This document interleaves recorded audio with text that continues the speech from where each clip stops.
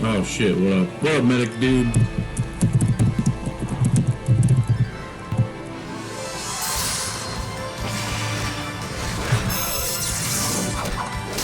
My shoulder fucking hurts. I'm only streaming right now because I could not sleep. Because my shoulder hurts that fucking much. I don't know what the fuck I did to it. It was before, it's been hurting since Friday. It won't stop hurting.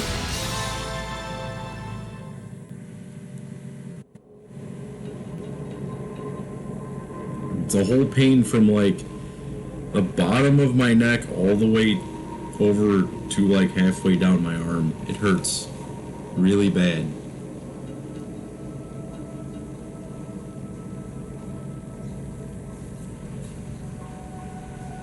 Don't ever go see Dr. Acula.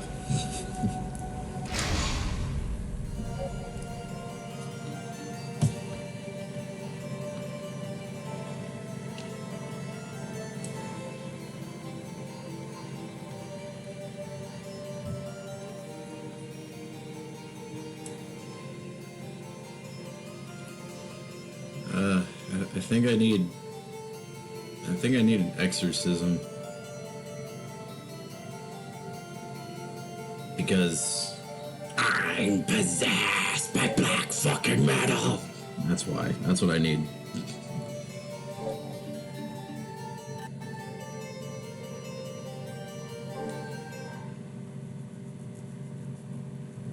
No. Me? No. Hell no. Never.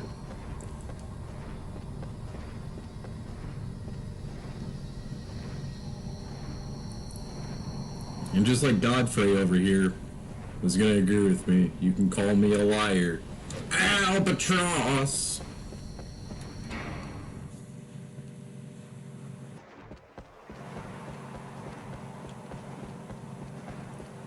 It is bad.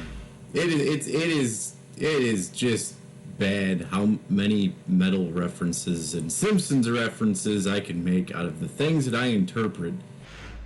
Nothing to do with either or.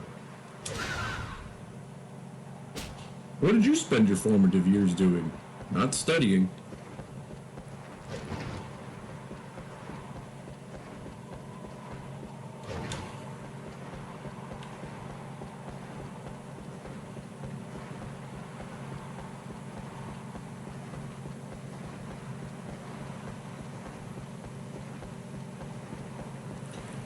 So,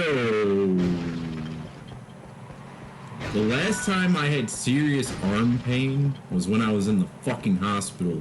Because, alright, so I'm not sure if I told this, I probably told you this story in person, but I'll tell this story in full detail one more time. Because I think it's funny in a retrospective, my life sucks kind of way. When I was in that ambulance, when I almost died, the paramedics put an IV over here, right? When I got to the hospital, I had an IV over here. They didn't take this one out, so I had two fucking IVs.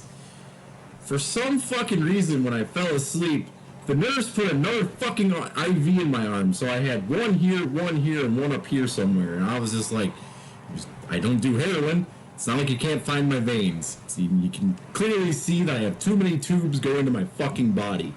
Why do y'all keep putting IVs in me? I sleep on my right side. So, first night at the hospital, I just slept right on the fucking IVs. I was like, fuck it, I'm almost dead anyway. I don't care if I get, like, bubbles of oxygen in my bloodstream. It was kind of funny because the nurses didn't stop me from sleeping on them the whole fucking time I was there. I'm like, cool, everyone just wants me to die. I'm just accepting it. The universe gave me COVID 3 times. The ambulance took forever to get here. No one gave a shit. And here I am, sleeping on an IV. No one's telling me to stop. And the first time I was ever in the hospital, I was told not to do that.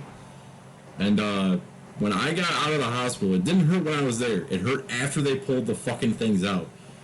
My first day at work, I was like, I could barely clench my fist. It hurt so bad. Like, my whole arm was just in pain. The pain that I'm experiencing in my left arm right now is like a step below that. It's funny because I realize it's not even my arm, it's my neck. It's because I slept for like a whole fucking week last week. I slept through Christmas. I slept through the day of our Lord and Savior Jesus Christ. Probably. That's the only thing I think it can be is a pinched nerve. It's the only thing that makes sense. I keep popping ibuprofens, ain't doing shit.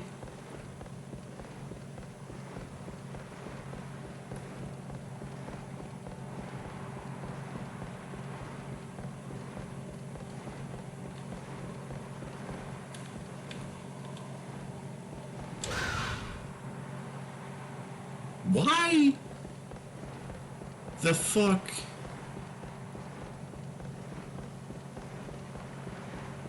So when I fucked this arm up,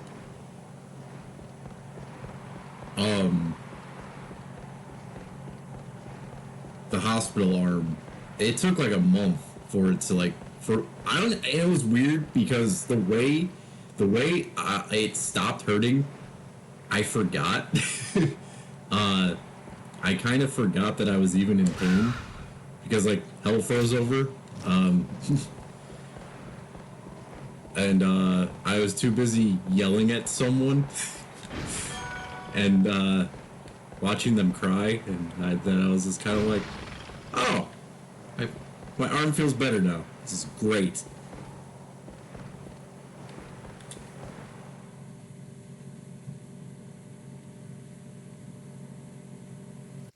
That is why I'm telling you this. Voices. Who could it be? Do not go beyond your bounds. You must speak and act upon matters related to fate. You had better refrain from saying anything unsuitable. Oh, that is correct, of course, but what about you? Is it not ludicrous for you to be guiding a traveler in these circumstances? I am merely lending assistance to one who is seeking what he already desires. It is the same with the curse. That's ridiculous. You have different rules for yourself. This discourse is at an end. I cannot have you interfering any longer.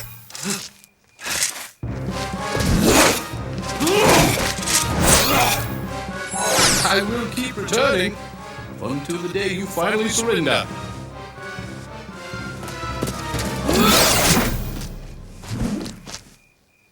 No one escapes from me.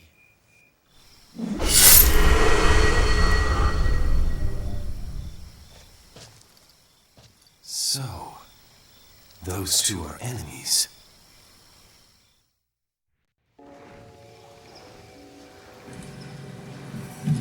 The top hat jackass really has a fake Roger Bacon kind of vibe to him. Oh, I hope World War III comes around this year. What would be even better though is if like, I don't know what's more ludicrous, or what's more far-fetched, or what's more, you know what I'm saying. I don't know what would be more shocking, if World War III actually happens, or if Mouth Sewn Shut made a third album.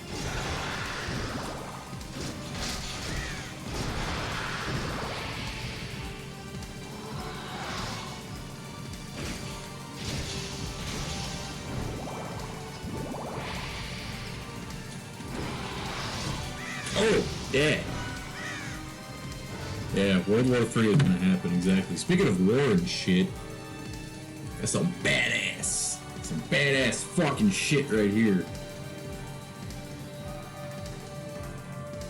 As I posted on Instagram and Facebook, the second best death metal album of all time, second only to The Depths in Degradation by Infestor.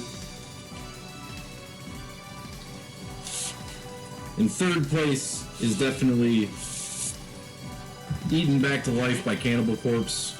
Number 4 is Once Upon the Cross by Deicide. Number 5 is...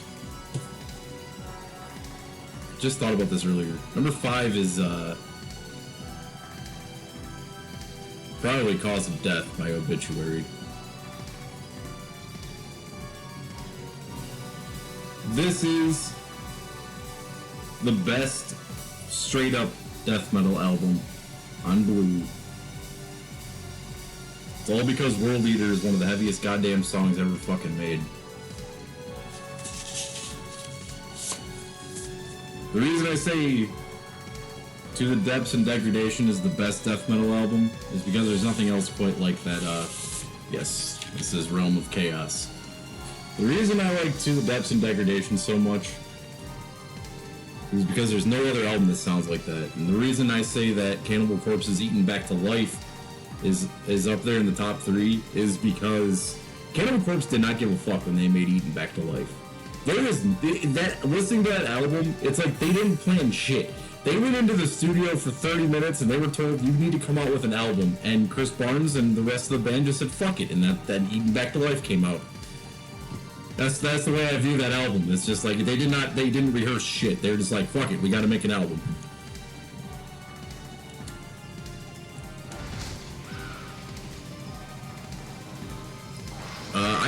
I put Once Upon the Cross higher than the Deicide self-title and Legion, just because of the fact that everyone nowadays knows what the Deicide self-title is, and everyone knows what Legion is.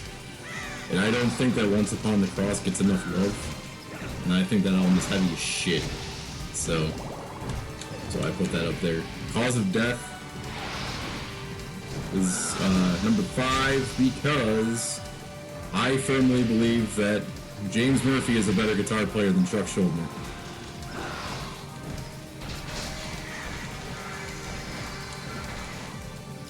That's just my opinion, man.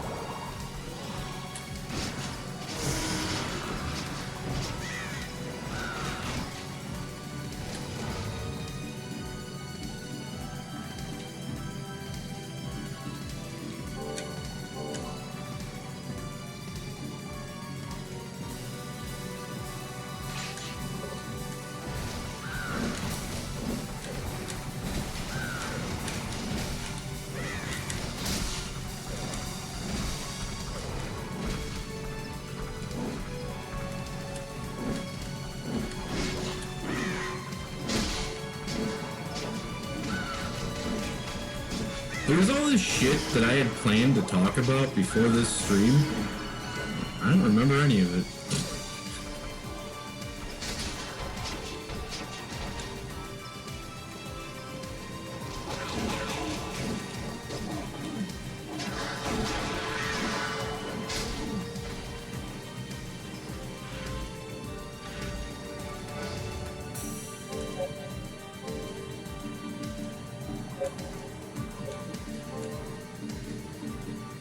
I hope everyone had a great Christmas. I hope everyone had an excellent New Year. I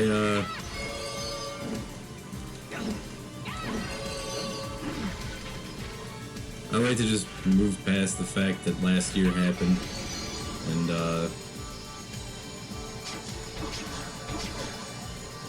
the only thing that's worrying me right now is finding a fucking job. I guess I'll figure that out. Kinda have to.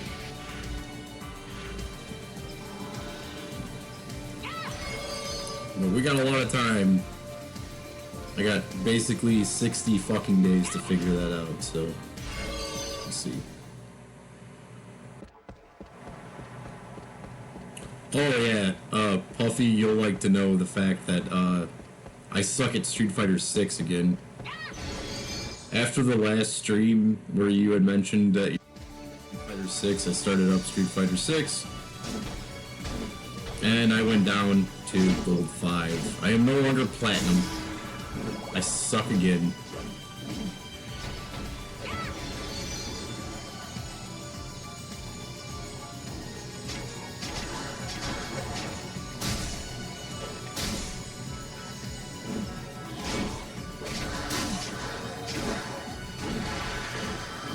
To my defense, though, it put me up against like 4 JPs in a row. And I was just like, are you fucking kidding me? And then it put me up against this Ryu guy. I kicked his ass.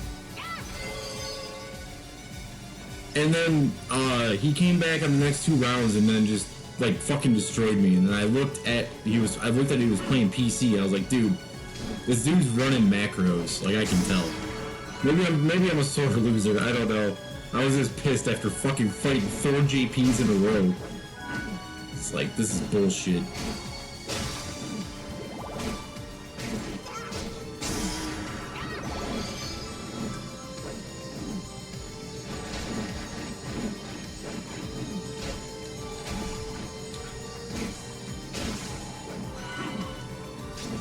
I think everyone hates JP.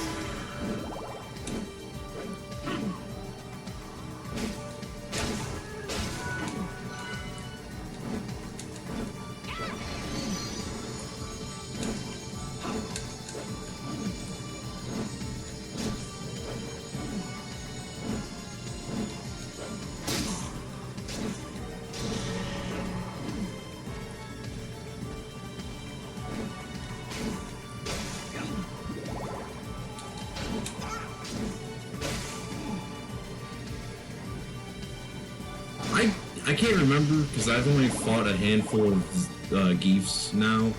Does Geef have the serve hand? You know, the glowing banish hand move again?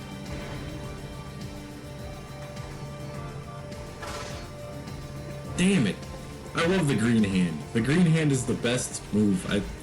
He was so broken in Street Fighter 4 because you could walk up on a motherfucker just green-handing, and you could smack projectiles with that shit. Then you get up to him and you just spinning pile drive their ass.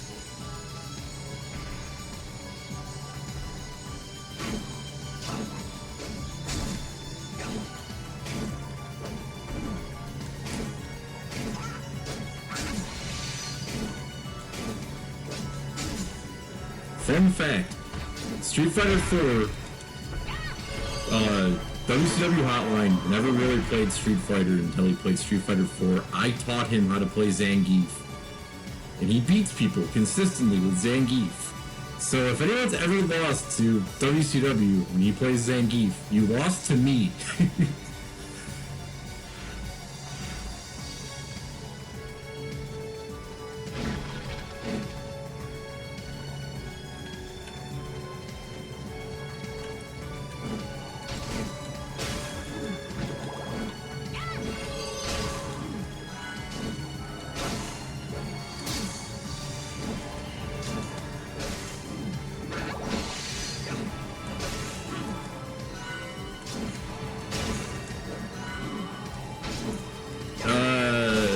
Drive rush is when you go green and you cancel out of your drive impact, right? Or like you cancel out of the parry mode, like forward dash, right? I haven't really got that down yet. I was really good at focus attack dash cancels back in 4. Trying to get those down now, I suck.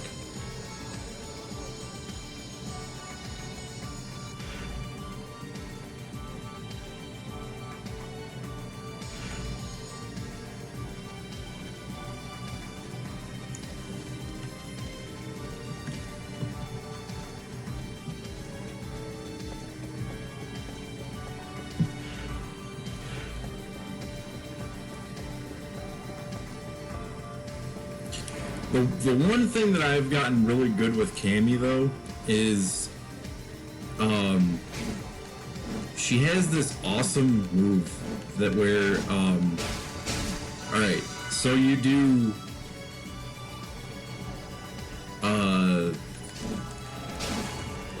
the uppercutter, which is like that like mid-punch uppercut thing that she does to the crush counter kick to where they spin up in the air. Then you do her like standing mule kick thing that where she like basically poses with her ass out and she kicks up into the air again. they hit the corner dead flat, and then you hit Critical Art 1 or Super Art 1 in the corner. It's a beautiful combo.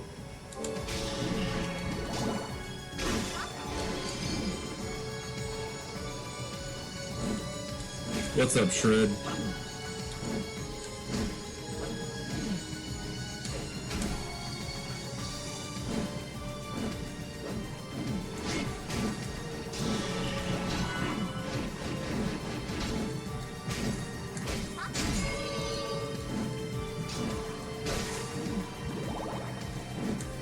Working on some magnificent tunes of destruction.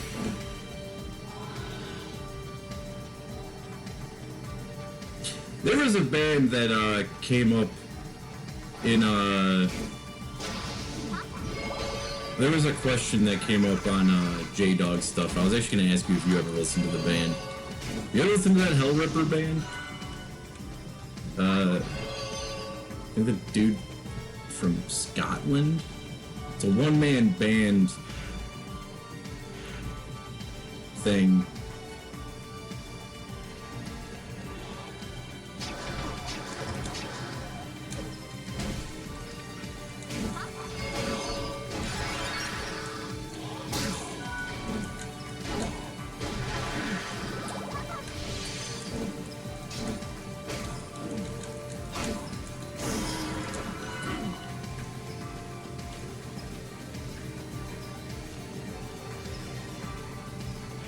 Oh, trust me. The first time I heard Hell Ripper, I thought it was like a Toxic Holocaust, like a B-side, and I was like, what the fuck is Hell Ripper? And then looking at there was only one guy, I was like, well, I got the aesthetic correct. It's just a one-man band.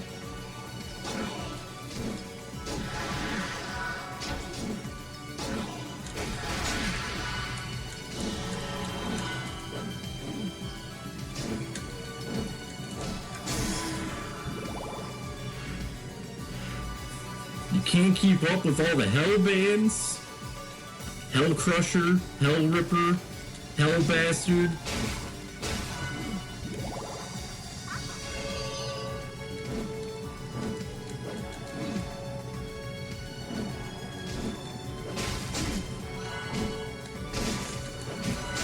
Hell Shock. I can't place that one, but I know I've listened to it. Like when I first started getting into real metal, if it had hell in the name, if it had evil in the name, and if it had like, yep, that's exactly what I was thinking. The reason that Hellshock made me think of like a crusty type of band is because Hell Crusher. So Hell Bastard and Energetic Crusher, which are both two prime, crusty, thrashy English bands, broke up and they made Hell Crusher.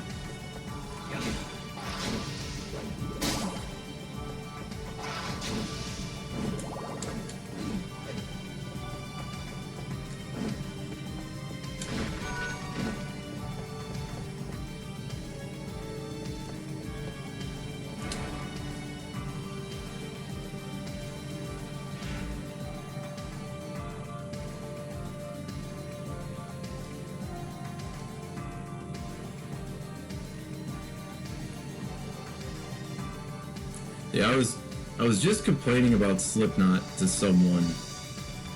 A friend of mine on Facebook was talking about listening to Slipknot voluntarily for the first time, and they were talking about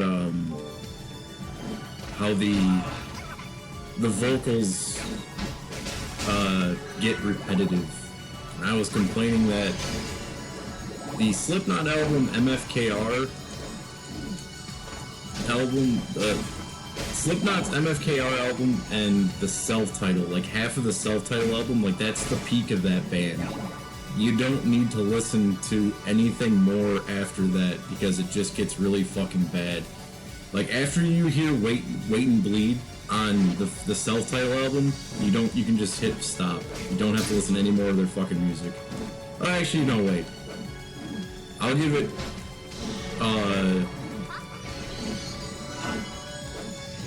up to Spit It Out. Like after Spit It Out, you can turn off the self-title album. But what I was complaining about with Slipknot was that Slipknot's self-titled album is the beginning of overproduction in metal. Where, like, Roadrunner for some reason decided, like, we're doing it with Slipknot. Like, that's the band that we're picking, that we're gonna use all these fucking crazy new technologies on. And then, because Slipknot was getting so big at the time, it just caught on. And then every band post-Slipknot on Roadrunner Records just got that overproduction sound, including, like, Deicide. Because you remember when Deicide went from, like, where they would Deicide used to overdub Glenn Benton's vocals on the old albums, but they did it, like, they did it organically the best way they could, where they'd actually record him twice, doing the highs and the lows.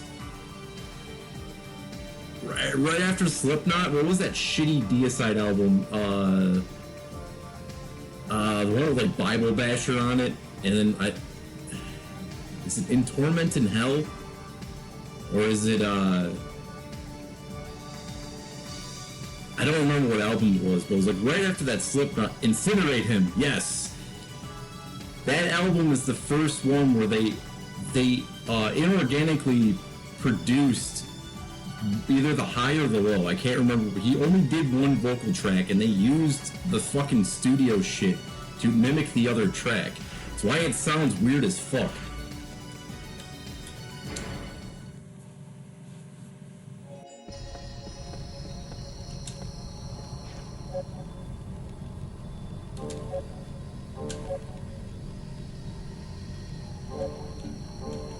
But yeah, if you go back and listen to like the Relapse albums, the Roadrunner Records albums, and the Metal Blade albums of right around the time where Slipknot was popular, you'll see so many lazy shortcuts that everyone was taking at the time.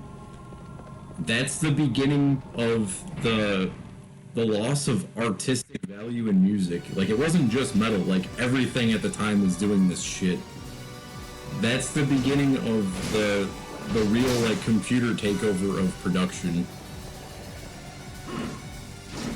I mean, it is what it is. I'm not insulting that as, like, a platform or anything like that. It's just, when you listen to those, like, late 80s albums, though, and you compare that to the albums that people nowadays that never listen to any of that stuff, and like, well, this band is super heavy and awesome.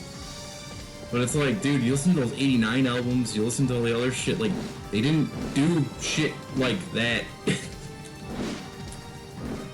Like, you remember when, like, it was like a sin for someone to even down-tune a guitar? Now, you just have people, like, there's so many lazy shortcuts that people use. And they do it in production, though. And then you go see those bands live and they suck.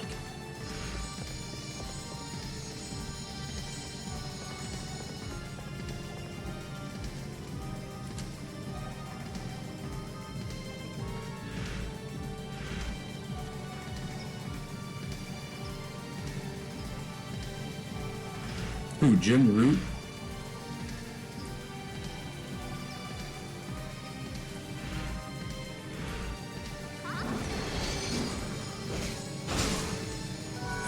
Mick Thompson?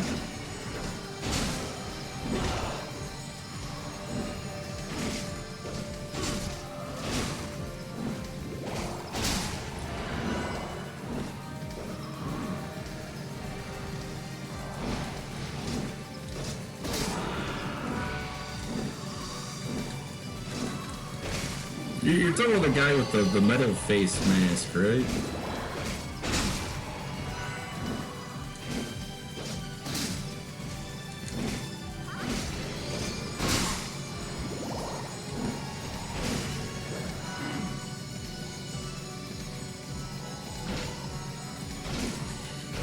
I can't complain. I can't complain about this game, but Duck Something was in here when I first started playing it, and they were like, this game doesn't have enough platforming. And I was like, no, I'm good on the platforming. Now I'm looking at it, it's like, yeah, you're right, it needs more platforming, because there's like no platforming.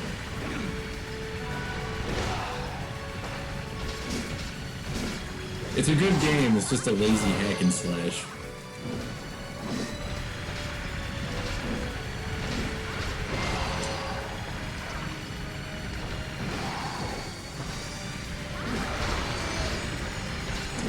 Dude.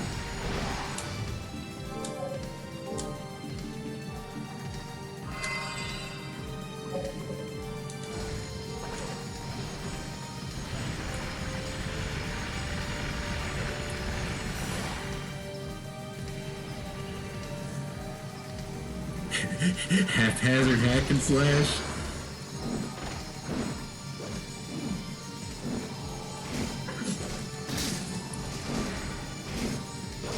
Hey, don't insult Timu. That's where you shop like a billionaire.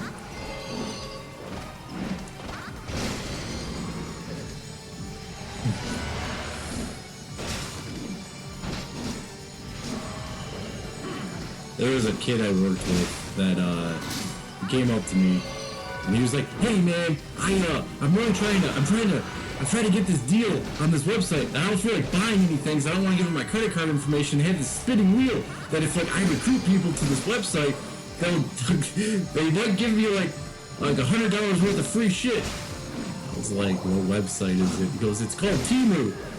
I was like, "Oh god, yeah, here.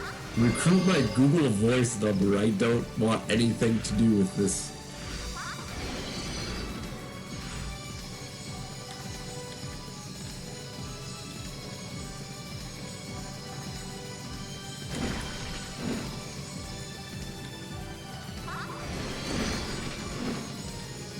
It's multi-level marketing. People have been falling for that shit for years.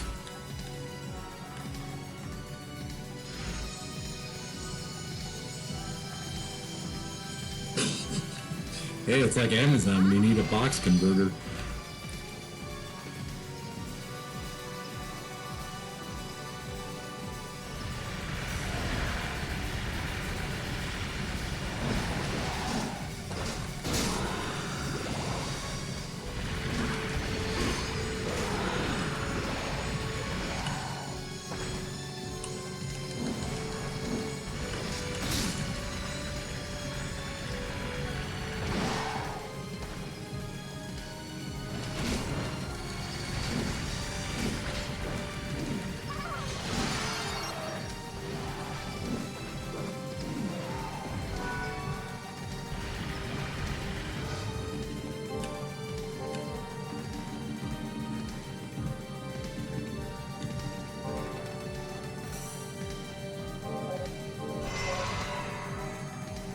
It's a Schiavana!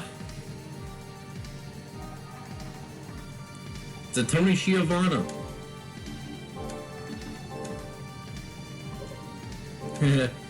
I'm mixing dung.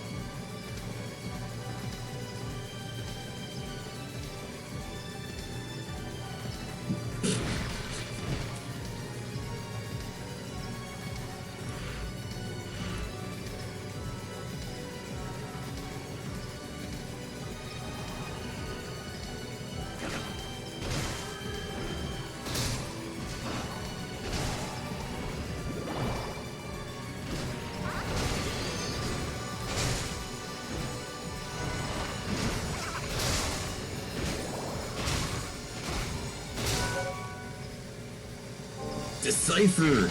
That's a good song by Velvet Acid Christ.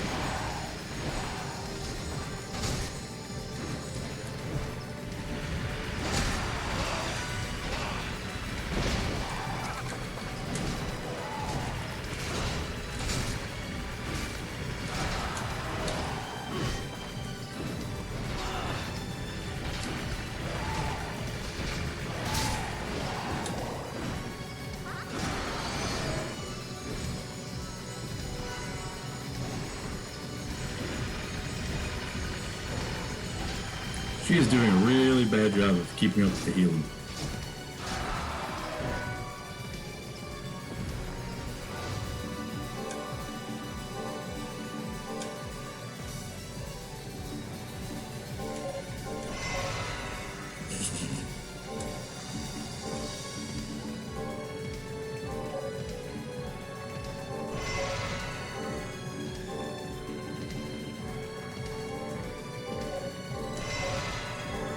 Ooh, chainmail.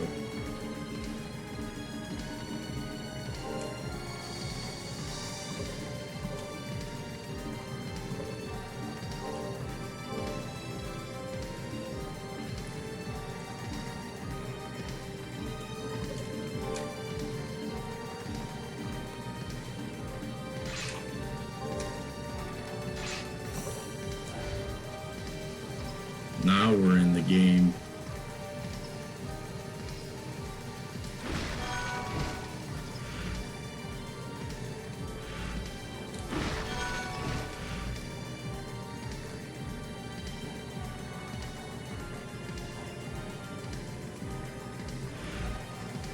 Well, I'm gonna go back and save so I can get my health back. It's these things, well, not these guys. These Voldo looking things are killing me badly.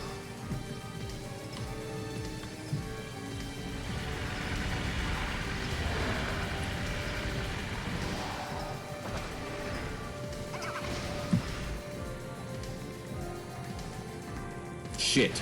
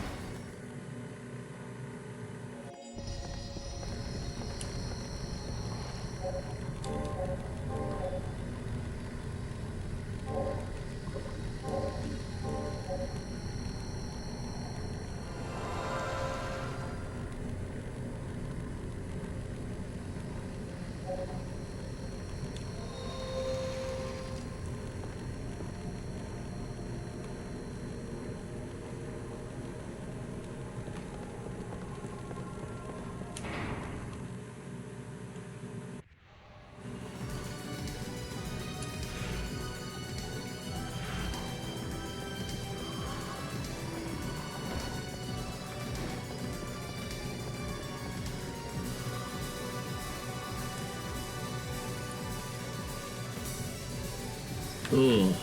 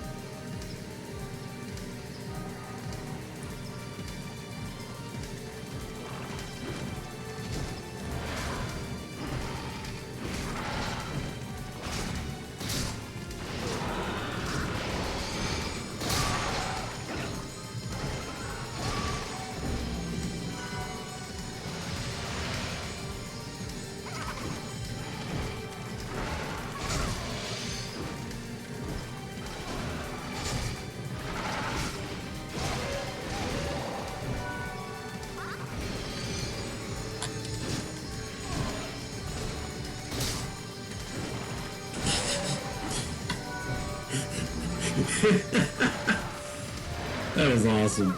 Just smacked backwards.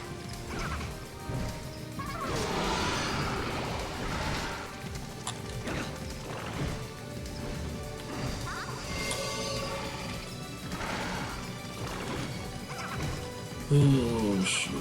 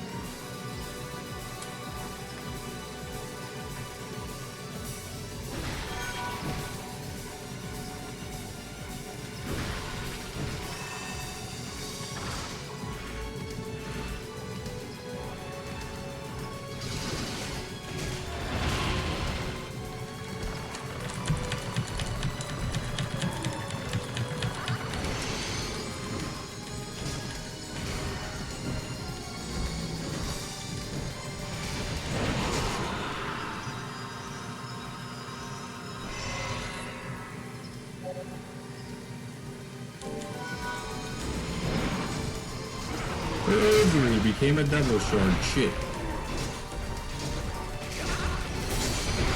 I'm hitting circle because I think circle is evasion. It's not. This isn't fucking Diablo.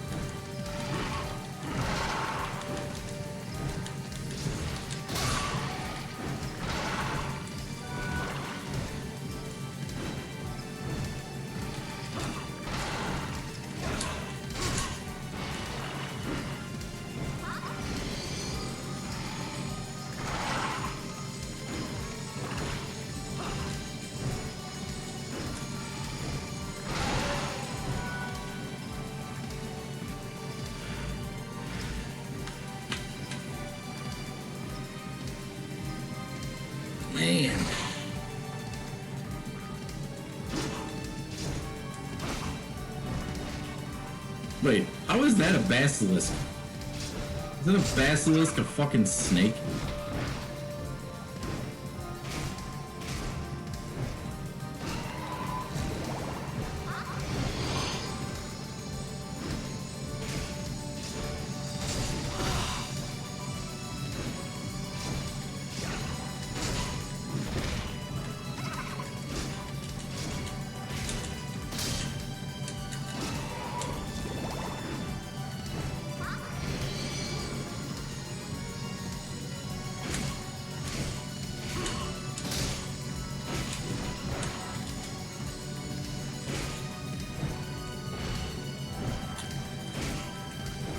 Come back here and bleed.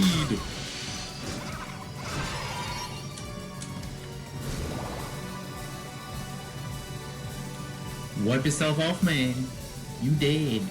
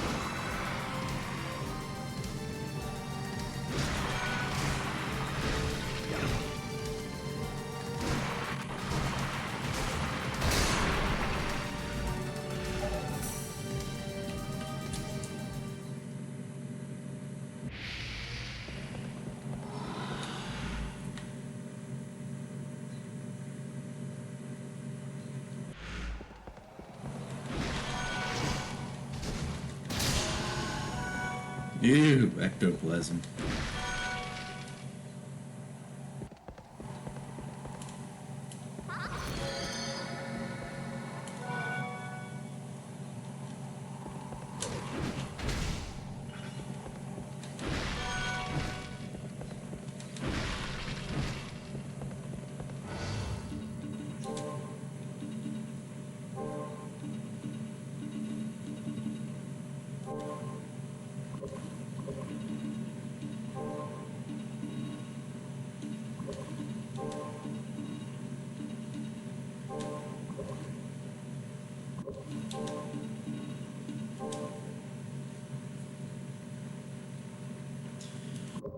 I don't know what I should do.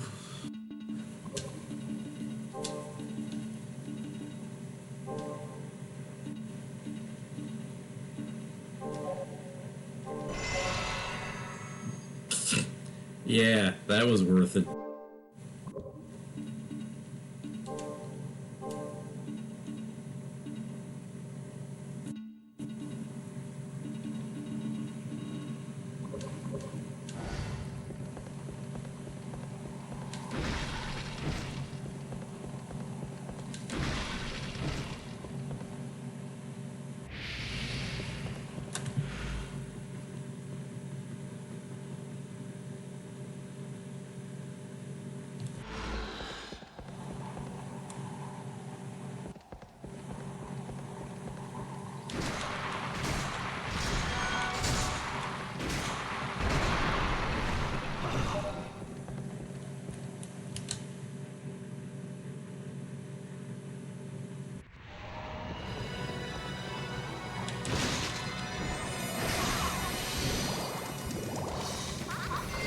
Wait, what? You telling me I could have broke through that wall at any time?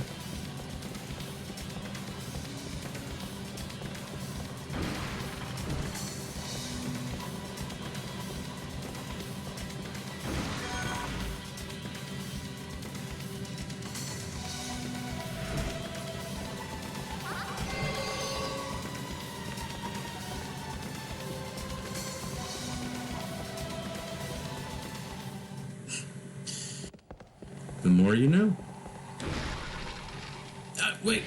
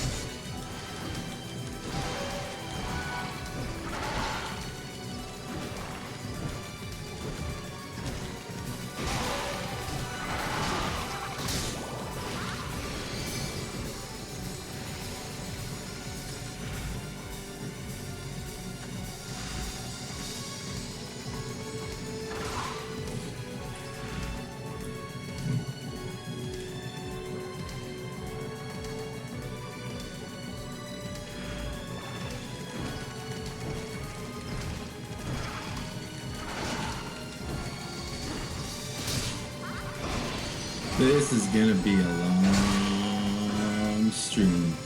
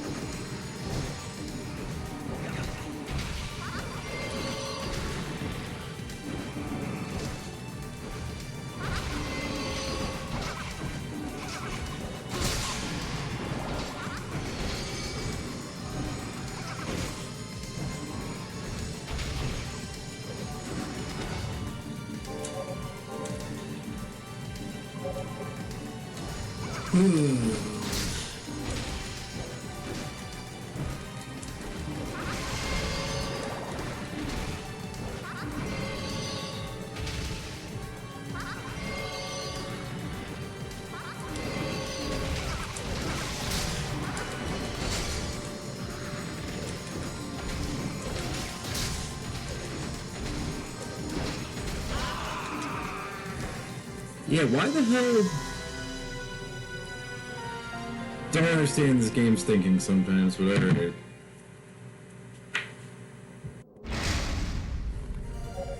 Fuck, it is hot.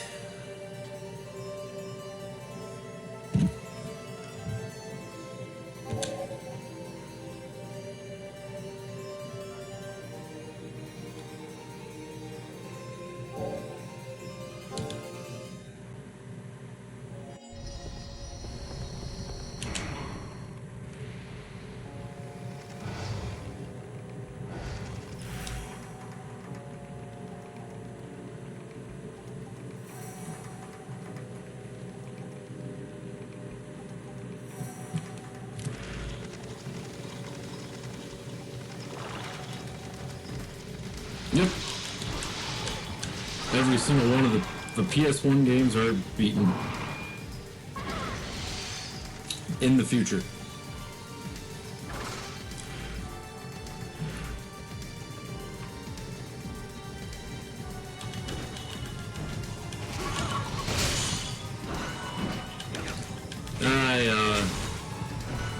I'm not good at streaming modern games, and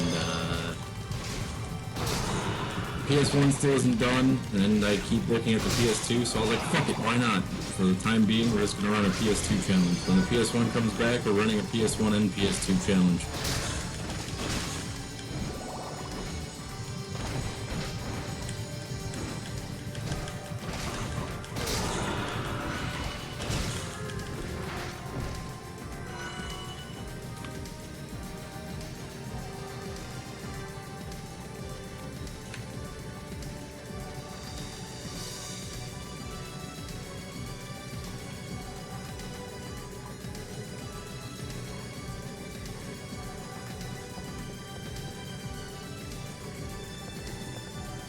You know, I really wanted to hate this game because I hate Lament of Innocence, which is going to be the next game.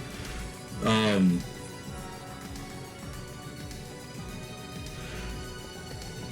don't hate this game. It's very laid back. It's not too bad. Yeah, it's an interesting one. I really wasn't expecting to like this game because, like I said, I do not like the other game. At least I didn't back when I had it a long time ago. Maybe times have changed and I'll like it now. Who knows?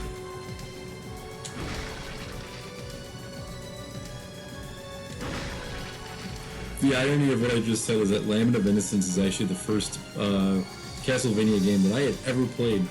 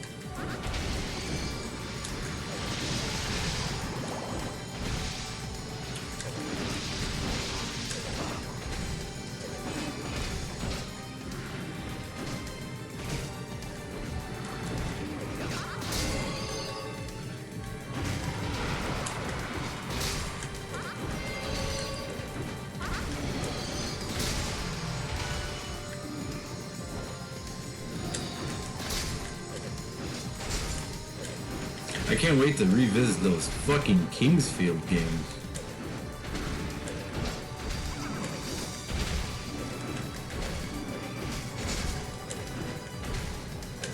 Shadow Tower, on the other hand, I want to play that. I like Shadow Tower. So I've been recording the start screens for the PS2 games, and holy shit, I never realized how many Armored Core games there are on the PS2.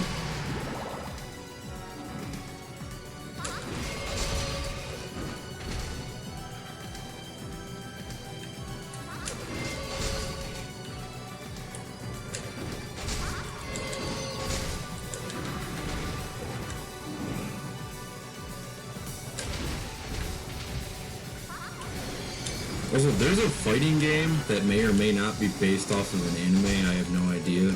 I'm just going off of the fact of what it looked like. There's some game called Arcana Heart, or whatever the hell it's called. The game was awesome.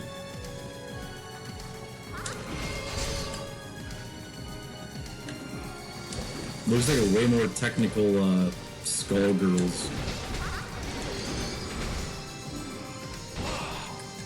I seriously have never even heard of that game until until I was recording all those start screens.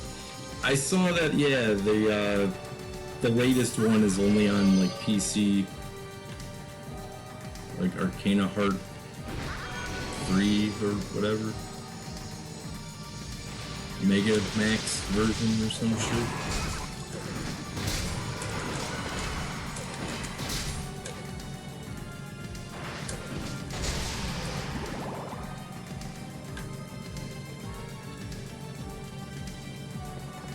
I'm really looking forward to playing that Artillery Iris game. That looks fun. Note to chat, I did not say that.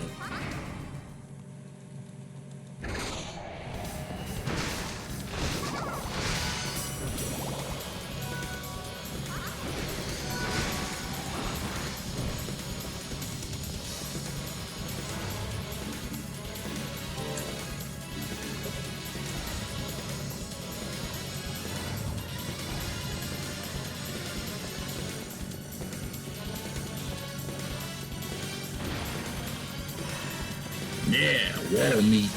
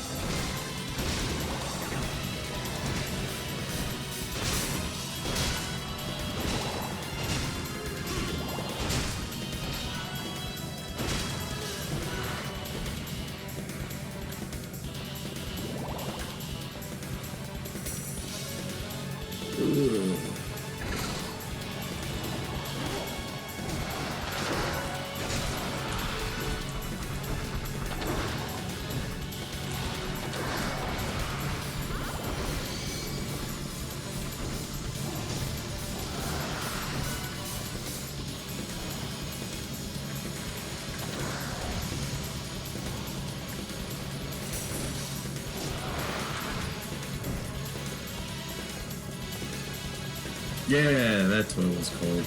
I only looked at it briefly after I found out what the game was, because I was trying to see if it was... I just looked up some reviews to see if it was as good as it looked, and everything was pretty positive.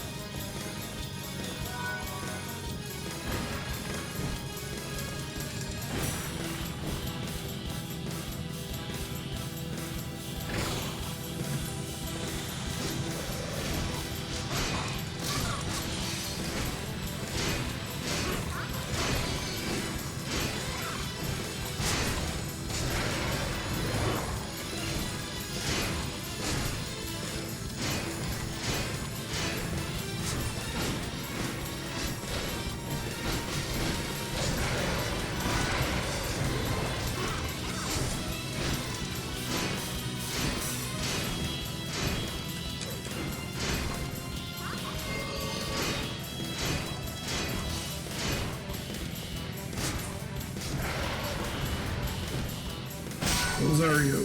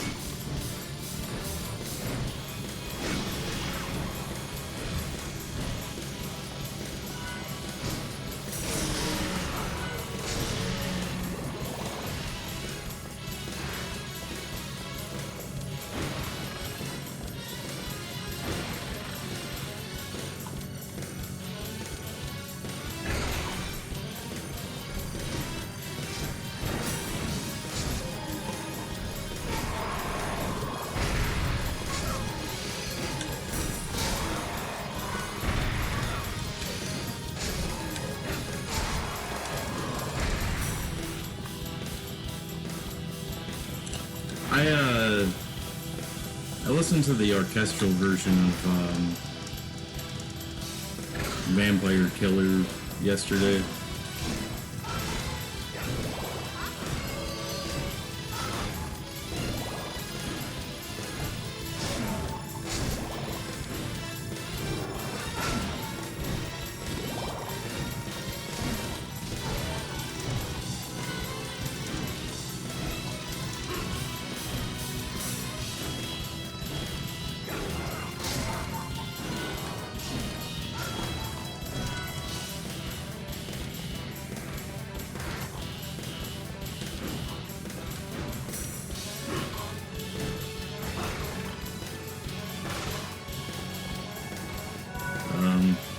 How many floors is this?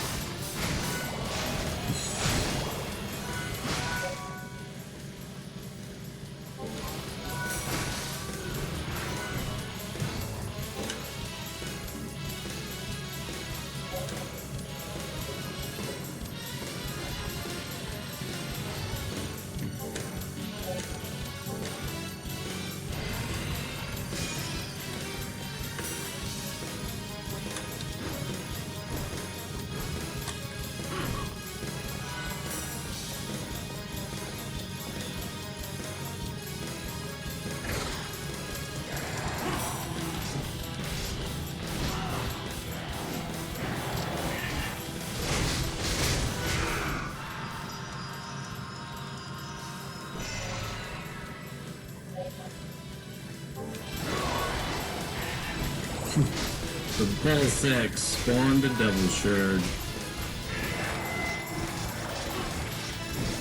I really have no idea what to do with these devil shard things.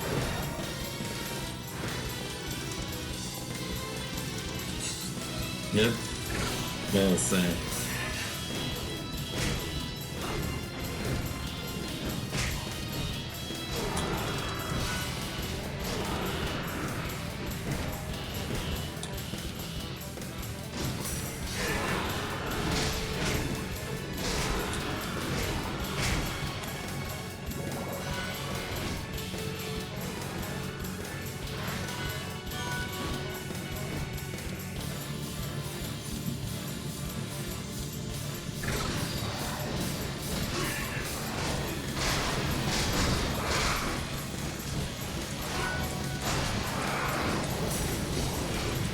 I feel like I'm in that part of Onimusha where you just keep going down the depths of hell.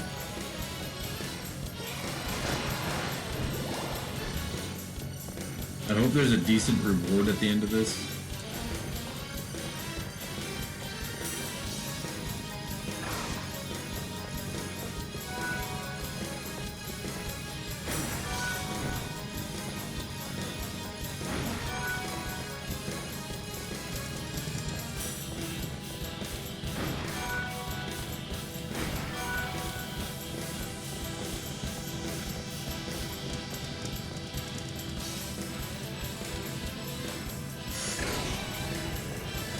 Oh yeah, I forgot that Devil May Cry.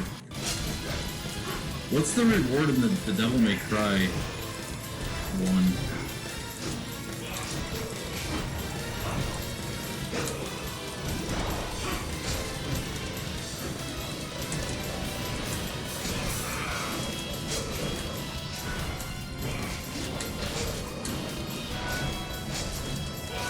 So I know in Onimusha, you just get that orb that doesn't do shit until the very end of the game. You pull the Master's Sword out of the wall. That I can't remember what the hell its name is right now. My favorite part of the game, can't remember what the sword is called. For argument's sake, we'll call it the Nagasaki.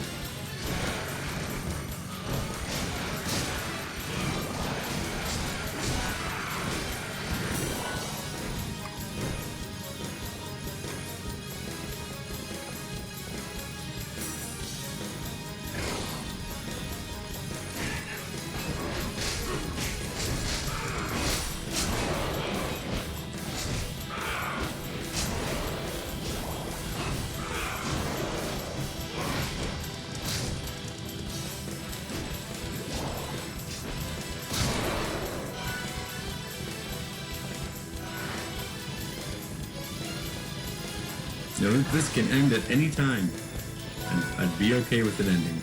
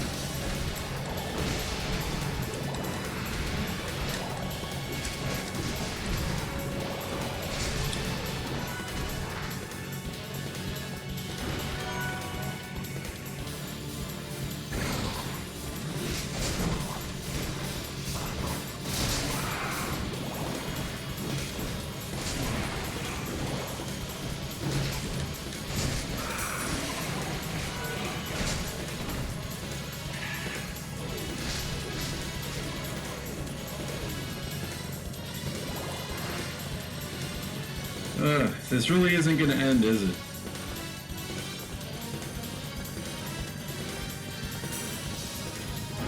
It has to, right?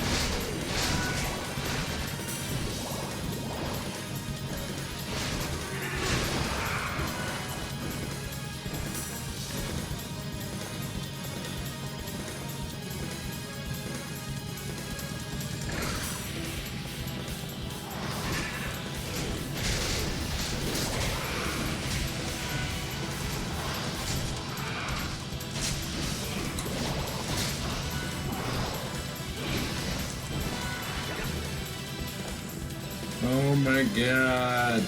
And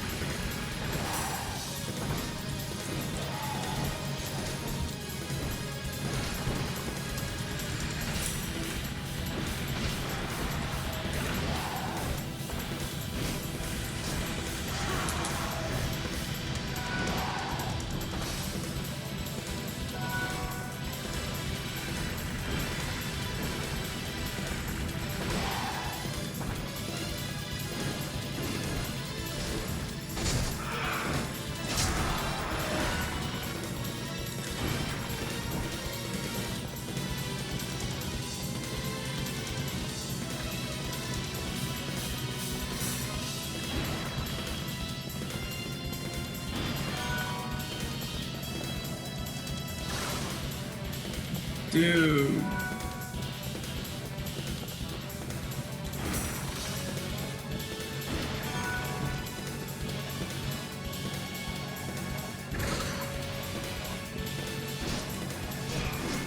Oh. That really sucks, but I can leave.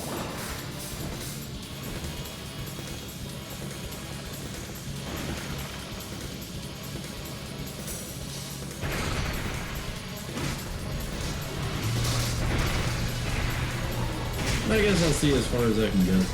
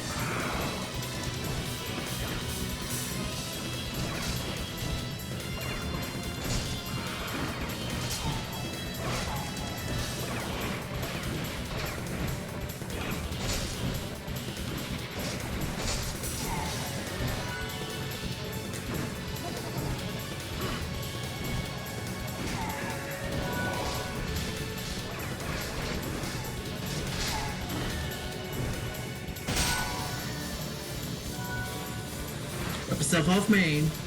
You dead.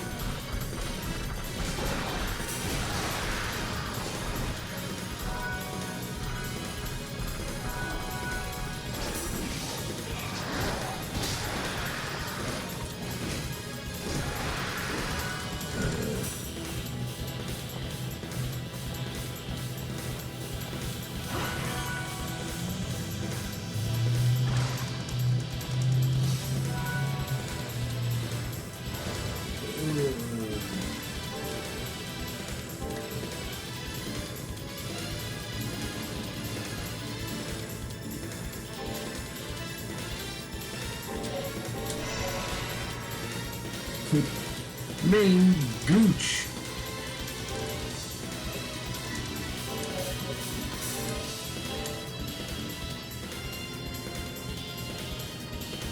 Why does that increase my defense? Oh. Okay.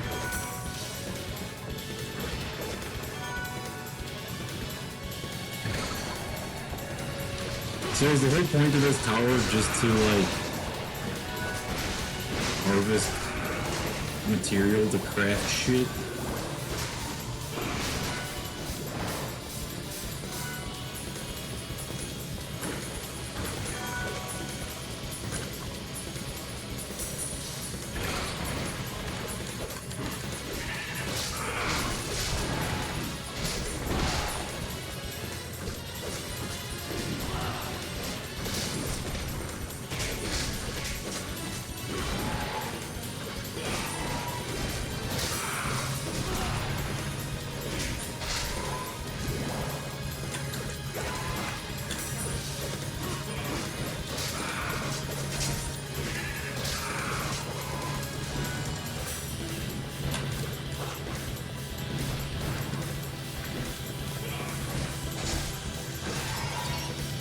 $50 is the end? Alright, cool.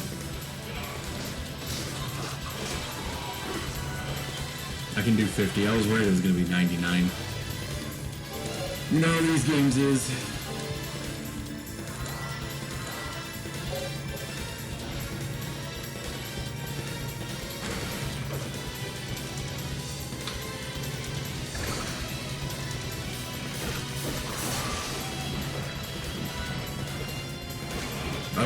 I was actually gonna go to 50. If I didn't get anything at 50, I was just gonna hit use the magical ticket and just warp the fuck out.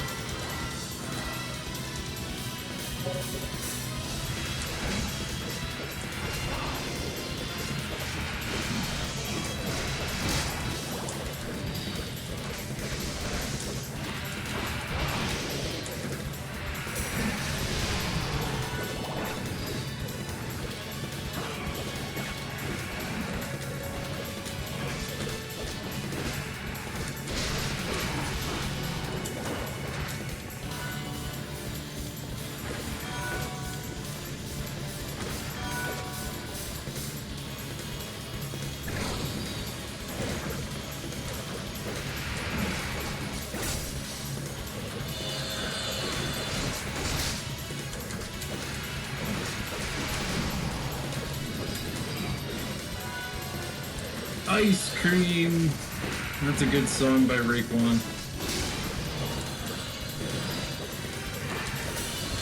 Off the album Only Built for Cuban Links.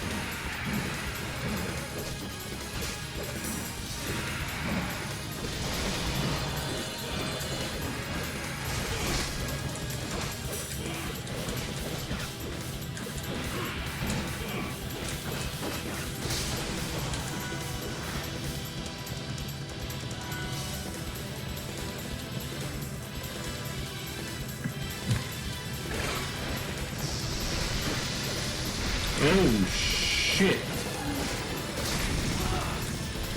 These executioners mean business.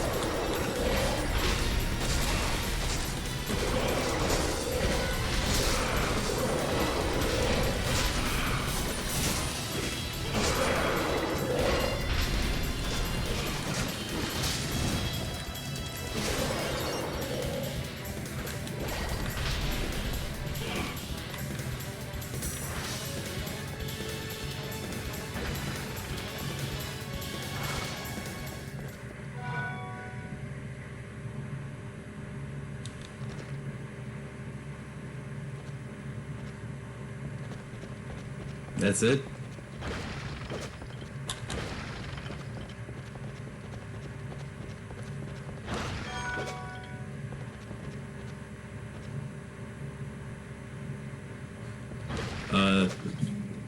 The fan isn't on today. That's why. I have a space heater on.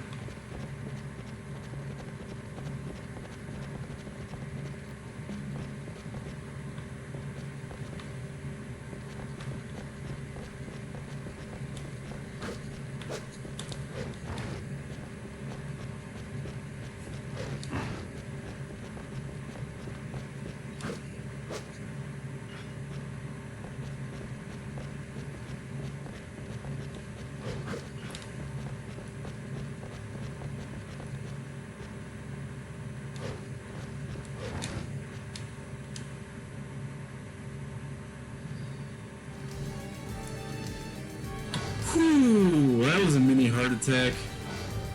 Yeah, I've only been playing the game for 7 hours. I don't think that's anywhere near being right, but whatever.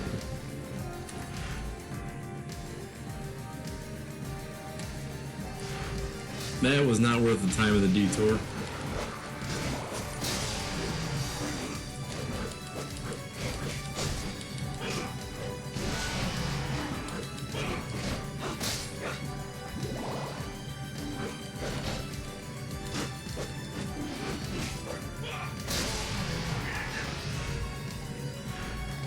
You know, that's the total opposite of what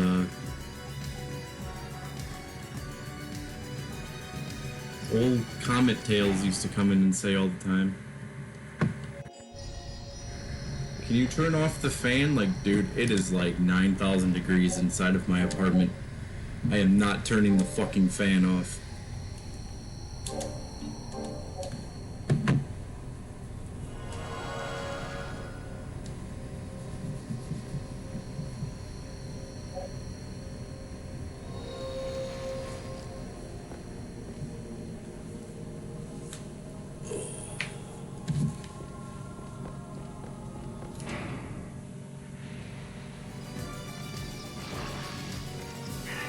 It's so gloomy and nice outside.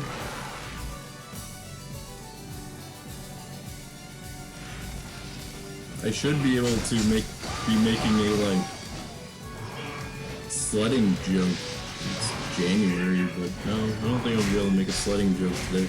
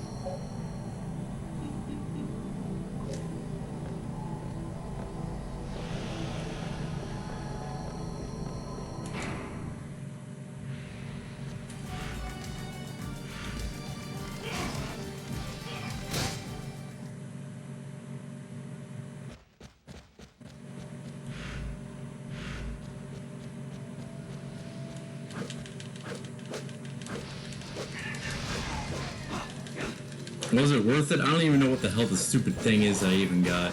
I did not see the lineup for Metal Threat Fest. I saw something else though, that in April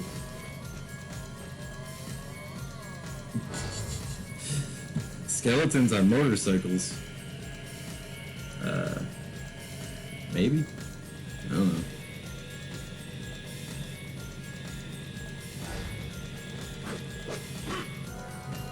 There's a festival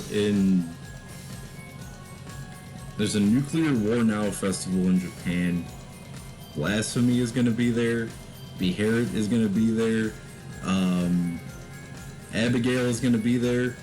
There was a few other ones where I was like, holy shit, I wanna go to Japan.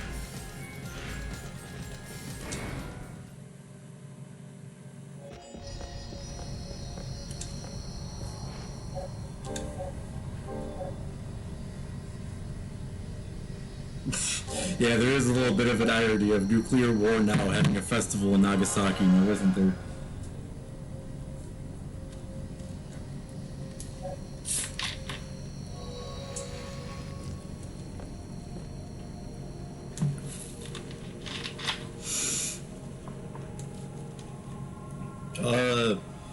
Funny story about Horna is I actually got one of their CDs when I was 16 for Christmas. And I told everyone that I was having a black metal Christmas, and it was ironic, and everyone told me to shut the fuck up, and I'm not funny. Demon Sea, I've listened to, but I can't place it. Destroyer 666, never heard of those guys. Never heard of the Australians and Anti-Christians. Now Sabat, is that the Japanese one or the English one?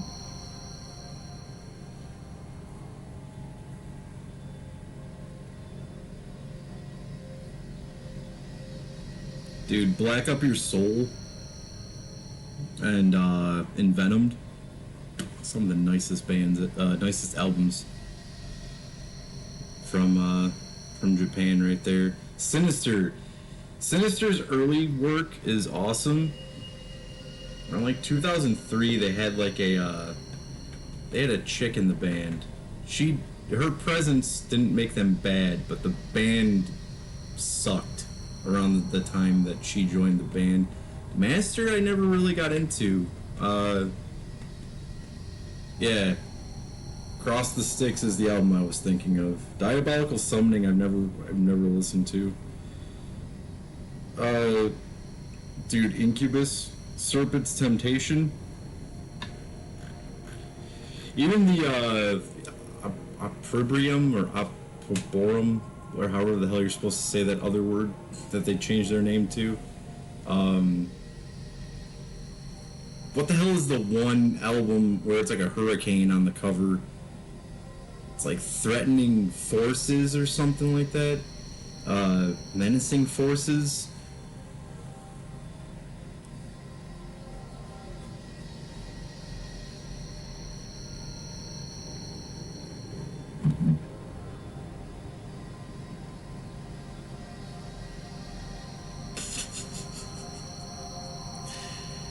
As long as the name of the band has, yes, Discerning Forces. That is an underrated album. That shit is awesome. Yeah, Serpent's Temptation though, that's on a totally different level.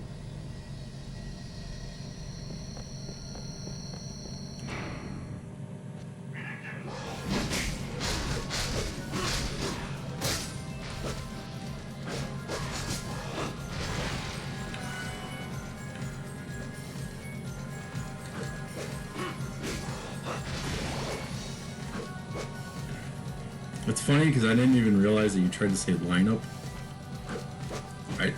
I just read that as like it's too good, and I was like, yeah, it is. I understand that sentence.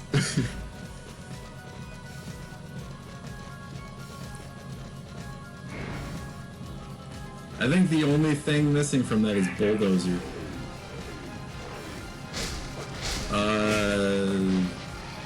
Cannot say that I've heard of that band.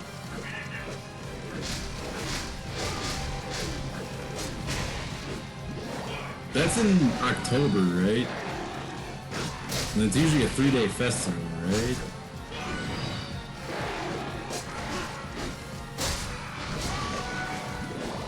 So if Abigail is playing the Nuclear War Now Fest, they'll probably get Abigail to show up at Metal Thread again. They were there 2 or 3 years ago, I believe.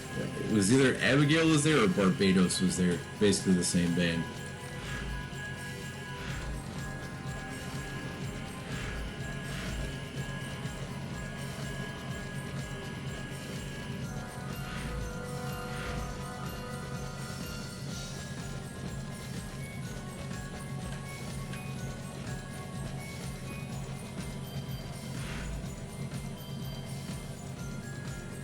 Oh, hell yeah.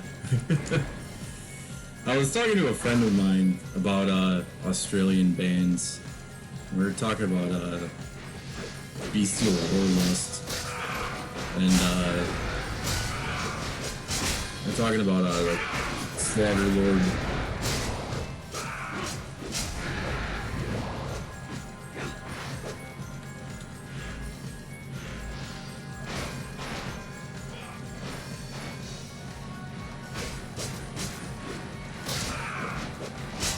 And Sadistic Execution came up too. Well, it was funny because we were talking about Australian bands because the topic of Hobbs Angel of Death came up, and I said I personally believe that Slaughter Lord is better than Hobbs Angel of Death, because Destructor is one of the best thrash songs I ever heard in my life. And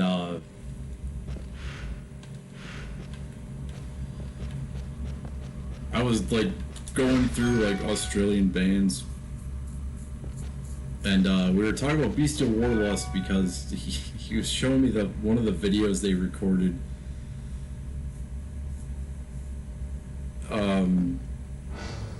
It was like a live video. They recorded like a basement or some shit.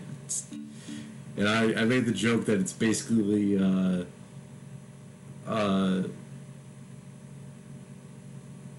Call of the Winter Moon recorded directly in a. Then I watched that one interview with them where they're on the streets, they're just being recorded, like they're being interviewed by some like local like oh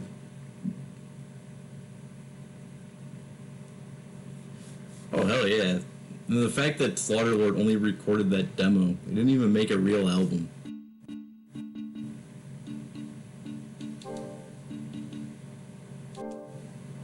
I'm stupid.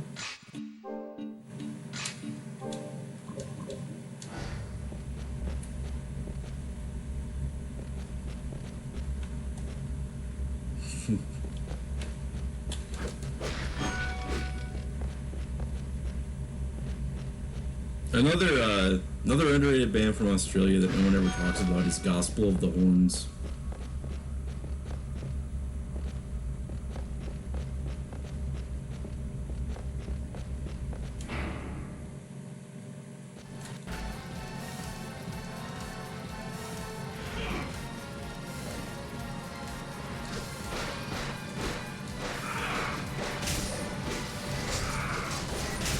There was another band that came up when we were talking about Australia, and I can't think of what it was.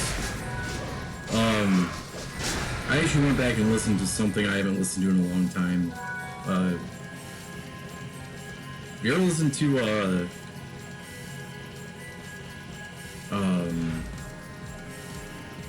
Disembowelment? What the hell's the name of that album?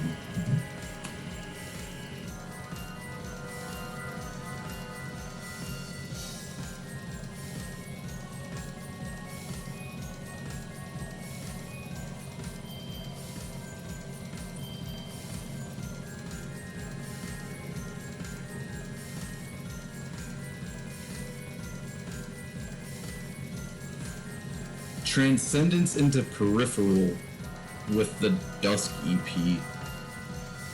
And that is one hell of a weird doom death ride right there. it hurts to listen to it.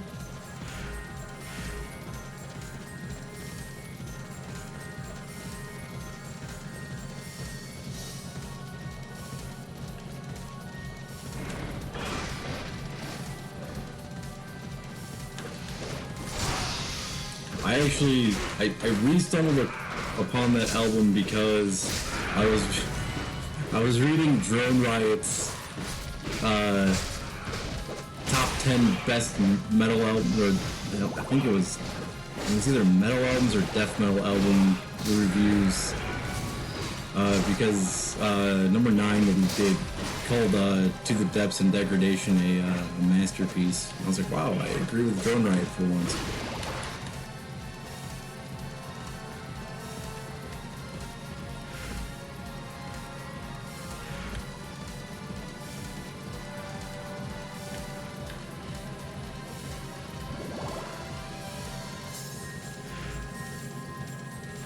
But after he talked about or they, I don't know the gender of Drone Riot.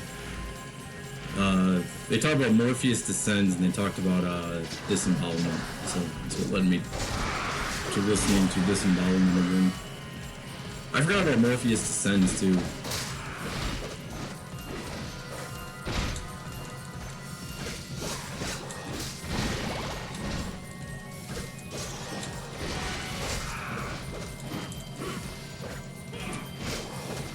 Oh shit. When I read Cemetery Urn, I like immediately just thought of like a doom death band of like I like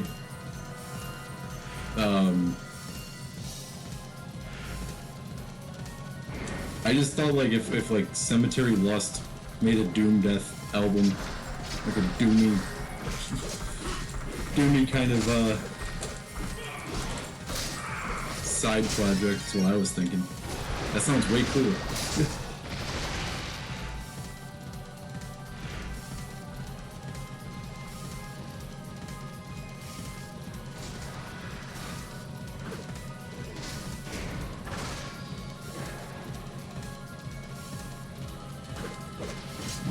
I forgot what album I got as a promo of theirs. I think it was a reissue of their debut album. And I thought it was pretty cool.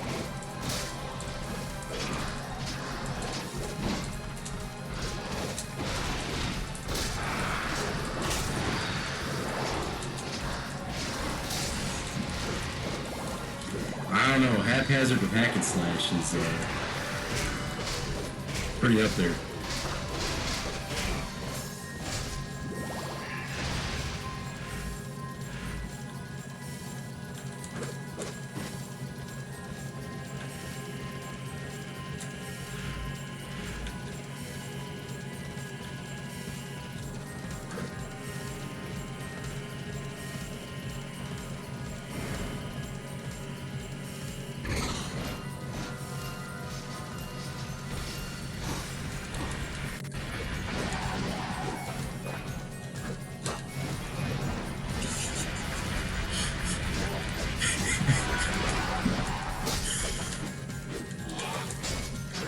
I can do that.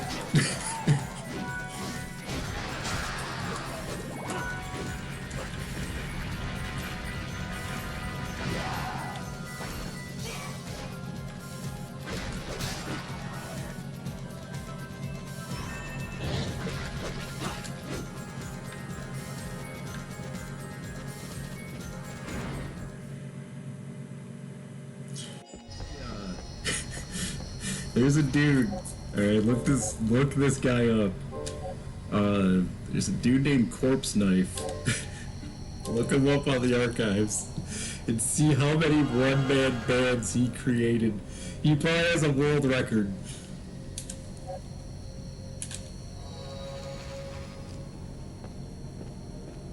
I think I talked about that before.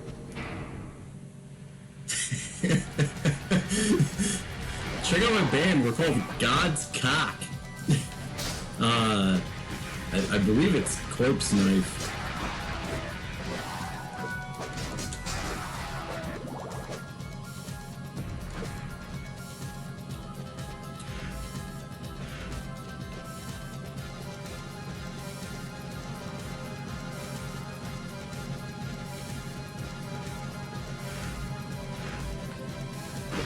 found that guy through a promo, and my buddy and I went through like all of those bands. Like, dude, it's like he took a different Facebook picture and just put it for each one of these bands' profile pictures on the Metal Archives.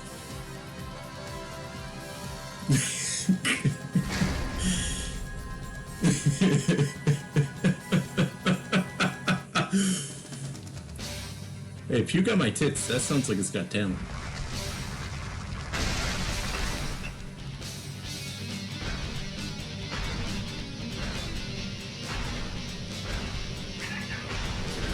Yeah, dude.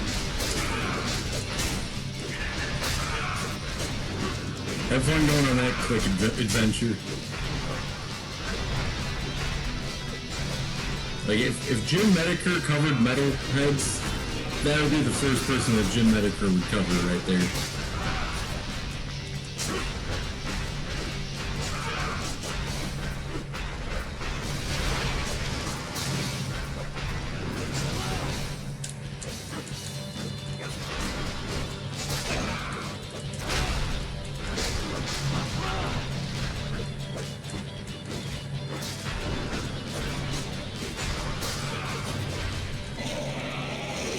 Easiest boss fight ever.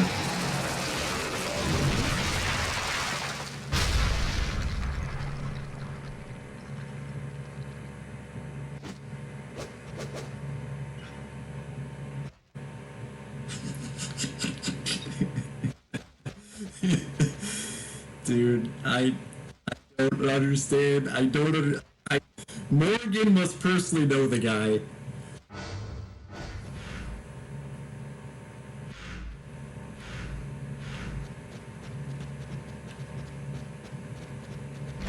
Like, he's legitimately, like, he's signed. Go through those bands and look at how the label changes. He's signed to different fucking labels. Yeah. Like, it's weird. I mean, it's as good as you think it's going to be when you listen to it. It's like unimaginative Mortician for the most part. But I mean, the dude's dedicated to it.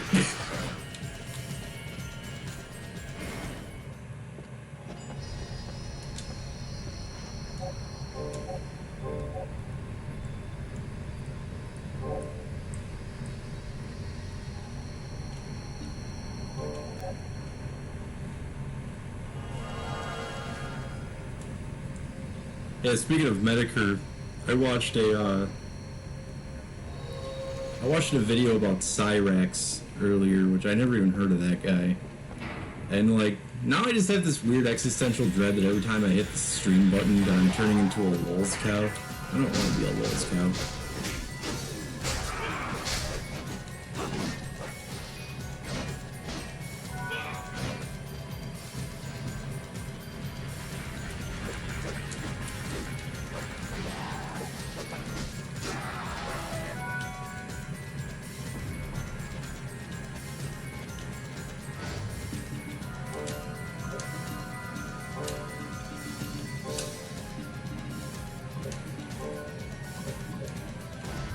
Like,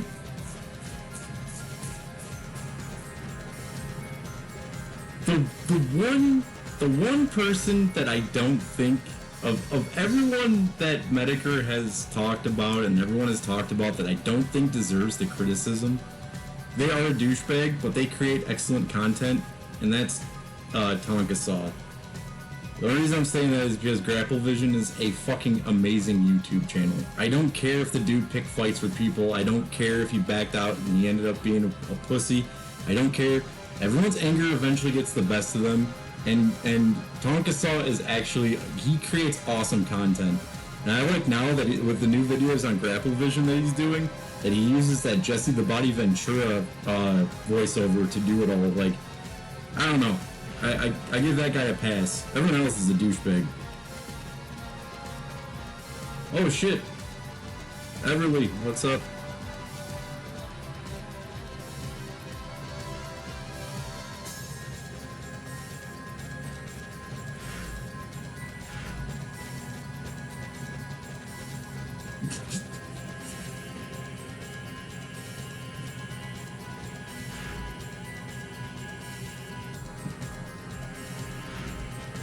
Uh,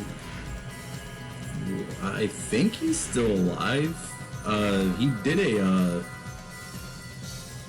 did another stream. He's been doing like his recovery streams. He did one not too long ago.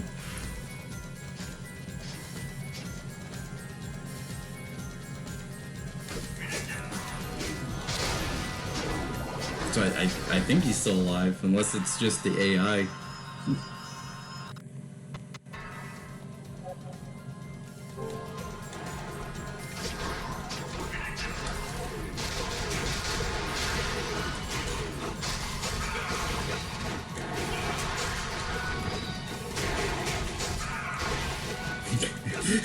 No, I knew what you were laughing about.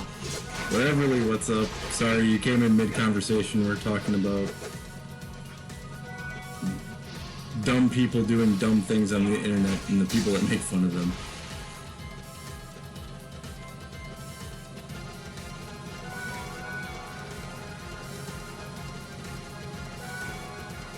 Shit, Cardiac Arrest. I forgot that band existed.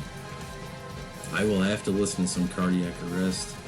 I was actually going to listen to, now that Medicare's coming up, I was actually going to listen to, The Rise of Death by Cancer.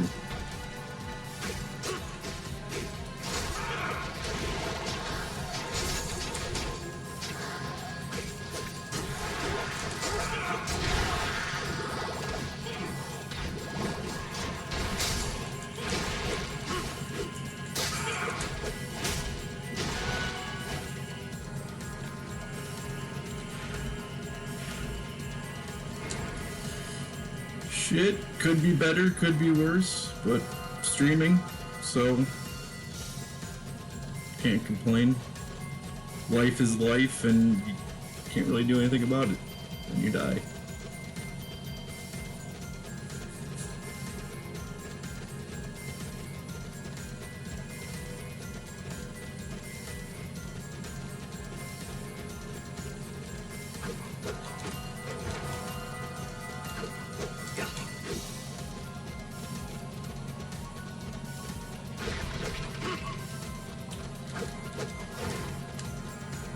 No, I'm not really trying to be depressing. That's just my abridged version of saying there's a lot of shit going on in my life, and I'm trying to stay on top of it, and trying to not beat myself up anymore, I guess.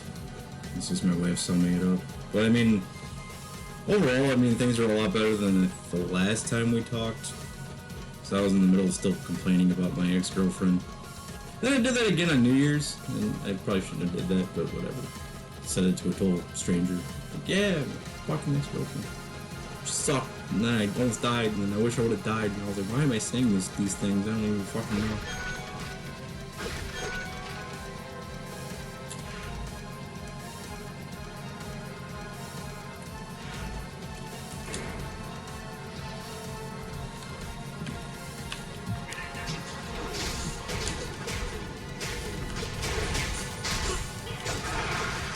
You know, the funny thing is, I actually just realized the other day, too, that, like, all the crazy things that are going on in my head is because, like, I was the one that was taking care of her for, like, forever, and I was the one telling her that all these crazy things that she believes aren't real. And I was the one, like, protecting her from that way of thinking, and then she, like, totally, like, she psyoped me, where she was like, I'm going to do this to you. She never did, and then I realized, like, dude, you fell for the oldest trick in the scroll. You let the person you were protecting become the person destroying you. Like, what the fuck is wrong with me? It's like, she used to worry all the time that she had, like, a stalker and shit, and I'd be like, no, you don't. Like, you're fine. And then she leaves, and out of nowhere, I'm like, oh, someone's stalking me. And it's like, no, dude, that's not happening. You don't have any of this shit happening. You have 12 years of someone else's insanity ruining your fucking mind.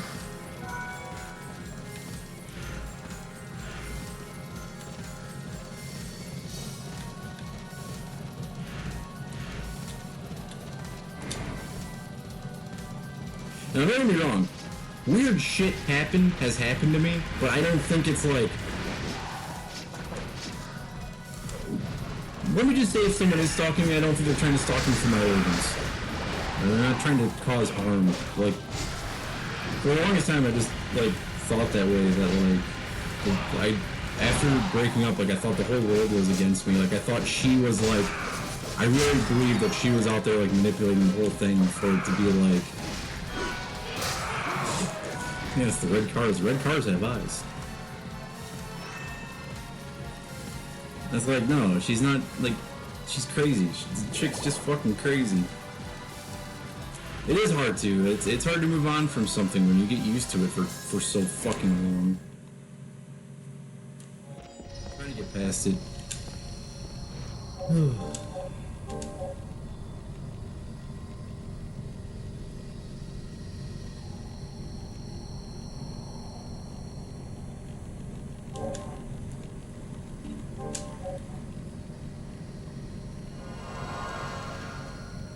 Hey, my arm feels better. I come back to streaming, and I've been paying so much attention to this game, my arm doesn't even hurt anymore. Because that line you just said is what made me think about it, because earlier you said it could take over like a week for my arm to feel better. And then you said it could take up to a year.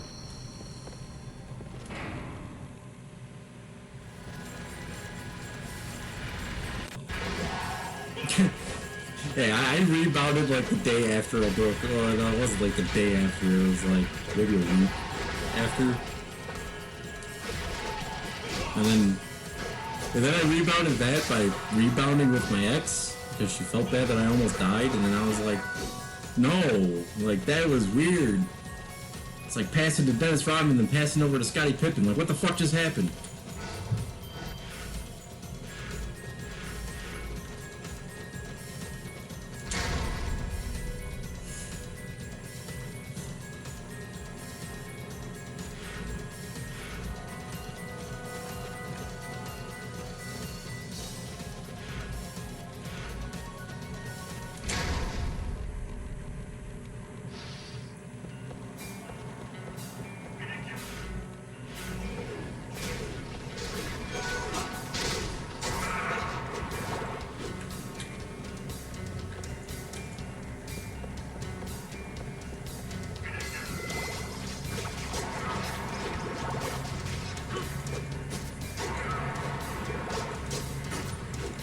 Yes, I turned a rebound joke into a rebound joke.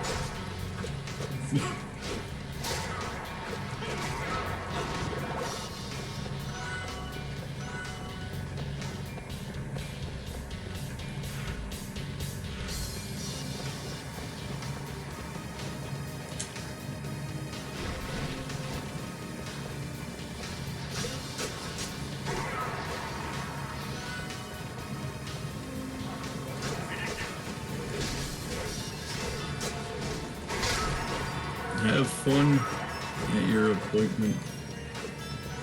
Thanks for stopping by. Hope you have a good day. What's going on, Kmart?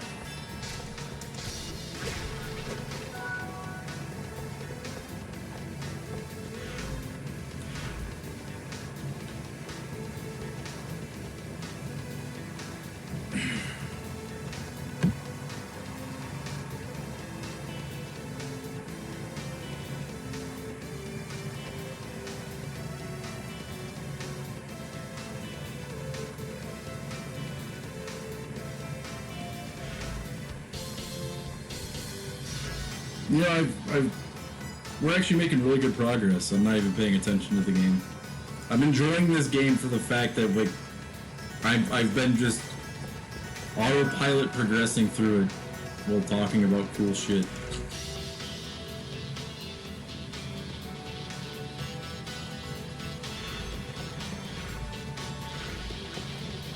Anyone who is new here, I'm not looking this. I'm not calling anyone out. I'm not even looking at chat, so I don't even know if anyone even who isn't a regular here is even here. But if you ever are here and you want to say something, it's really easy. Just talk about music. The more fucked up music you like, the more accepted you are here. Unless it's deathcore. I don't want to talk about deathcore.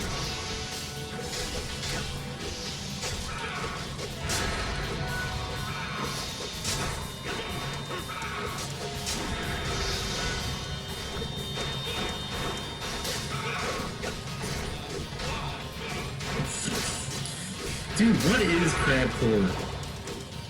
I have heard that term before. We've talked about it before. I always forget. What the fuck is crabcore?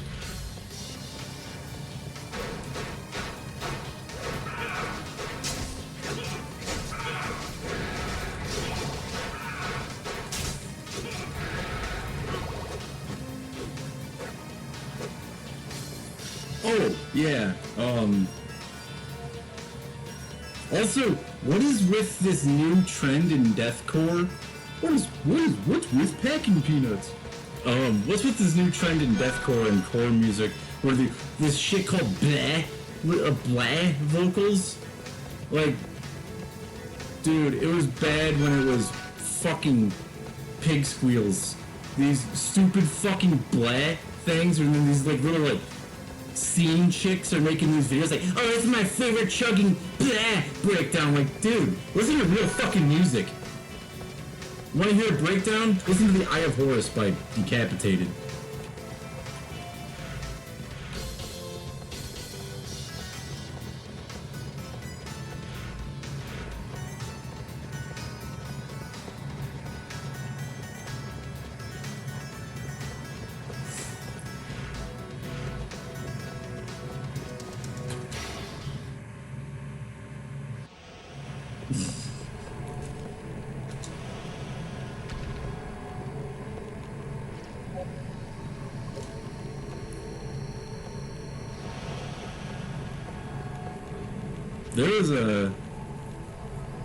There was a hardcore little scrawny kid that told this story a million times. This kid was trying to crowd kill a goat horde like 8 years ago, and I grabbed this kid by his shirt and I picked him up and I pushed him all the way to the wall, and I just pointed at his face like, you don't do that at a goat horse show, and you don't do that to me. You really don't do that to my girlfriend. And then some dude tried fucking with my girlfriend, and then she kicked him in the balls. That was when my girlfriend was cool, before she was a psychopath. Ex-girlfriend.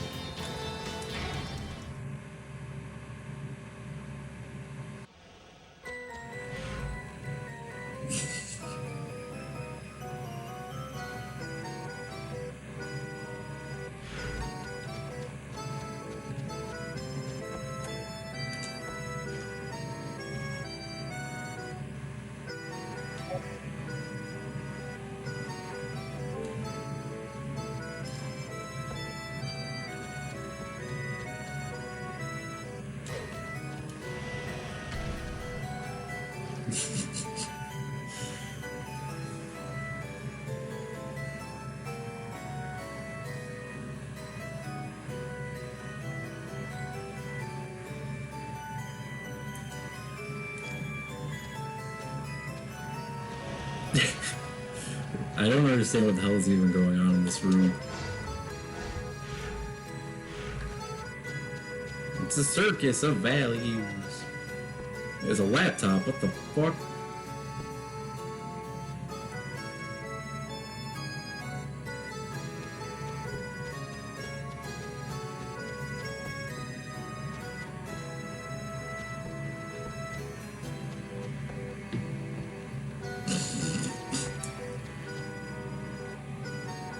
What's the last good game I played? This one.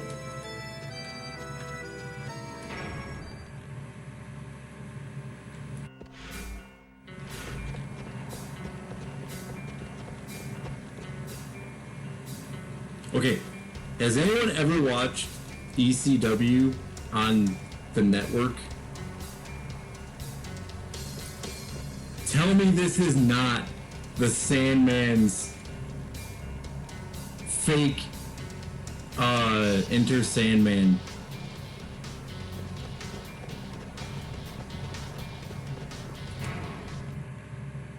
I'm gonna come back into it. Listen to this shit.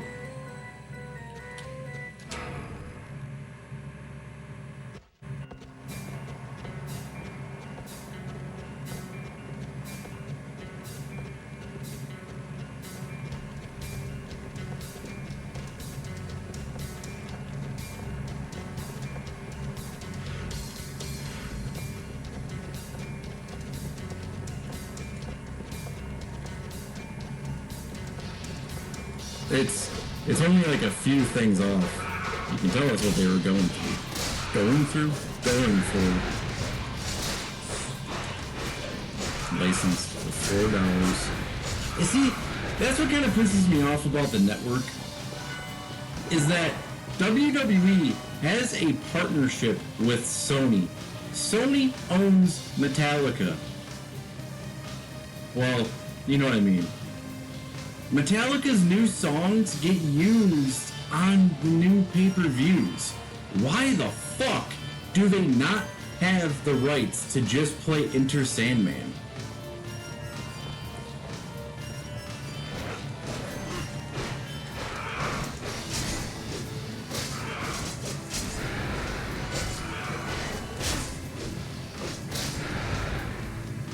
$50 internet points.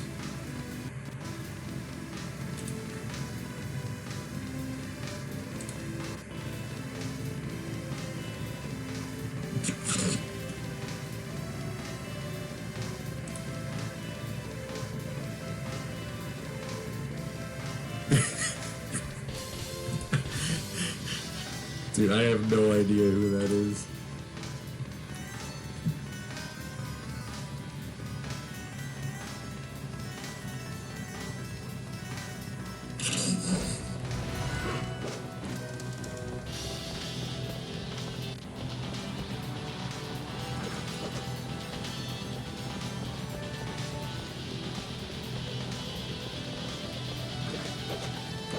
I was watching a documentary on YouTube about one of the greatest trolls of all time.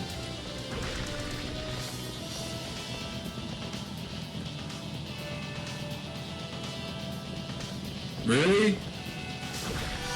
Jesus.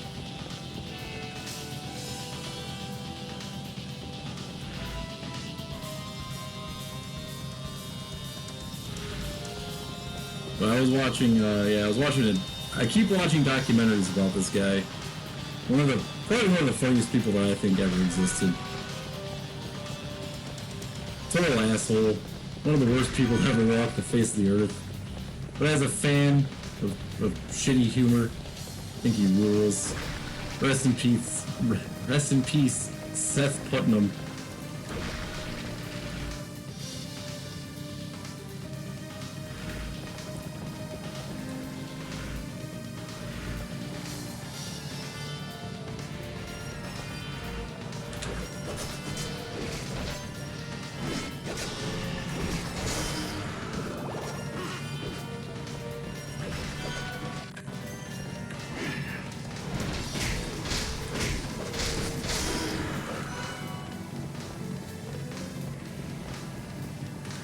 It's funny because what the documentary said was that they were talking about how the band gained a following and how they sold all these records and shit, and then for their last albums to be like critically hated means that something was actually done. Like this band that at the surface sucks. But they showed you they could get worse. That means something. I forgot about one of my favorite songs.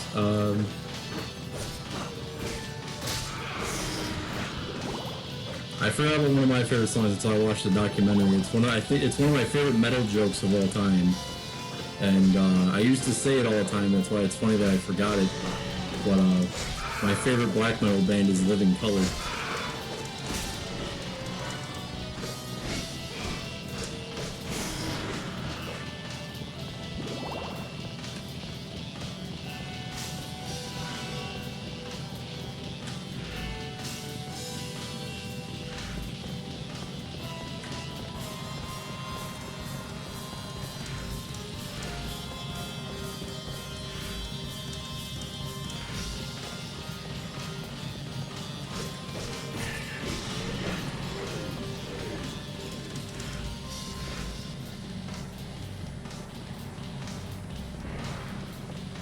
Your kid committed suicide because you suck is pretty good too.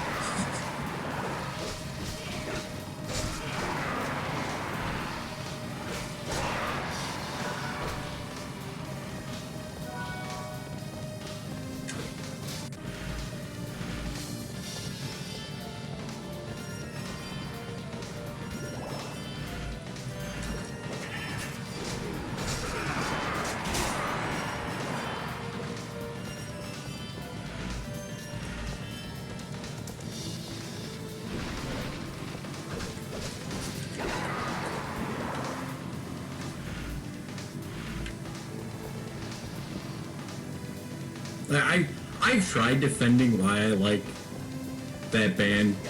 Like when I was younger, I used to listen to It Just Gets Worse on repeat, and I can't tell you why I like it. You can't understand a single thing he's fucking saying.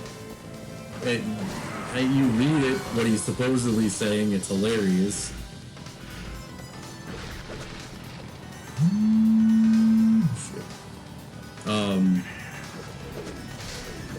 Just some of the riffs, and like most of it is garbage. Like I can say that, but some of those riffs are fucking awesome. Some of the covers they do are fucking awesome. Like the Stay Alive Oi version, like fucking love that shit.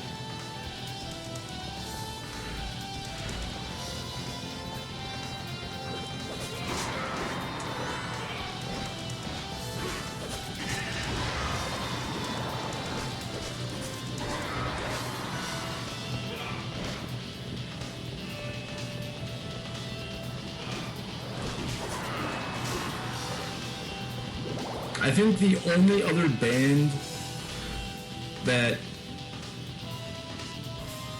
Well, no, there's a lot of bands that... I don't like the digital or like cyber grind sound or like the noise core stuff besides that band. Like The Locust. When I first heard The Locust, I thought it was awesome, but then I thought about it and I was like, no, this band kind of sucks. Same with Daughters. Just it's not the same. There's no real like hatred and animosity behind the music. You can tell that it's an inside joke that someone's just trying to be the actual band.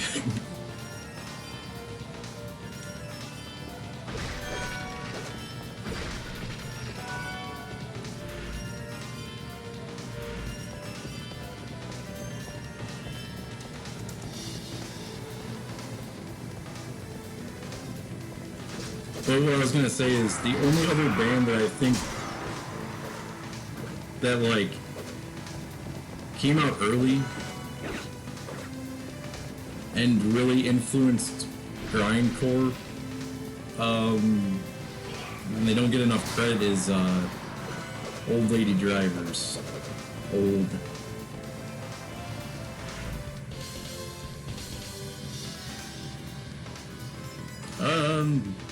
I think so. I think Rygar should be playable. Any subs, anything coming up is gonna take a while. So next we got Twisted Metal Black. I think there's Twisted Metal Head On as well. We got Def Jam Fight for New York and Def Jam Vendetta, the two Maximo games, and Soul Reaver and Legacy of King Defiance to play. So it's gonna take a while.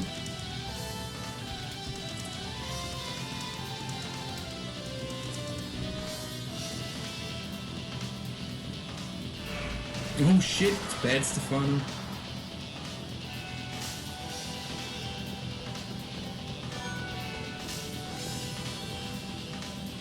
So, this month, the way things are going, I should be here all month. Like, I'll check my my wares to make sure I have it. I'll check to make sure everything works with it. So I've already ran into a few games that don't work. Alter Echo doesn't work. AMF Extreme Bowling doesn't work, and there's another A game that didn't work. One of the Army Men game didn't one of the Army Men games doesn't work, and there's something else. Oh, Arctic Thunder doesn't work. So there's compatibility issues with some of these PS2 games. It's not as bad as the PS1 and the PS2 though.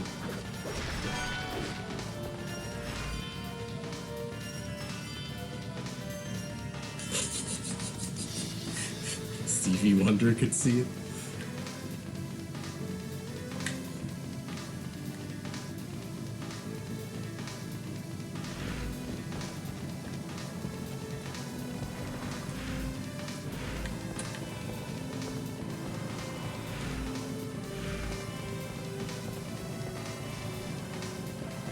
You know, I actually played the original God of War around the time I was getting evicted from my apartment. I played the original God of War for the first time ever. It wasn't bad, but I just felt like it was missing something.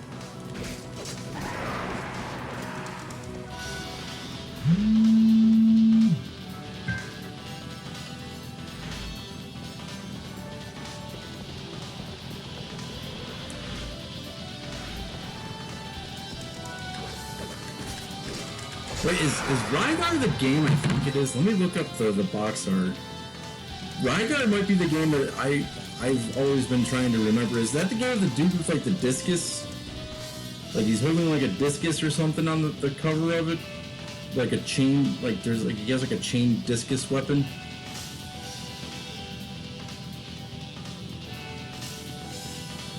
That's the game I've always wanted to play. I had a friend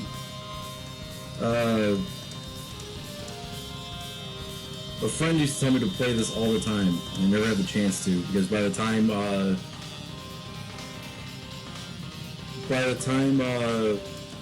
got around to trying to play it, I couldn't find it anywhere. And then I got that confused with Baldur's Gate, because there's a Baldur's Gate game on PS2, I think.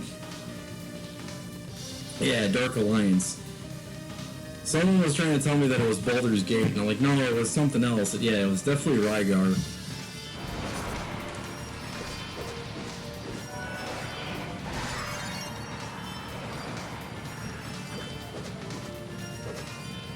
You know what? I just realized something. All the Contra games on the PS1 suck. All the Contra games on the PS2 are awesome.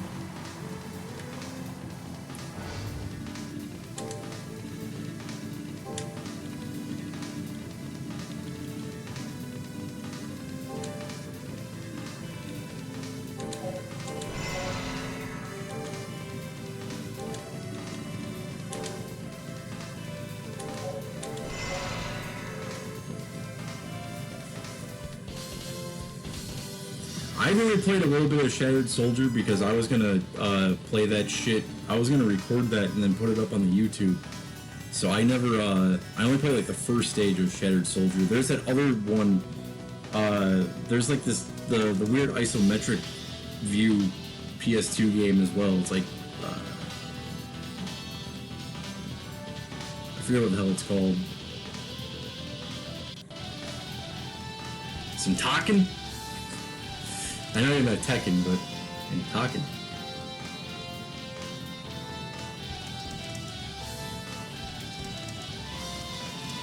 Rockin' with talking.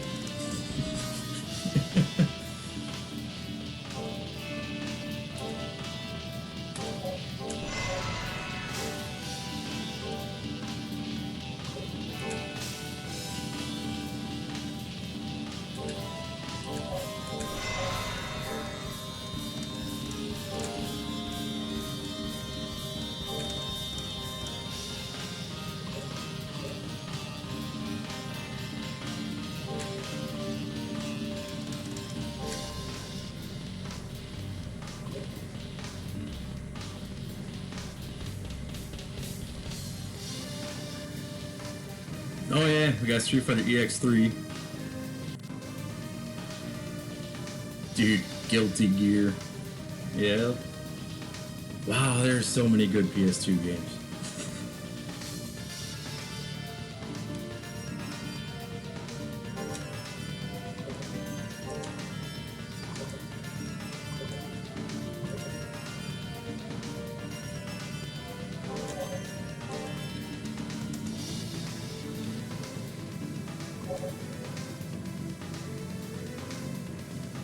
Is Strive the new one? That's like for some reason like $70 still.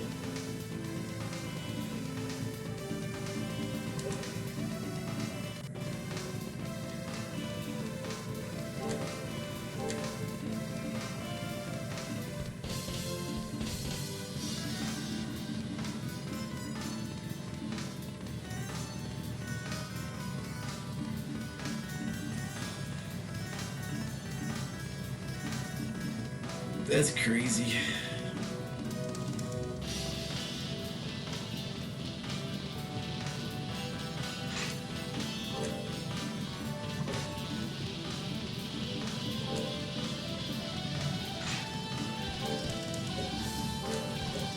My favorite part of Guilty Gear has always been the destroyers, or the whatever the hell they're called, where it says destroyed, heaven or hell.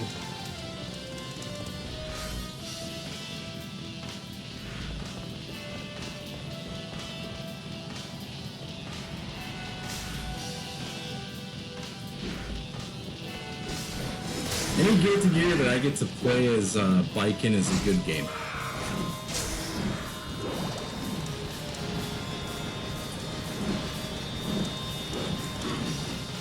The one-armed wonder.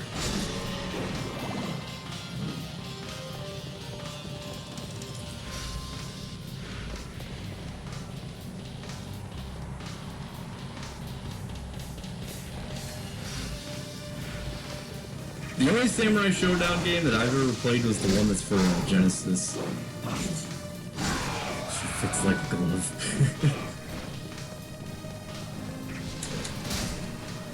Like a glove.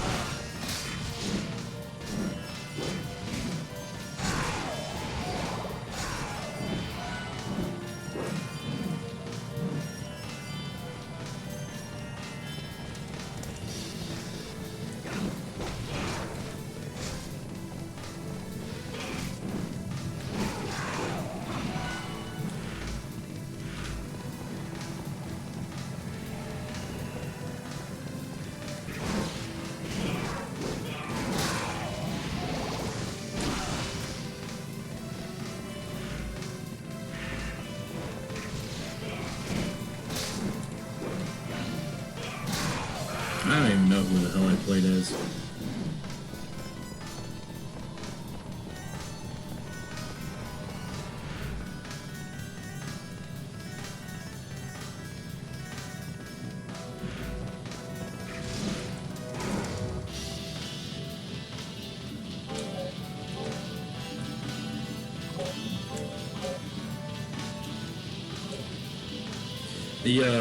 I was talking about this last stream. The other PS2 game that I really want to play is Shadow of Rome.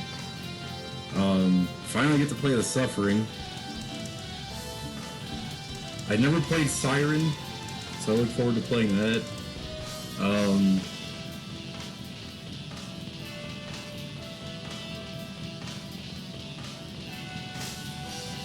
I'm one of those weird people that likes Driver 3, so...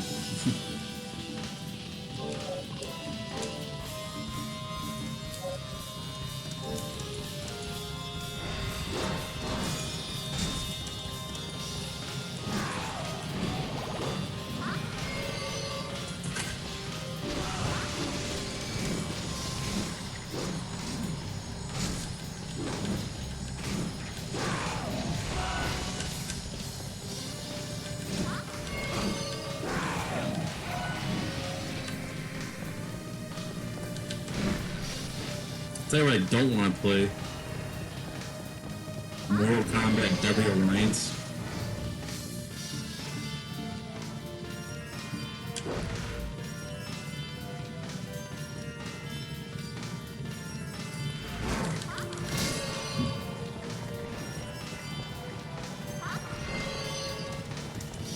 Well, I get to play Shower Moons, so that's cool.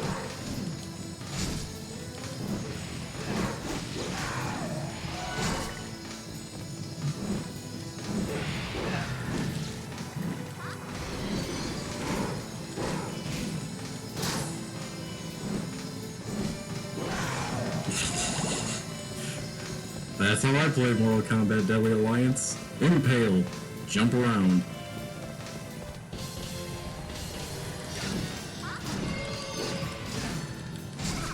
Shadow Monks is fucking awesome. That's the best game that came out in the Mortal Kombat series of that era. I like Deception, but honestly my favorite part of Deception is chess combat.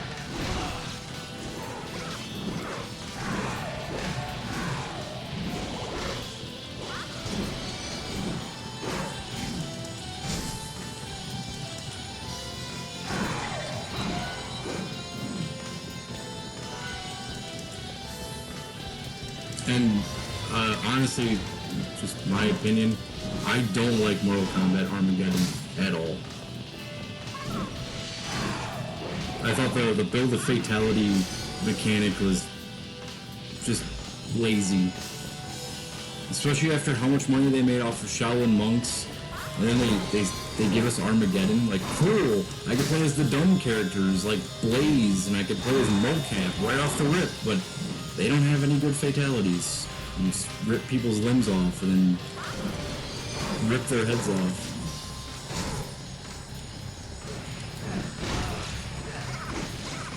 The only people I've ever seen praise Armageddon are like the Mortal Kombat like fanatic pages that keep popping up on like Facebook and shit. It's so I don't remember what publication it was, but someone just made like this whole thing about how cool it was that they replicated the Armageddon character select screen and that one scene in Mortal Kombat 1, and I was like, no, way cooler in Mortal Kombat 1. Like, just stop acknowledging that Armageddon even existed. That game sucks.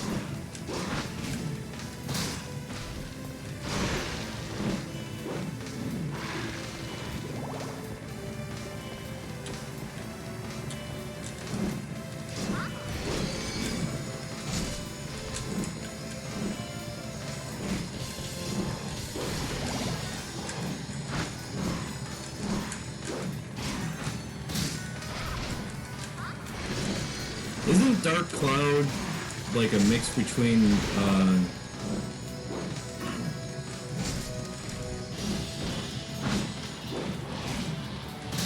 Alundra and Zelda?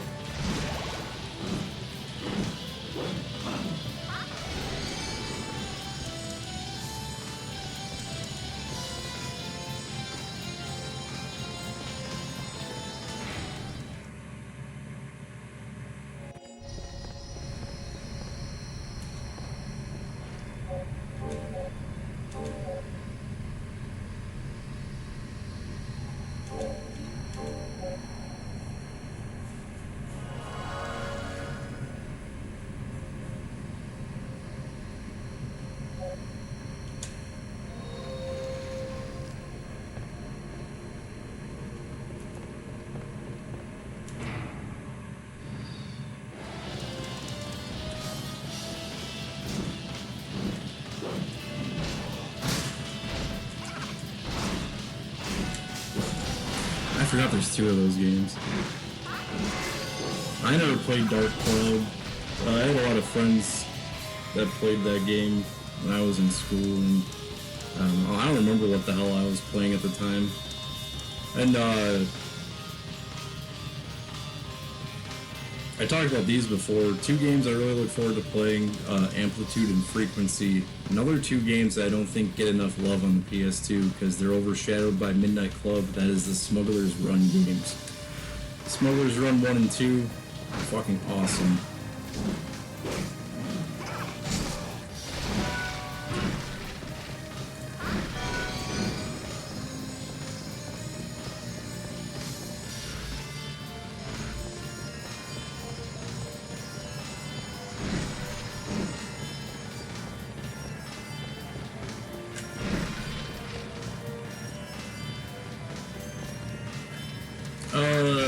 So Tony Hawk, there was something, I only have one of them. I have 4 and 5, I think, and I got like.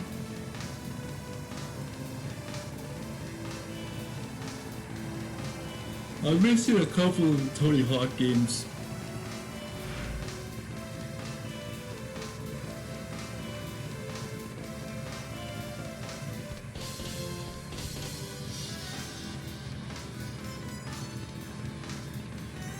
Tony Hawk 4 has one of the best hip-hop songs of all time in it. Tony Hawk 4 has Mass Appeal by Gangstar.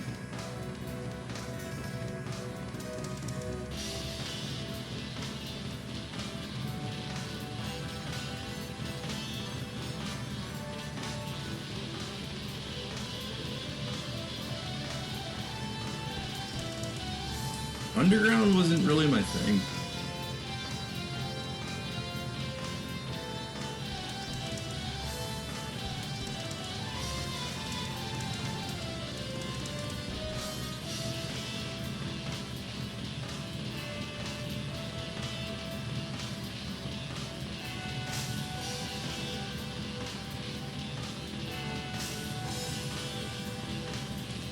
I like,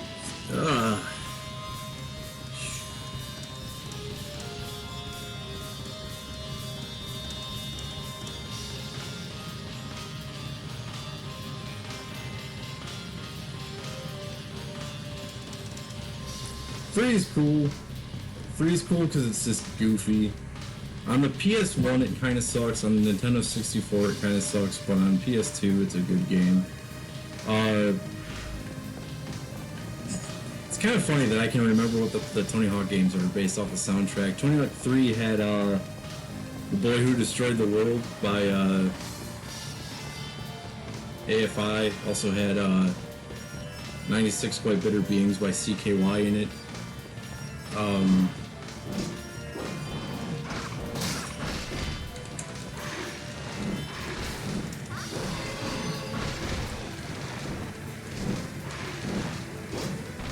I think it had If You Must by Del the Funky Homo Sapien in it too.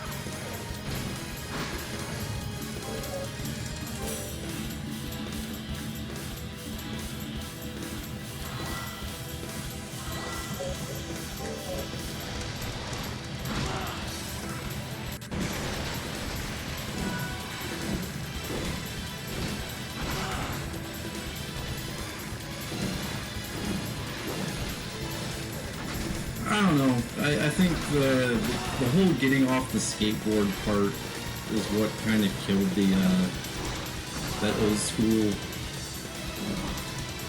challenge of Tony Hawk to me. That's why I didn't really like the Underground. Oh god. I don't think there's Martian Gothic, but I think there's just regular Gothic.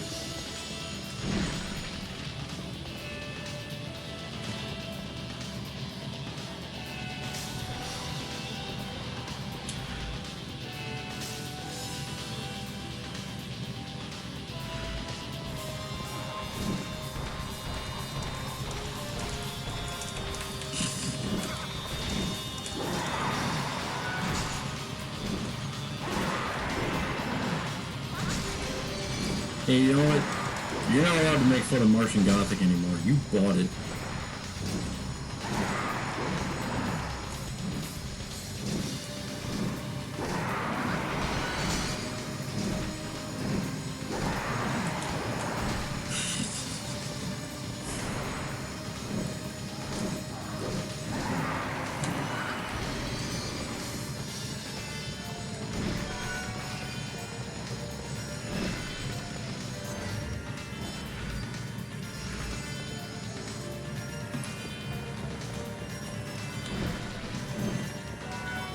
That game is fucking bad.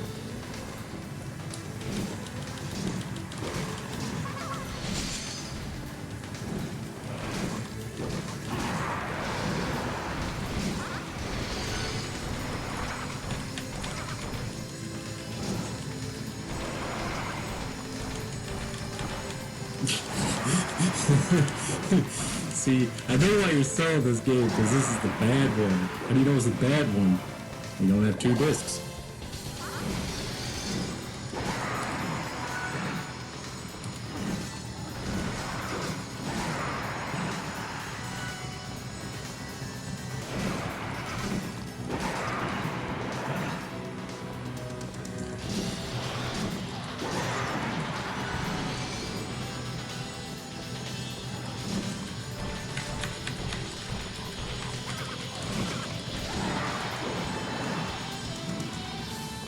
See, look over here at Fox Hunt. It's got a ton of discs. It's a good game.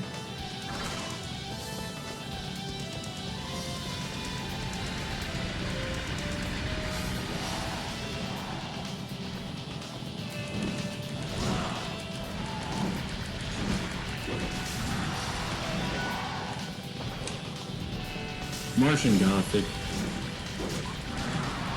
This PO allowed me to keep coming up with new things to get pissed off about, new points to bring up about why it was a piece of shit, and it was engaging, and at least it tried to be a good game. Martian Gothic was an adventure game where they tacked on a fucking fighting mechanism. Didn't even work right. Can't even actually get rid of the enemies, they just come back. I just thought Martian Gothic was really boring, and then when it actually turns into a game, it's extremely hard.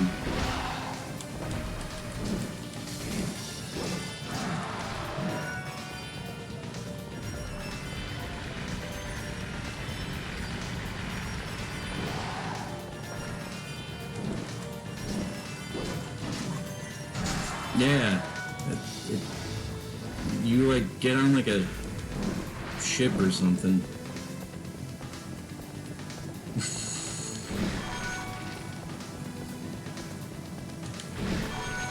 I remember the end being stupid. You have to like...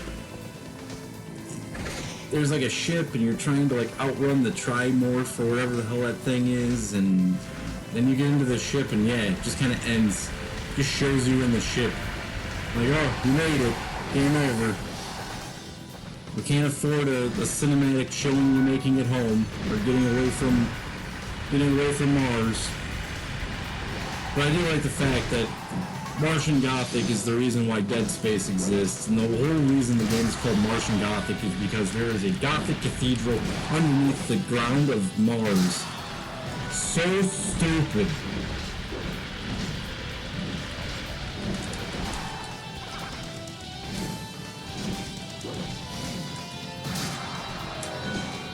Play the game for 40 hours, like, oh, it's called Martian Gothic because of a church. It's a Gothic cathedral. Awesome.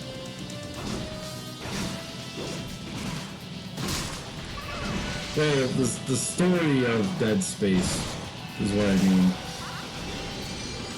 The story of Dead Space is loosely based off of Martian Gothic because,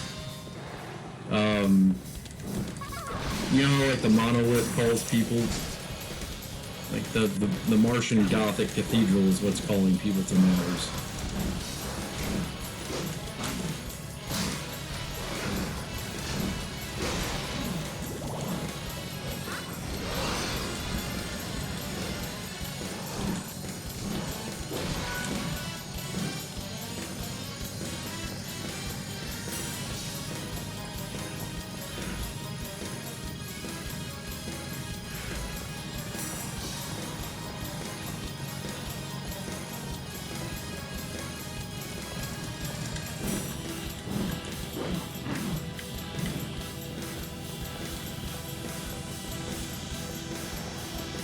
You didn't miss much, not paying much attention to Martian Gothic. I think I played each section of that game for a good 10 hours. So if you tuned into Martian Gothic anytime within 10 hours of the last time, you saw pretty much the entire game.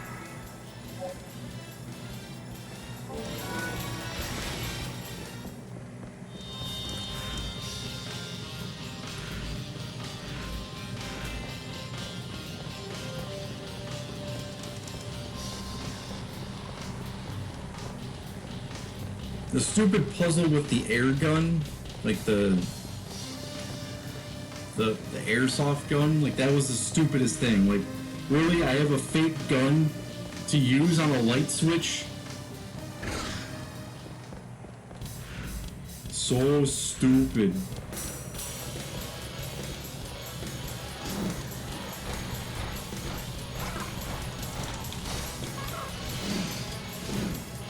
Oh, it was Toka. Toka's what I Dinky King.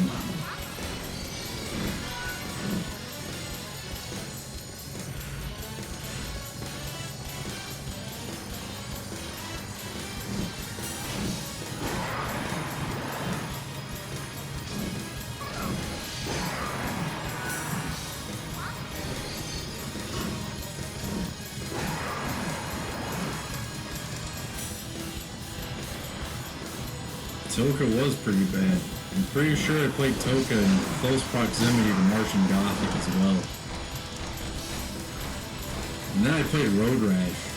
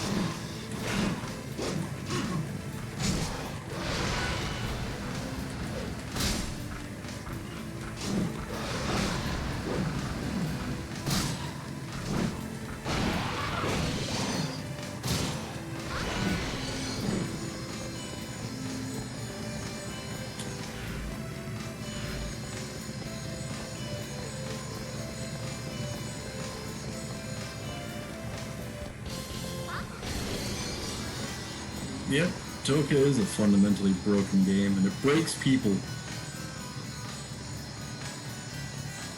Toka broke me, but I broke Sabrina the Teenage Witch.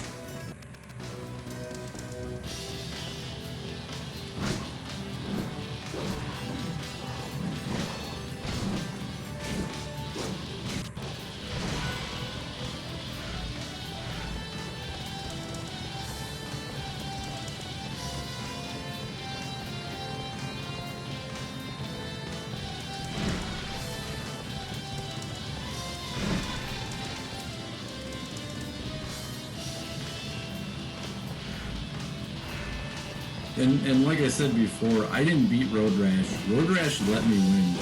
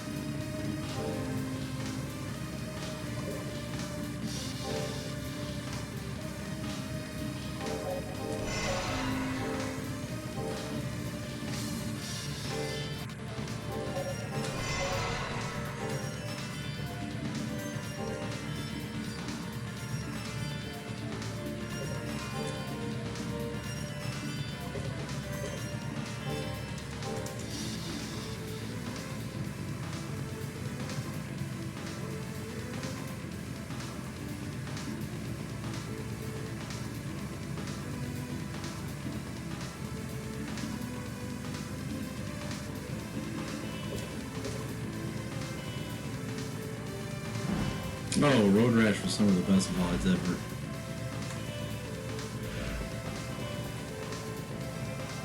Power Slave was fucking awesome. That game was fucking sweet.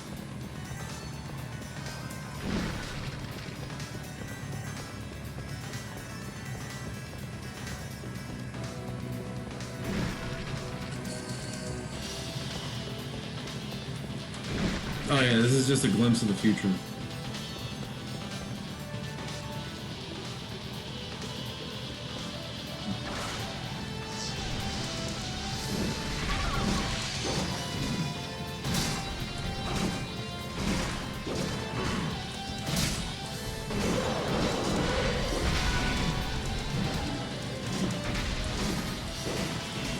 Something about starting a Power Slave and like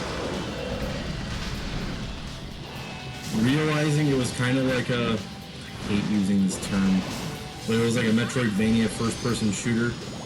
I was just like, dude, this game is fucking sweet. Like this is like, this is the game that people try to make these days that people don't even realize exists. I gotta get that remaster.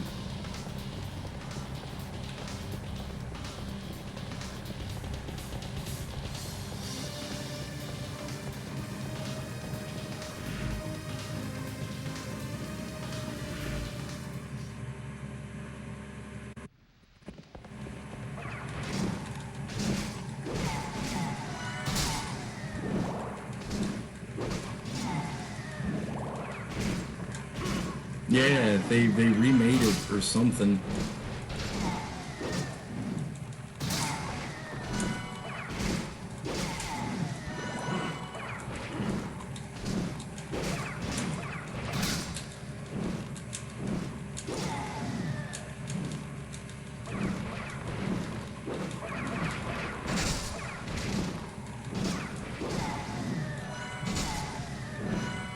I had a friend back in the day that owned Power Slave just because the name of the game reminded him of Iron Maiden, and he paid like $70 for it or some shit like that. So he never opened it. So we never got to see if it was good or not until like I played it on stream. Game had like a little bit of like a nostalgic value to me. It's just like, wow, dude, if you know, would have like, you know, opened up your money, you would have known that it was actually a good game. It wasn't just a nice Iron Maiden reference.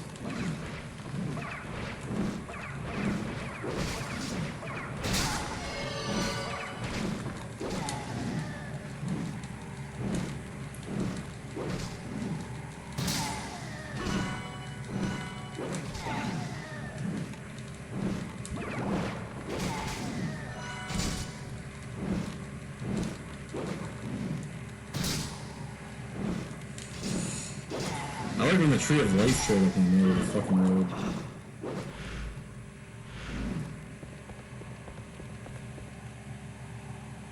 You remember when I got drop kicked into the ocean? And the game, like, wouldn't recognize the fact that I was in the ocean?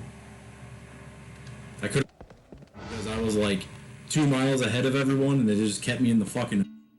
Like, nope. Nope. You gotta play this like 30 more times.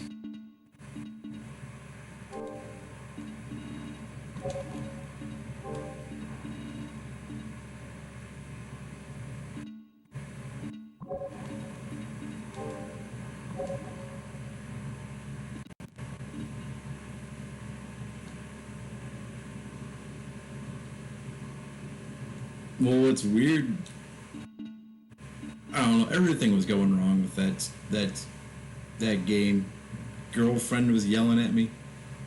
Girlfriend at the time was yelling at me. People were coming into the chat and yelling at me. People I didn't even fucking know. And I'm sitting there like, dude, I'm just trying to beat this fucking game. I've been up for like 72 hours straight. Chill. Leave me alone.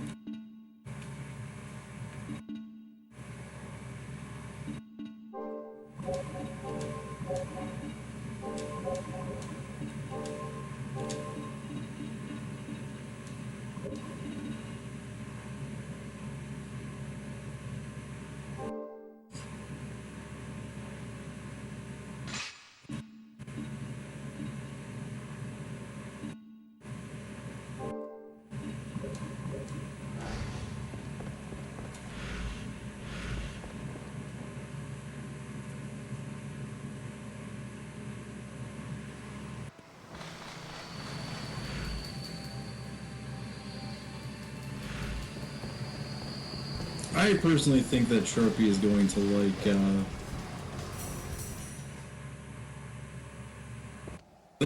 like Tokyo Extreme Racer 1 and 2 when he gets to them.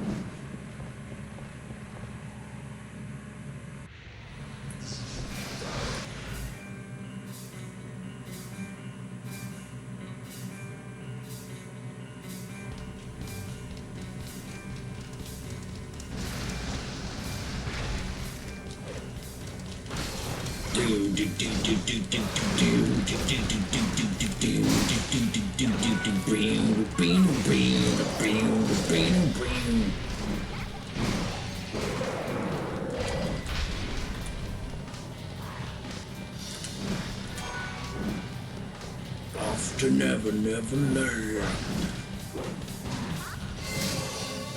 I think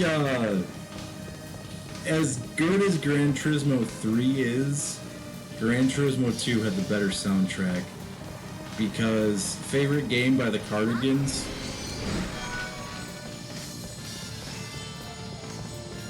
That's all I gotta say. That's one of the best songs ever made.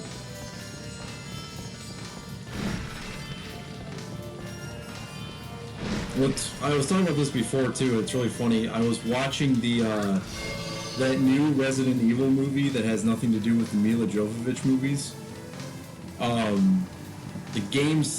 movie starts with the trucker scene where Claire's in the truck with the guy, and favorite game by the Cardigans is playing on the radio, and I was like, that's really interesting that you're putting a nod to Gran Turismo in a Resident Evil game.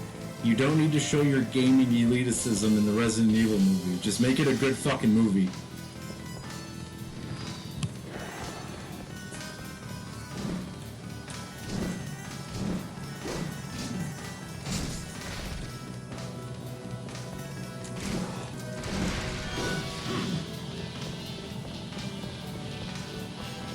Really? Now that I didn't know. I did not know that the Gran Turismo games have a different, No, not the show. The show sucked. I was talking about the movie. The movie that, like,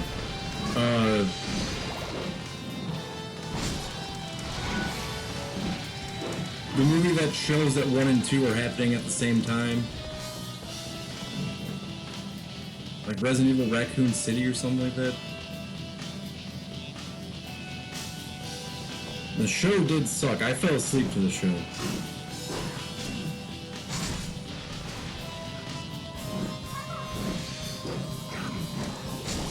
I remember waking up one time to the show because I heard gunshots. And I was like, oh shit, like something cool's happening. They were using a gun to like shoot a lock or something. And I was like, yawn, going back to sleep.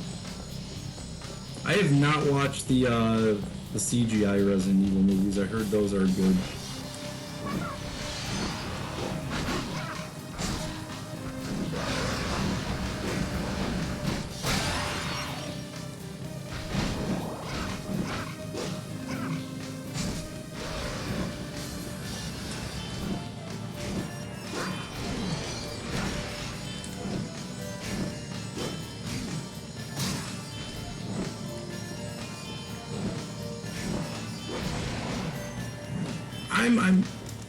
I'm one of those weird people that likes most of the Resident Evil movies, so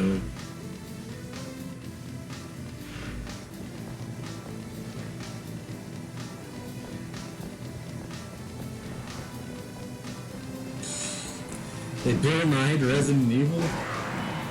Those bastards.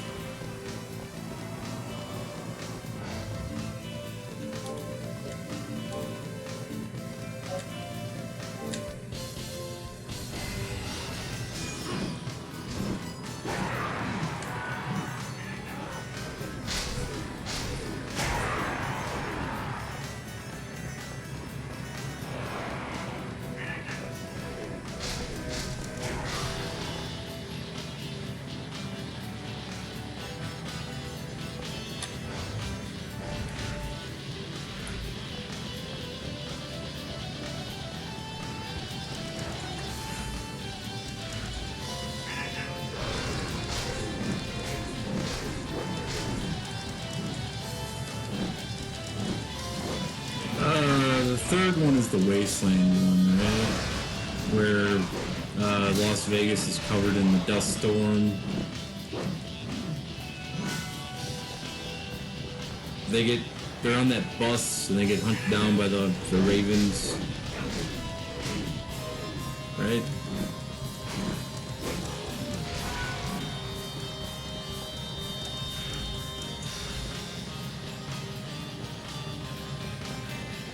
Fourth one is the one where Mila Jovovich comes hang gliding on top of like a building and there's like a mall or some shit.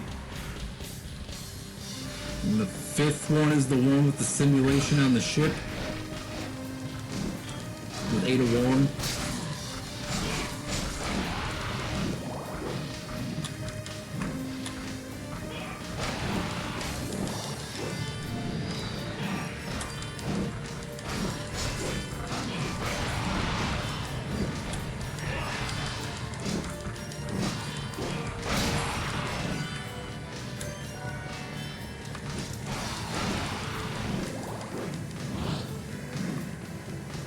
I can't remember the last. I don't think I ever watched the last one.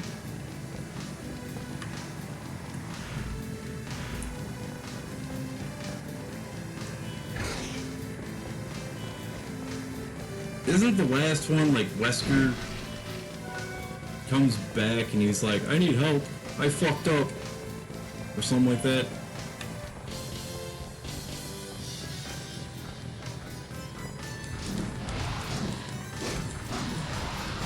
Yeah, I did see the last one then.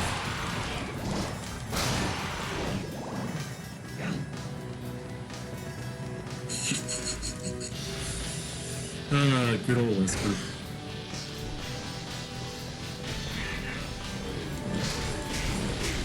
I like the Underworld movies. Didn't the same dude direct those?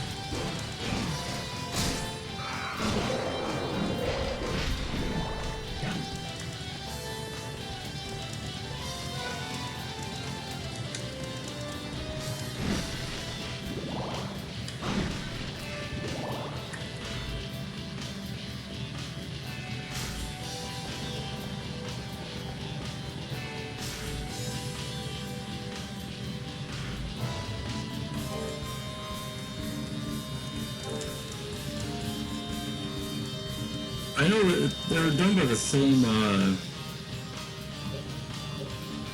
movie studio though. Lionsgate did them, I think.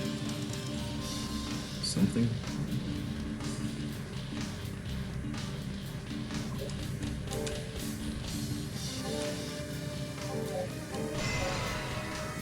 Oh yeah, that's gonna help.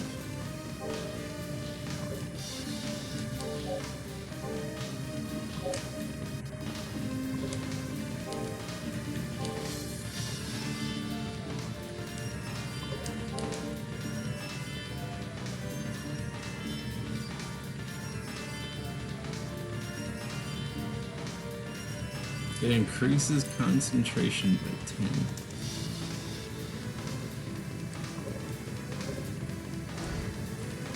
There's 6 of those. I remember. I only remember 3 of them. I cannot tell you the plot lines of them like I can with the Resident Evil movies. But I remember liking the first one, hating the second one, and then enjoying the third one.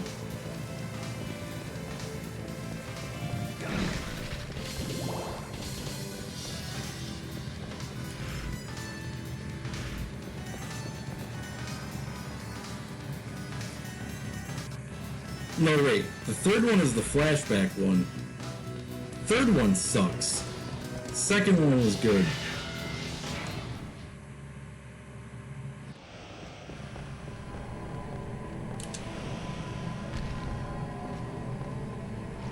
Nah, yeah, I have no idea what the hell happens in the Underworld movies after that. Just like the Saw movies. Someone tried to explain the Saw movies to me after the third one, and I was like, yeah, no. Okay, not gonna watch them.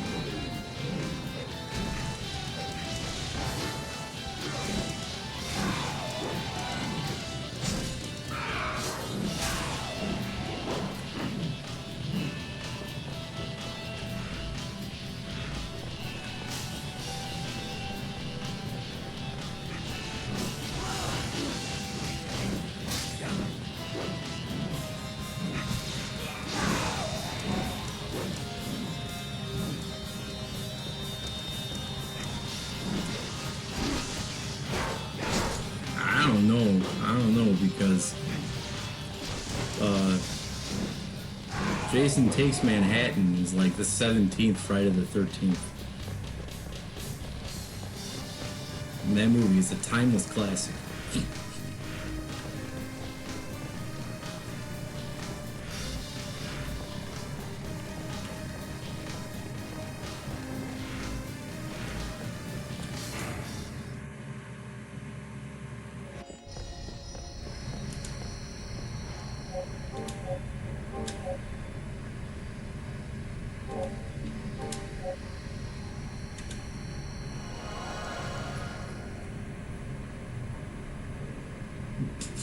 And I don't think anyone would watch Saw if it wasn't for the torture, death, porn. Same with Hostel.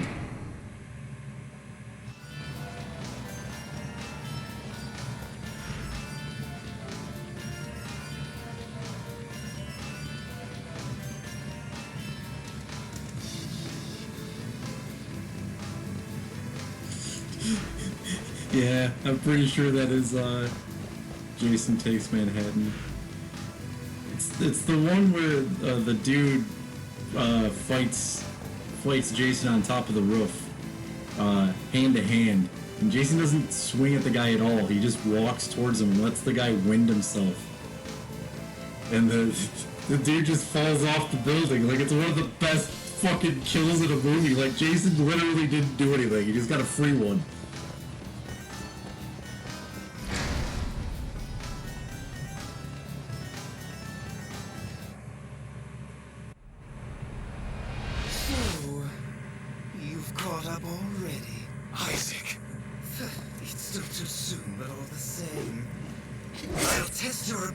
And see how much of your power has been restored. Oh yeah, I forgot. Yeah, he does. But he lets the guy think he's gonna win for a little bit.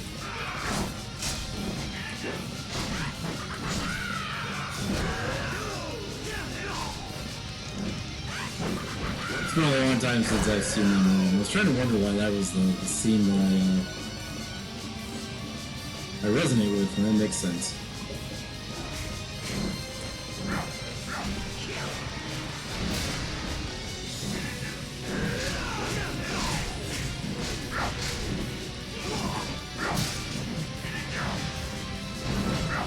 The other movies I actually never watched were the Children of the Corn movies. 45-minute runtime.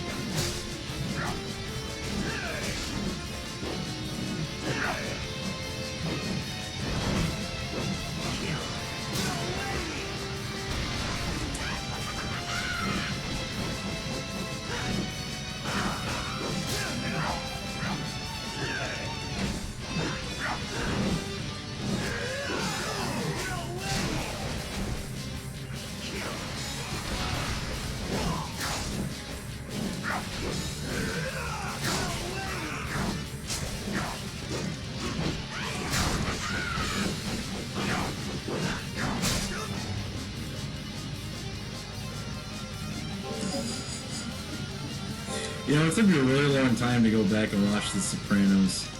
Sopranos was a good show.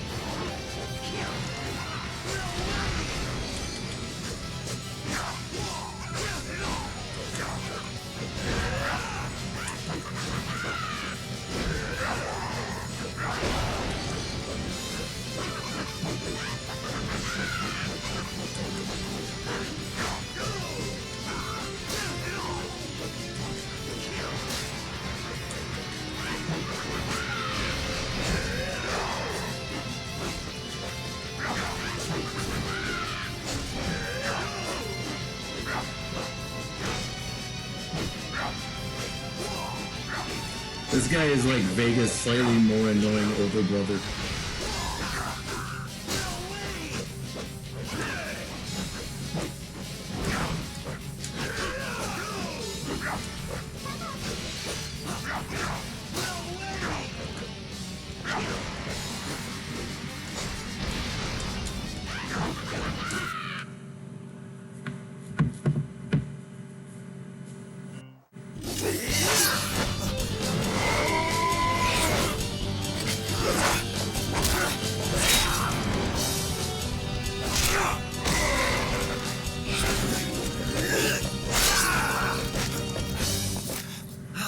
How gratifying! Your power is indeed returning, but it's still not enough! Brother, stop!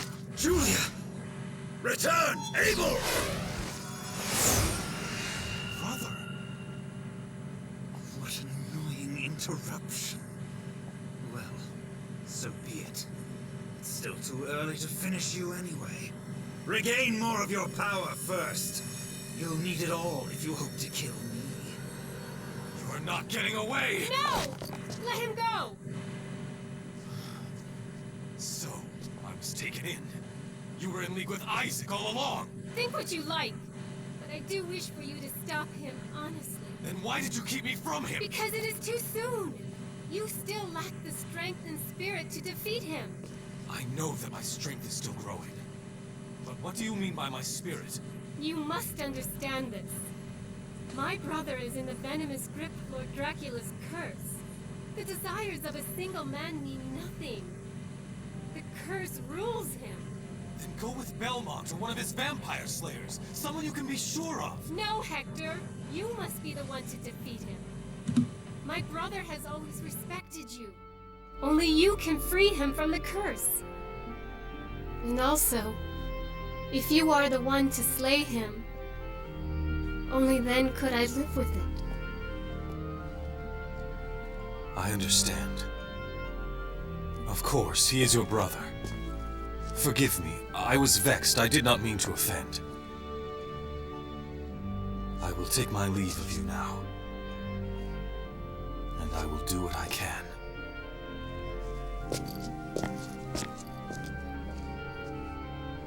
Be vigilant, Hector. I have an ill feeling. It bodes not well.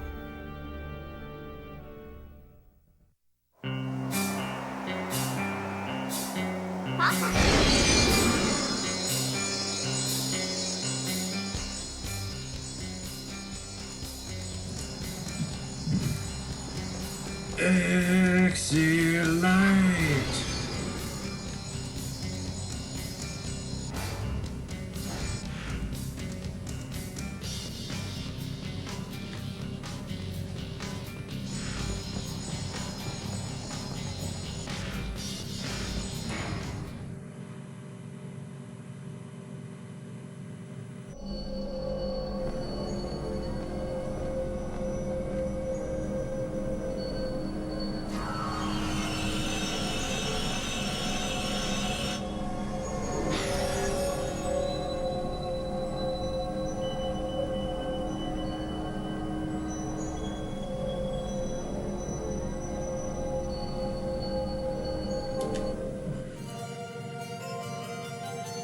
Fiona's a wood rod. What?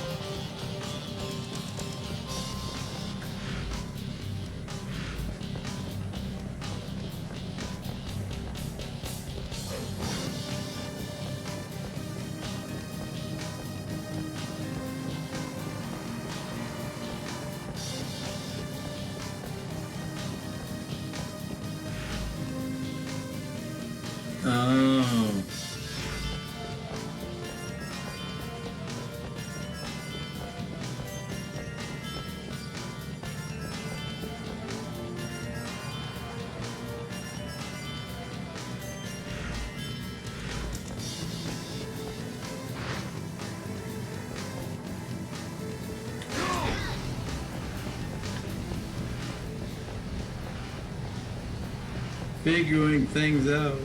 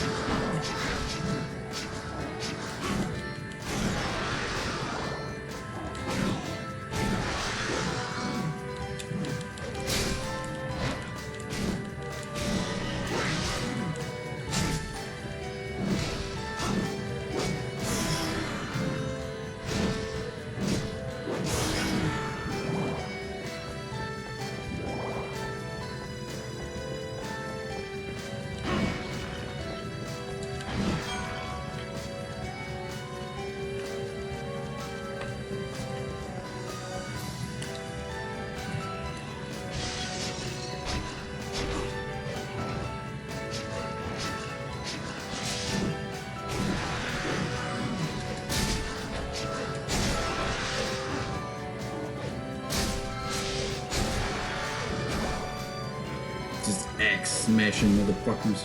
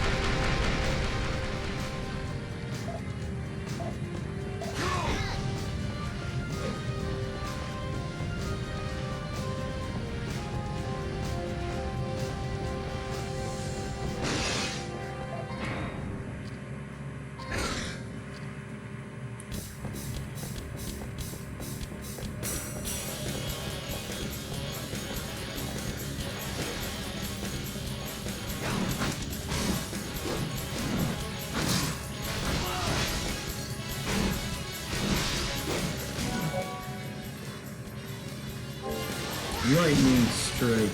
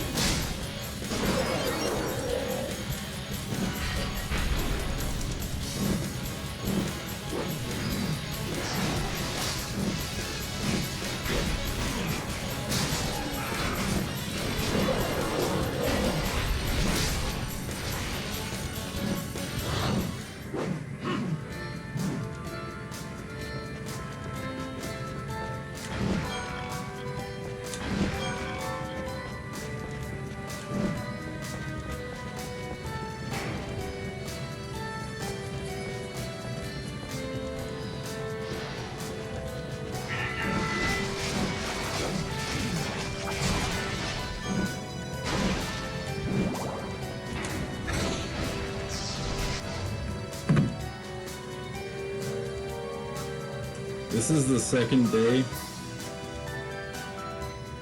Third day in a row I have gone without a vape. In probably 2 years.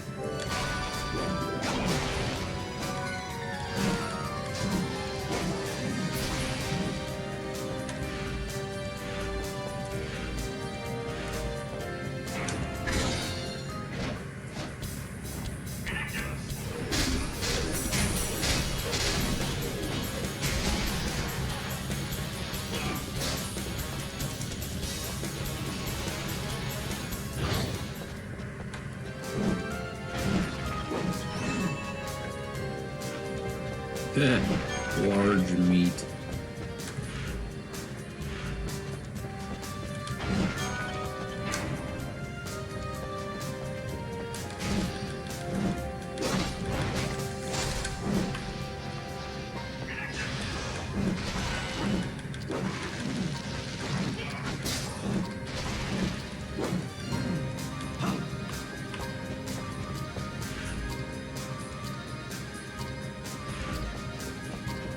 Cool. I'm trying to kill the guy that's on my team. Story of my life.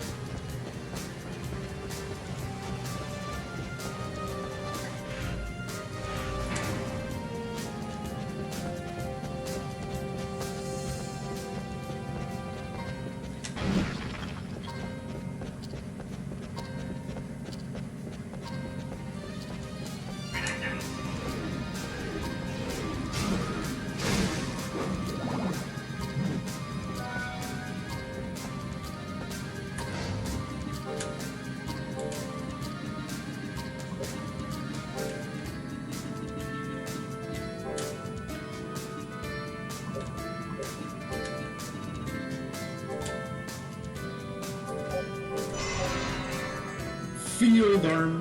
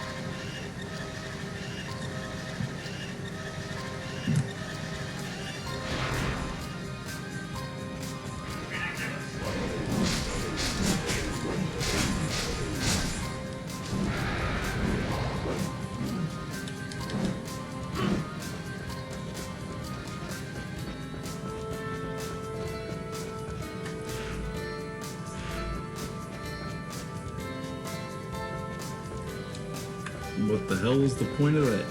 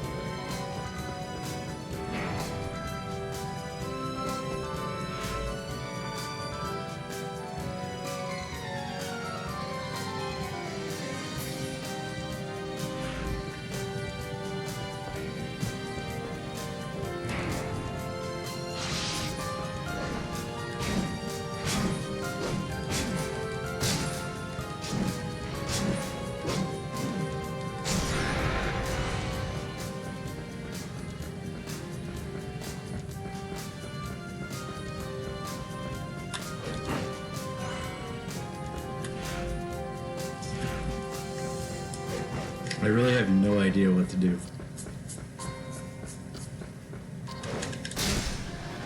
Oh, yeah, I do.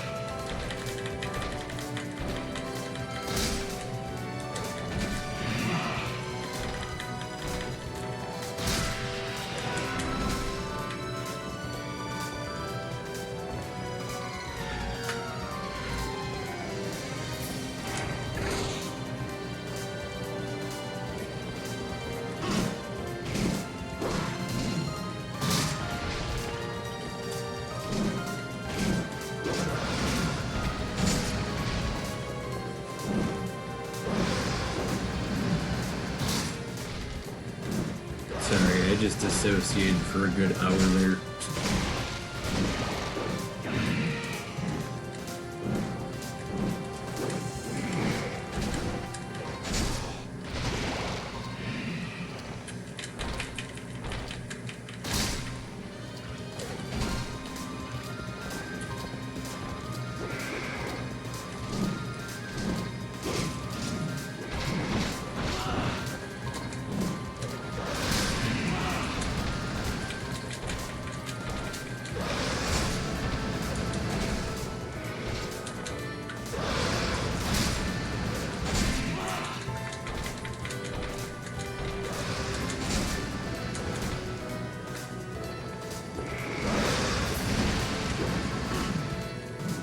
I like the games where I can just turn my brain off.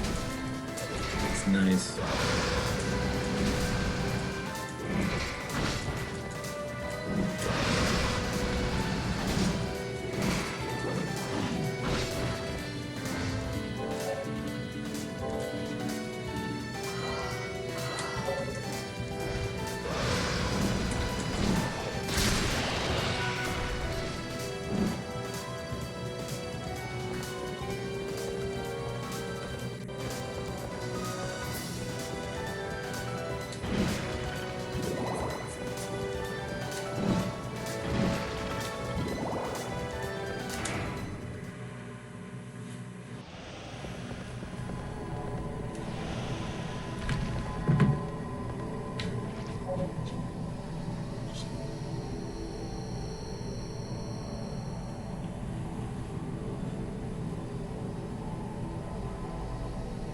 It's really hard to not vape. One of these things has to work. Got like 20 of them.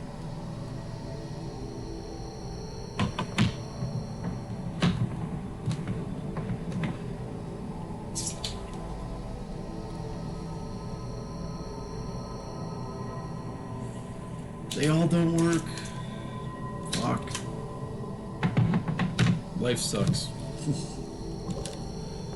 Ugh.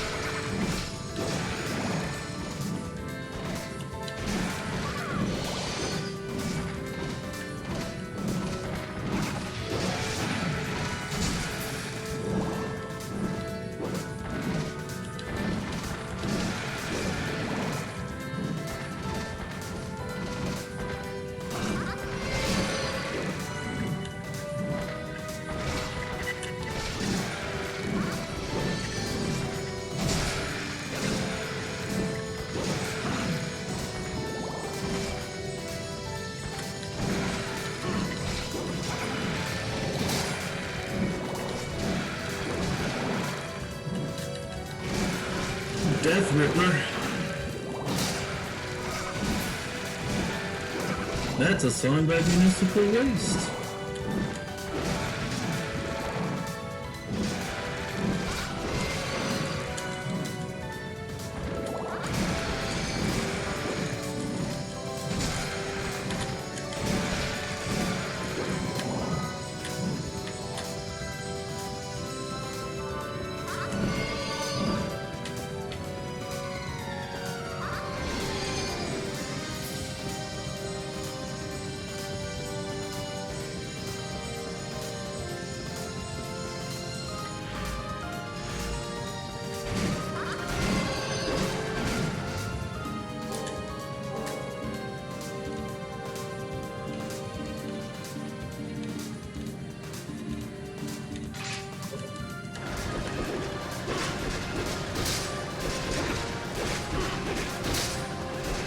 I'm very good.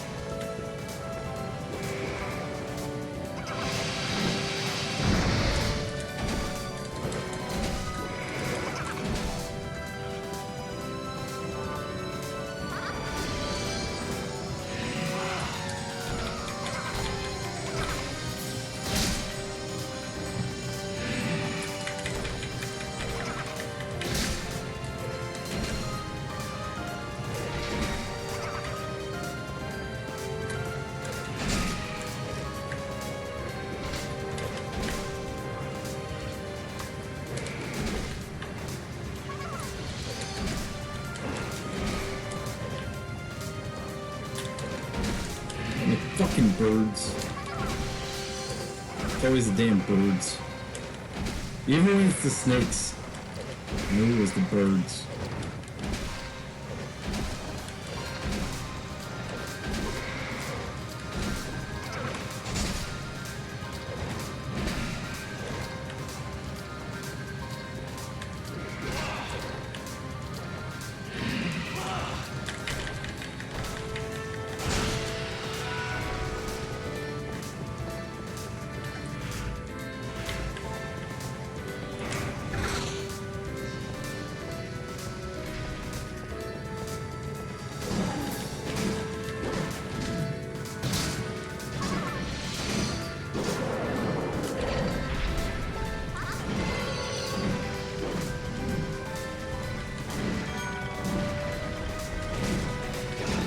Get the hell out of there. No, I haven't seen any. I've seen ectoplasms and then Medusa heads. I was wondering that too. I was wondering if the Medusa heads are actually going to show up or not.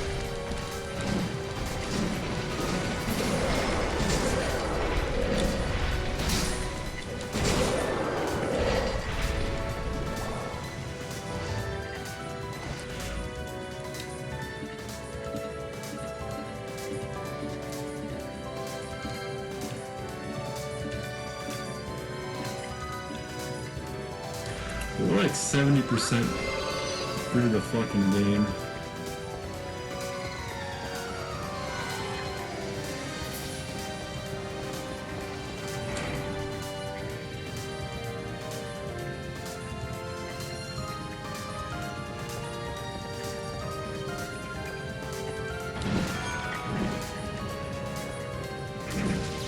I just counted how many maps there were, and by maps I mean like stages. Each map is like a stage. Yeah. We're almost done with the PS2 challenge.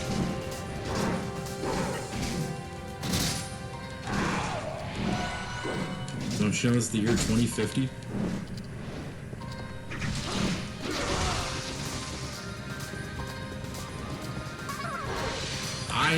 I am starving, so the whole time I was quiet, I was thinking about what the fuck I'm gonna eat.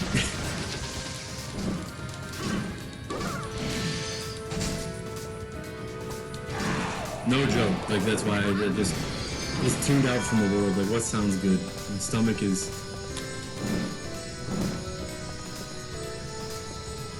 Oh, shit. Papa John's. Papa John's is good.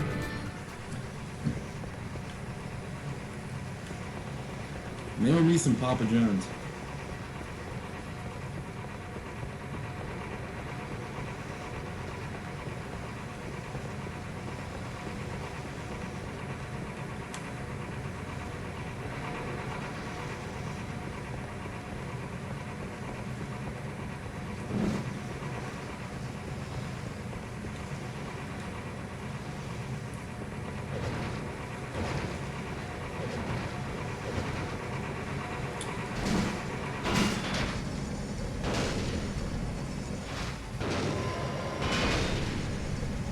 What in the Final Destination was that shit?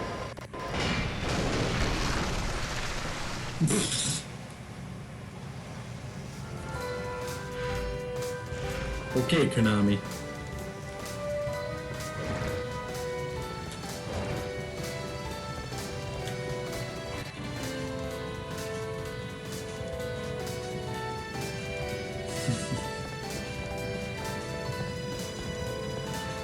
Now that is one, that's a series that I'm happy I get to play again. Deception. I'm happy I get to play the, yeah, I get to play the PS2 ones. Trapped and, what is it, Deception 4?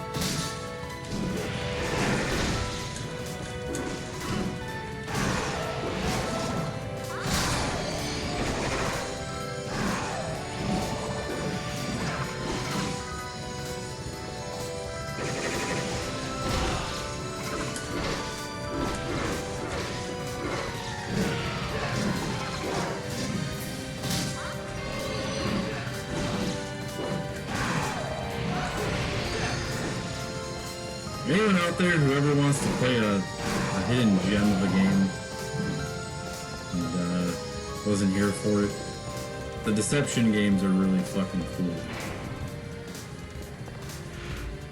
It's not everyone's cup of tea, but I recommend playing the Deception games at least once. Or a Deception game at least once. You don't gotta play all of them. I haven't played all of them. I only played the first two.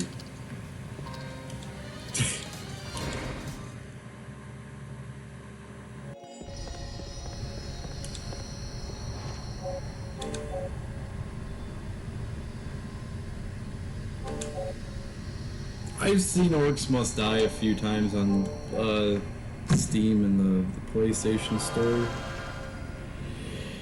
Just the whole orc genre of games, I just not my thing. Too Warcrafty. A good game's only challenge. Knowing me, I'd pick like 10 games and be like, it's done, we did it. The top 10 list is complete.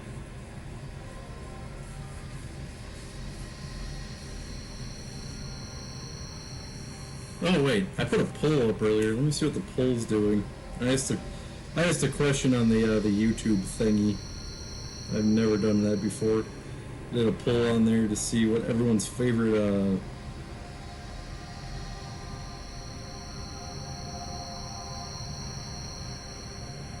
Streets of Rage is.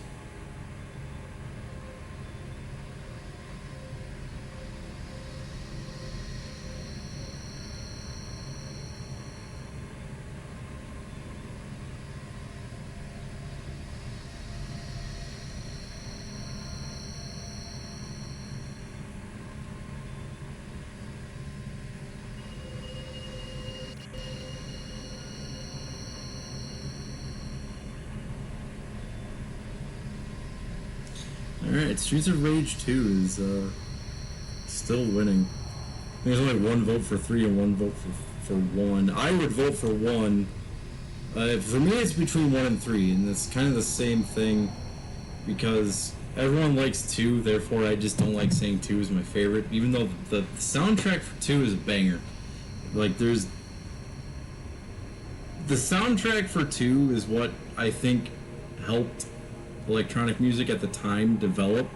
But like I was saying about the soundtrack for 3, though, the OST for 3 is what like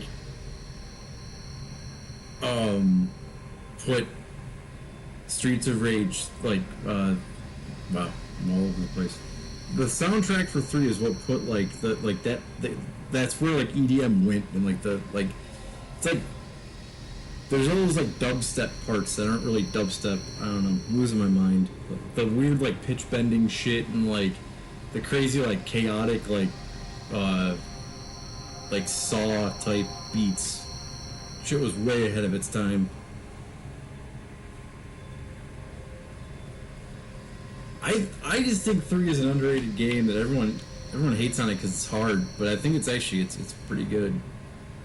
Yes, but some of the parts in some of the soundtrack parts in 3 are just way too abrasive. Like the I don't like that boss fight song.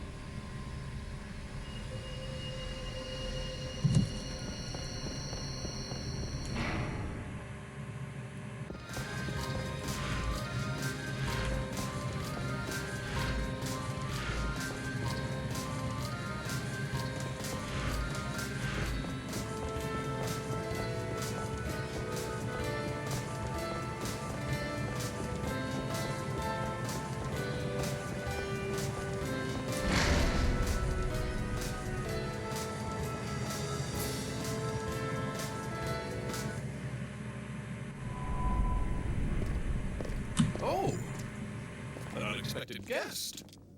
So, Zed hasn't slain you yet? I see you were spying on us. But I am an expert at miraculous escapes. Despite that, however, I have fallen into his trap at last. Trap? What trap?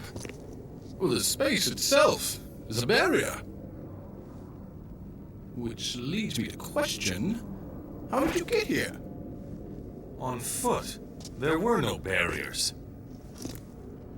Interesting. Most interesting. Yes, that is quite possible. What are you saying? Well, in this space, I may be partially freed in the fess of time. Well, that means I can have a direct physical effect here. For example, I can fight you. So is that your intent? To stop me by force? Not exactly. By fighting you, all that I need to know will be revealed.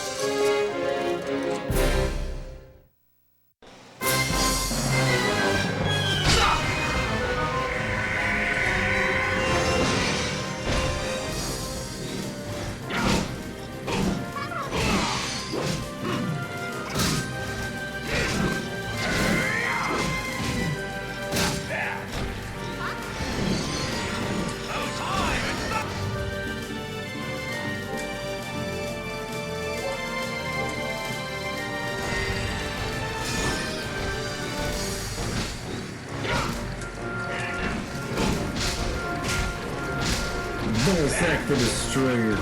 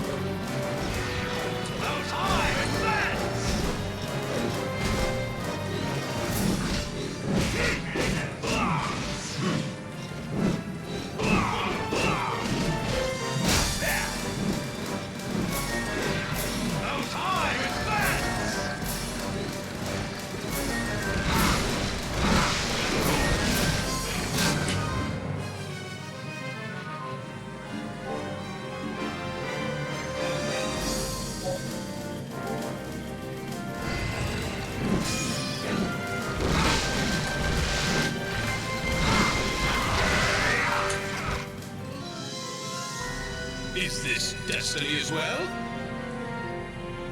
Oh, I don't remember the last time I saved. No.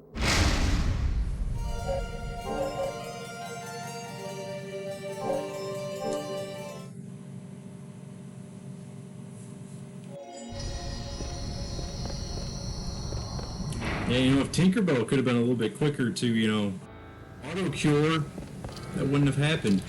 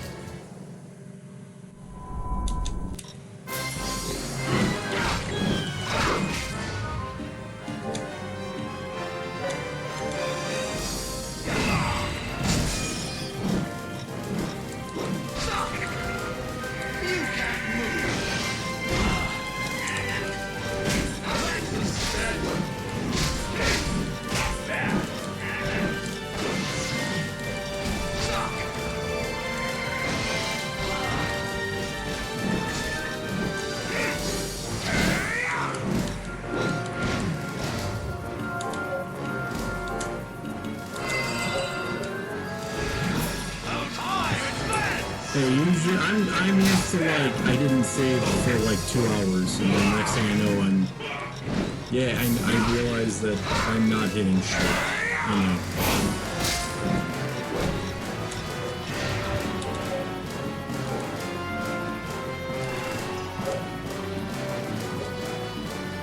I'm just so used to just hitting square on everything that that's just kind of how I just went to that in my brain. I was like, hit square, eventually you're going to hit them. It's like throwing Hadoukens. 1 in 20 eventually is going to hit the enemy.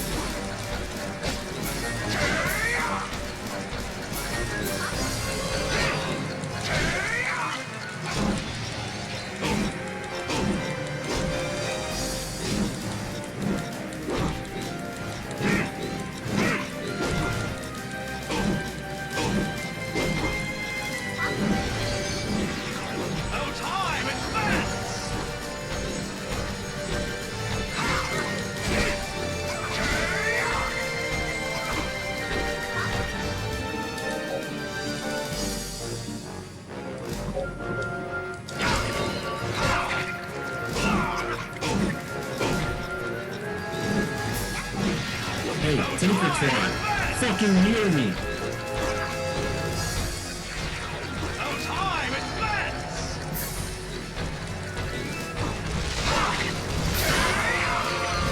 Good job! You cast heal right as I died! You're so good!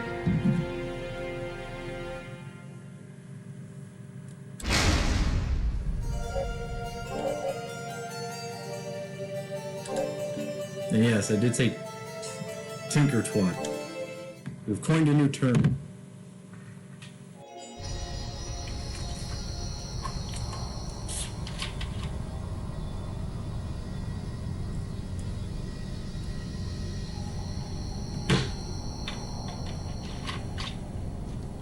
I would have...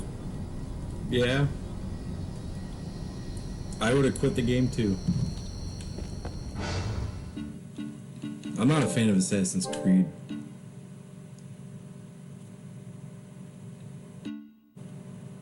Alright, we're gonna main Gooch this time.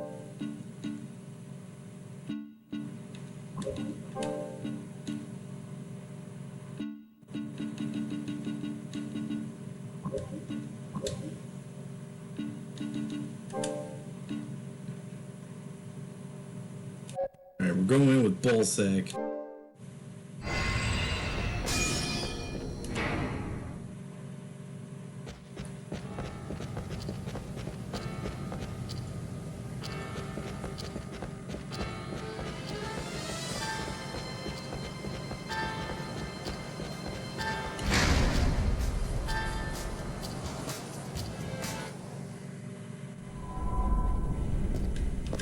Oh, an unexpected guest.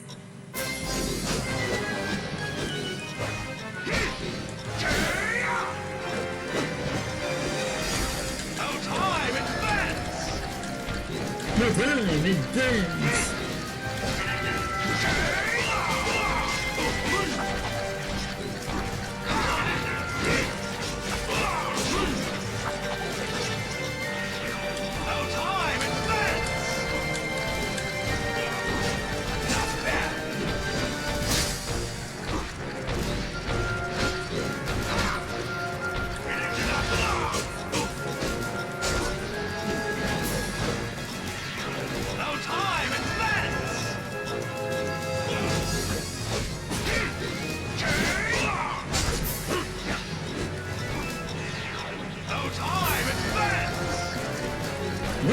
he saying? No time affects the time it bends?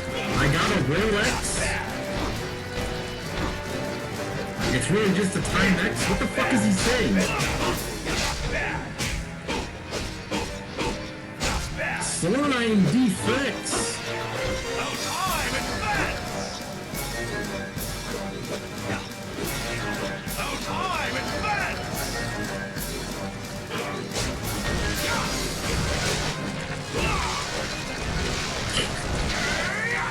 Oh, you can tell that by its top.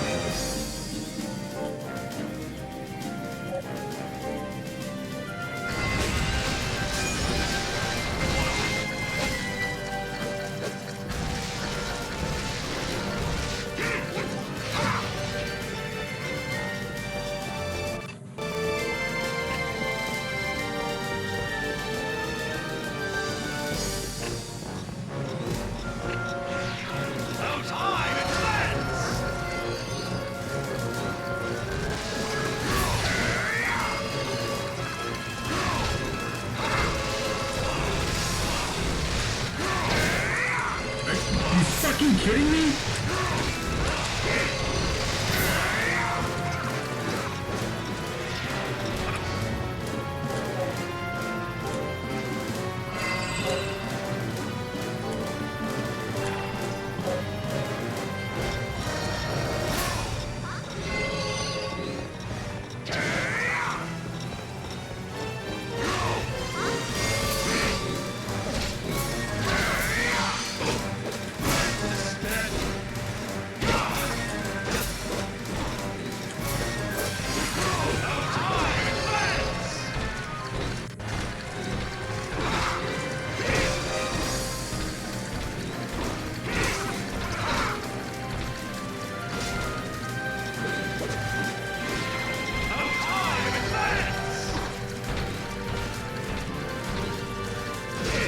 This boss is seriously pissing me the fuck off.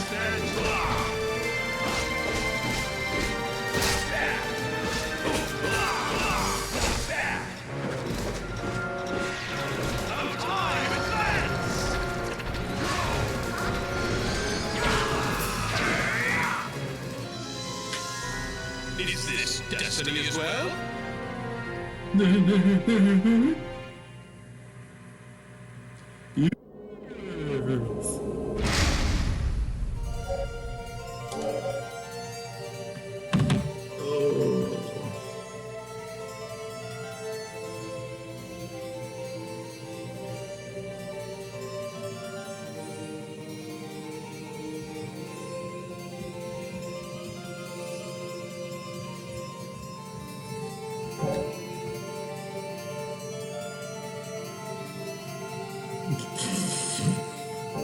Yeah, it's true.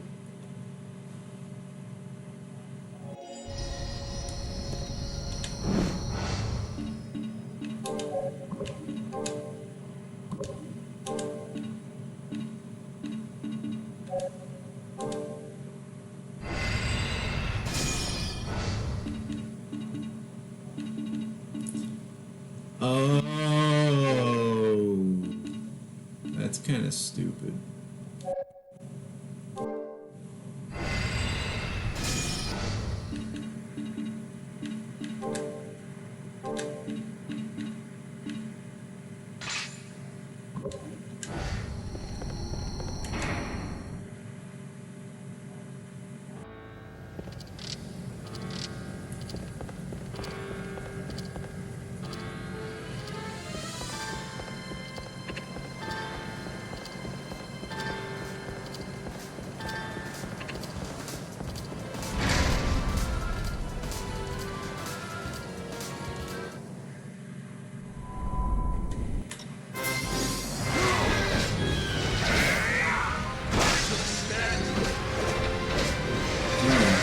That doesn't do anything.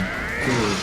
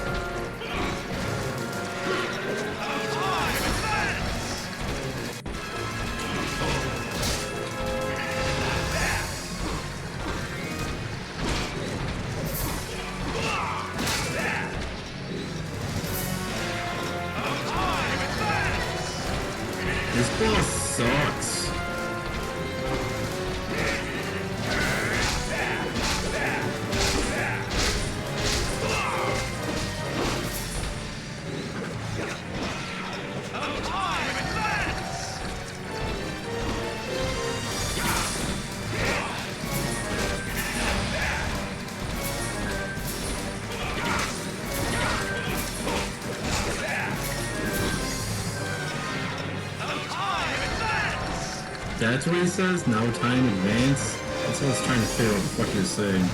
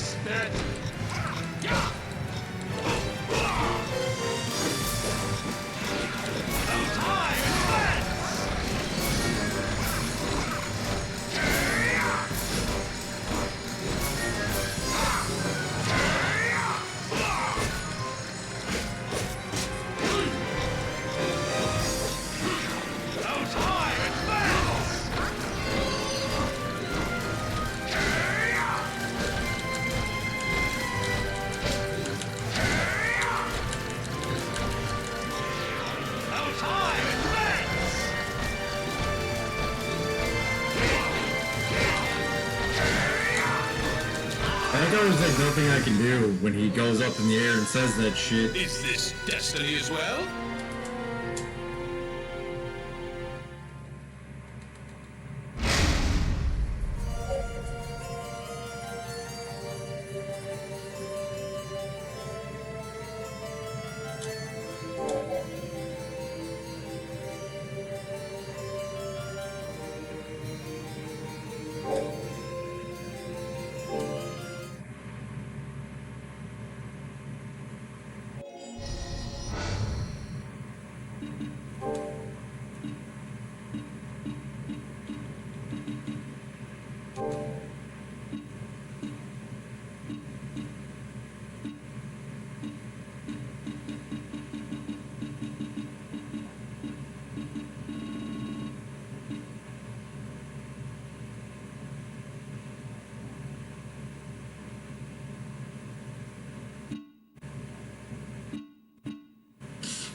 Yeah, it's actually really funny. I was watching a same guy that talked about Cyrax was talking about DSP, talking about feud with people at Evo and shit, then like trying to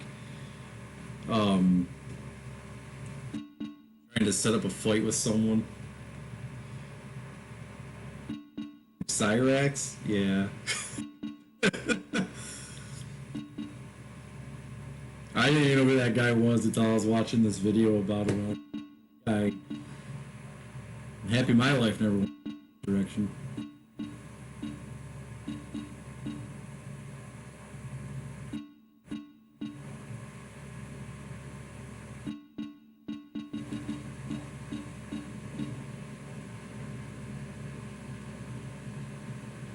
Yeah.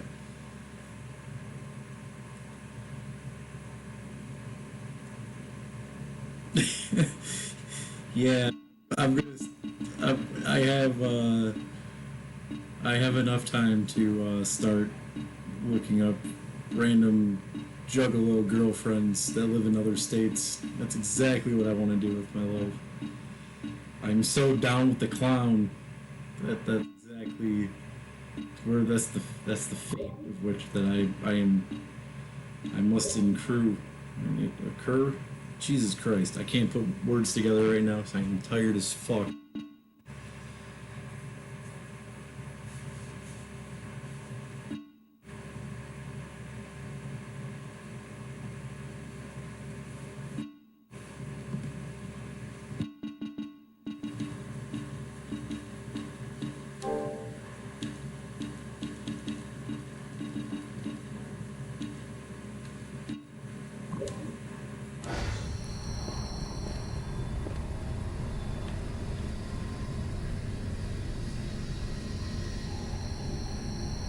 Alright, I'm going in with the axe. This guy is axing forward.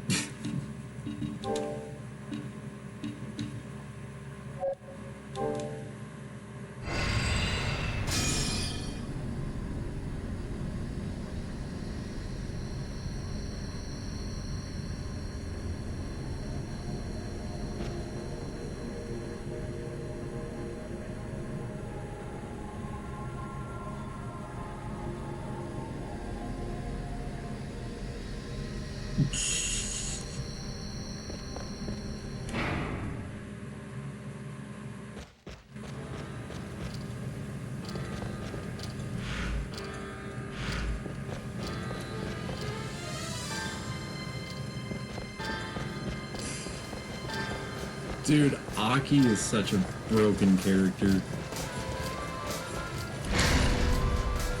Or AKI, whatever the hell her name is. I'd rather it was Fang.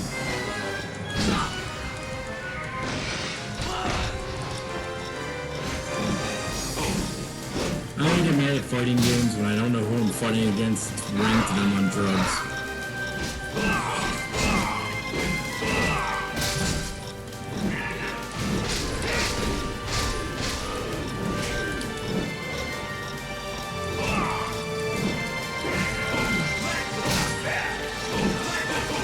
What changed, game?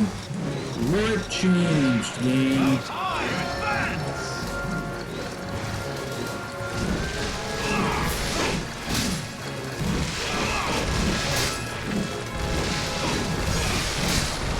Can someone tell me what I did differently in this fight?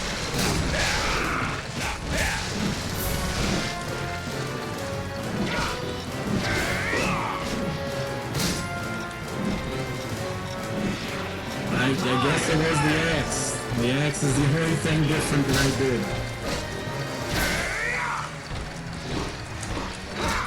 More deadly than the stroke of an axe. The stroke of an axe. Oh no, fuck you, dude!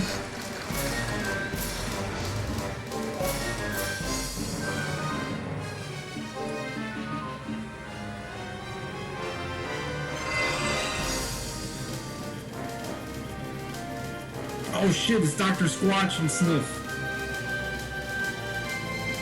It's just in time for me to blame him for everything. I was messing around. What's up, man?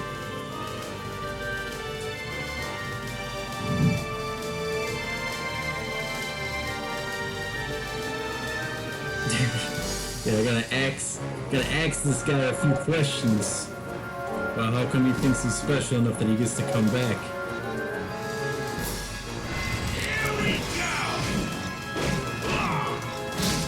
Pulling Dracula moves up in this bitch.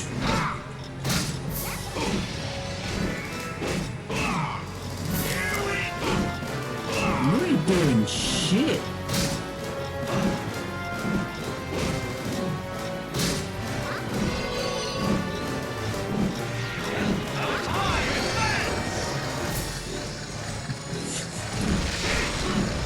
Blowing gas gauge, you blow an engine.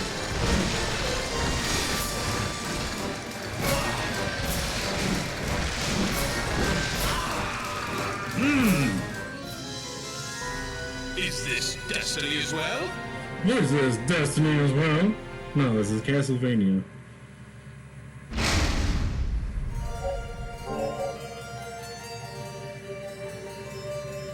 Sorry, I'm a tad bit grumpy. Been awake forever. Couldn't sleep last night, so I just said fuck it and play some Castlevania.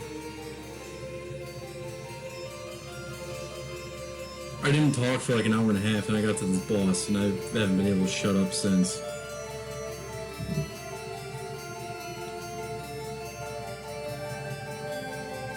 I think somewhere in about the 70 to 75% range.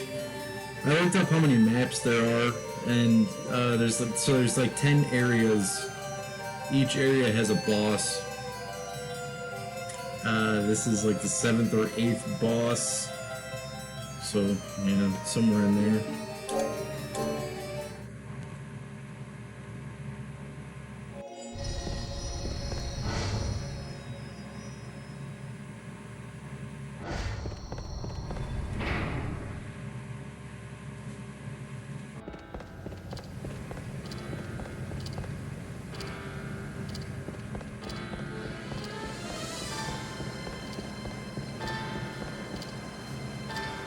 That axe is fucking badass, though. Just want to take the time to appreciate that axe.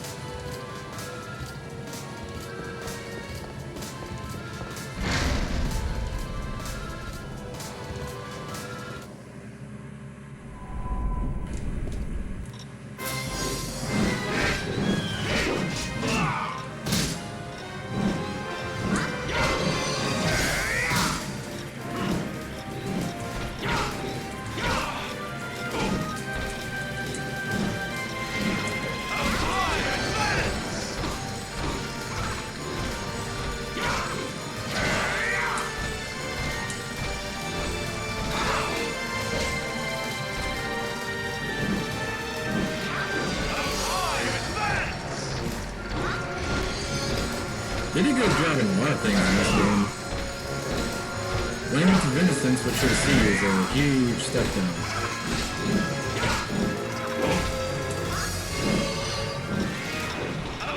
See? He didn't do any of this shit last time. Oh, fuck. That stupid bitch. I need Ballsack the Destroyer.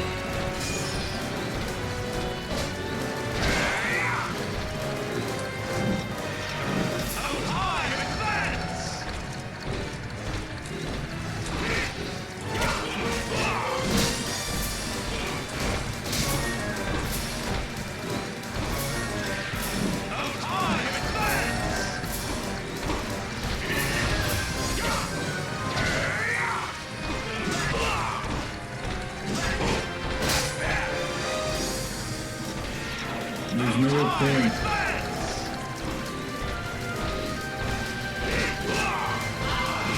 Yeah, the last time he was just letting me win. Is this destiny as well?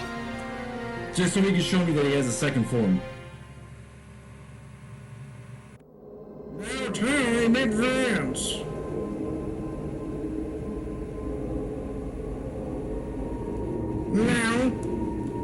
Now time advance.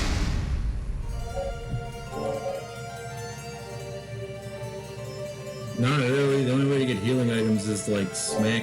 Oh shit. There is a way to get healing items. Okay, good call. I just don't like how I don't like. So.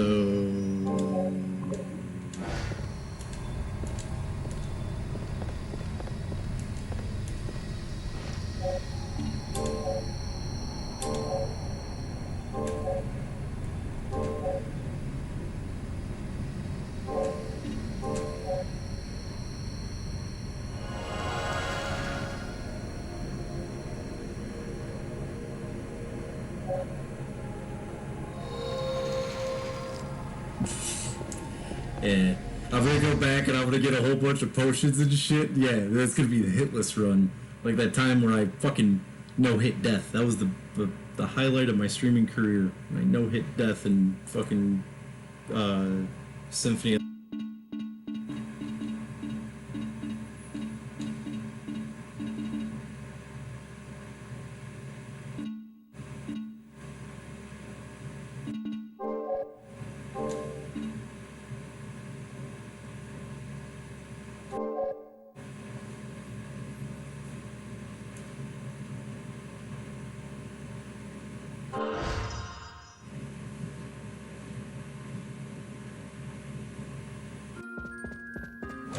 Hey, baby.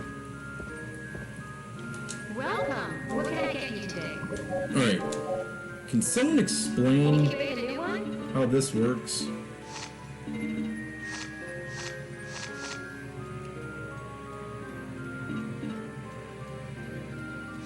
Why do I want to incubate new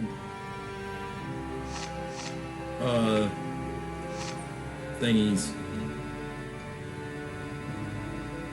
Will that do it?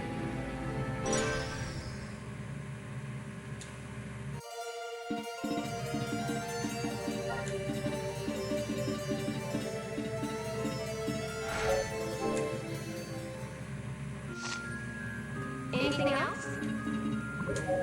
What can I get you today? What will it be today?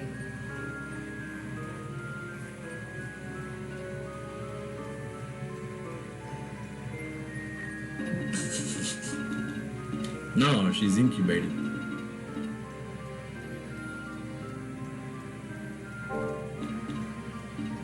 Will that do it? Thank you. She said thank you. It means I don't have to pay for dinner. Will that do it? Anything else? Will that do it? Thank you. Will that do it? Thank you. Will that do it? Anything else? Thanks, as always. Come back again.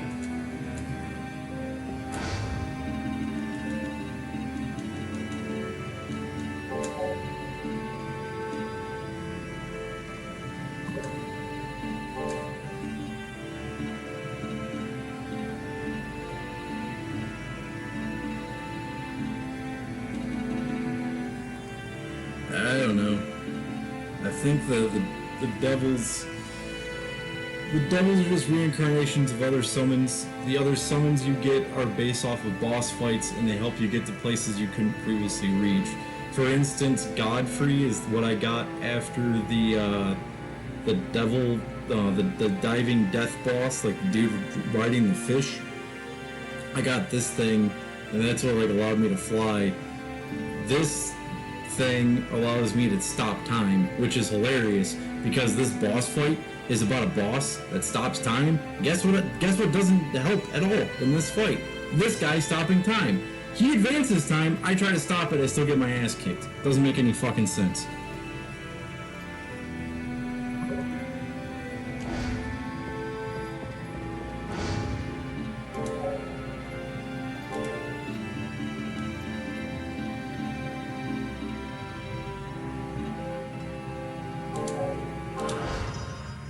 Yeah, but at least they made the character model.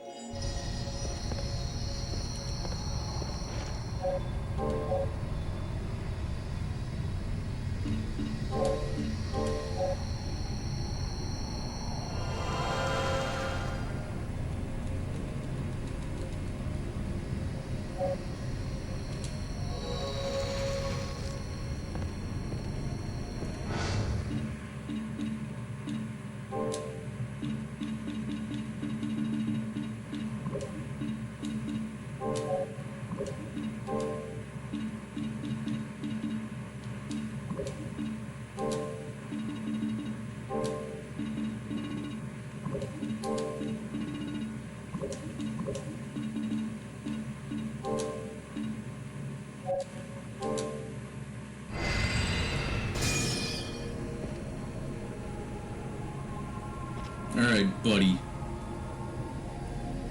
Let's go kick some ass.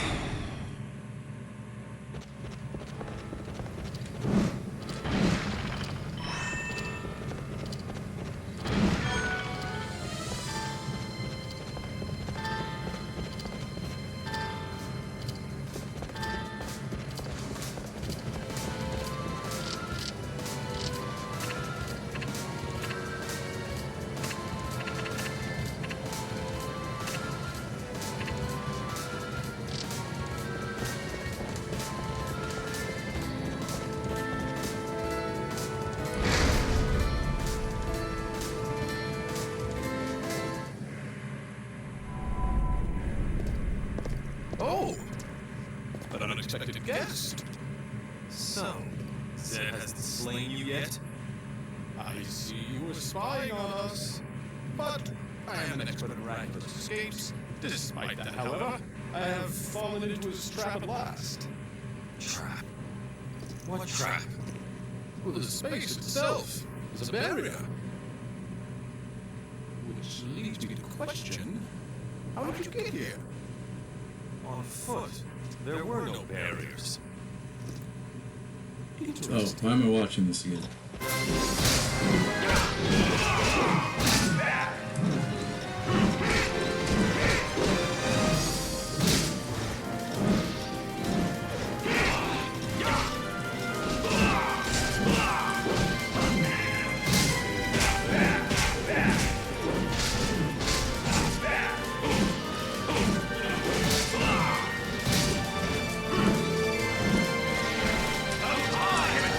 The Axe and Basak Show.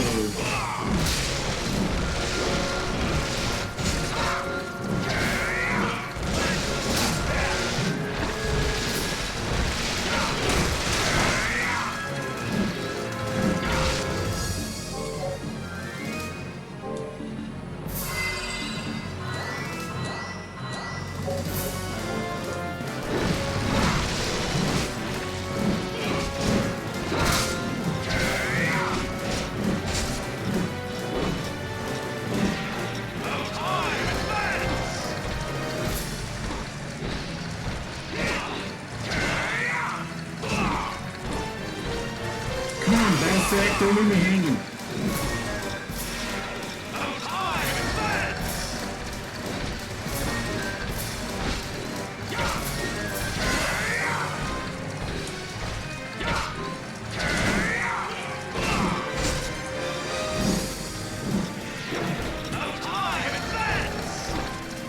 Yeah, ball sack, dropping the ball, just standing there. Is this Hanging destiny back as well? like it's a humid day in the summertime. Shriveled like it's a winter fucking storm.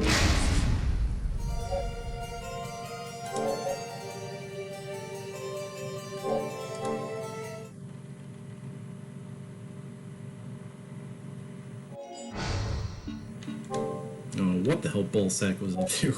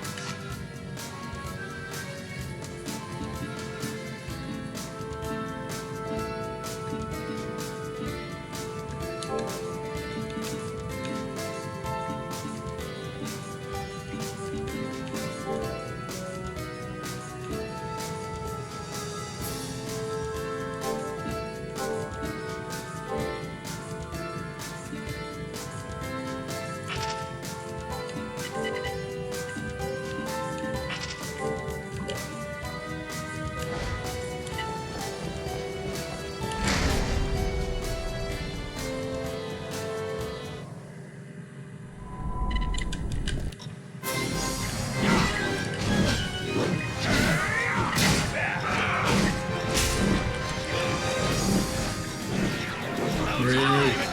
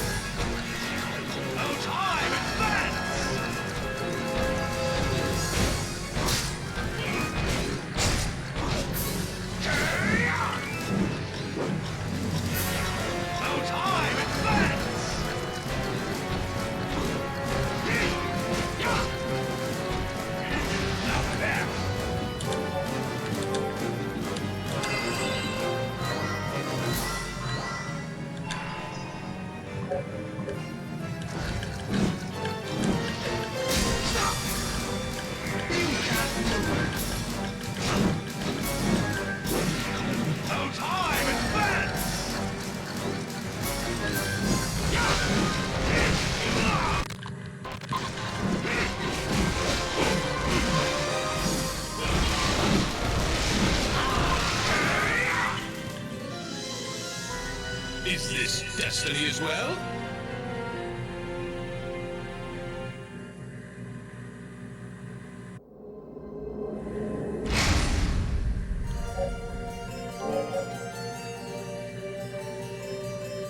I don't know. Like, he does the stupid time advance thing, and then the thorn bushes come out, and if they touch you, you get hit like by them 20 times. There's a block button, which I hold. It doesn't do anything.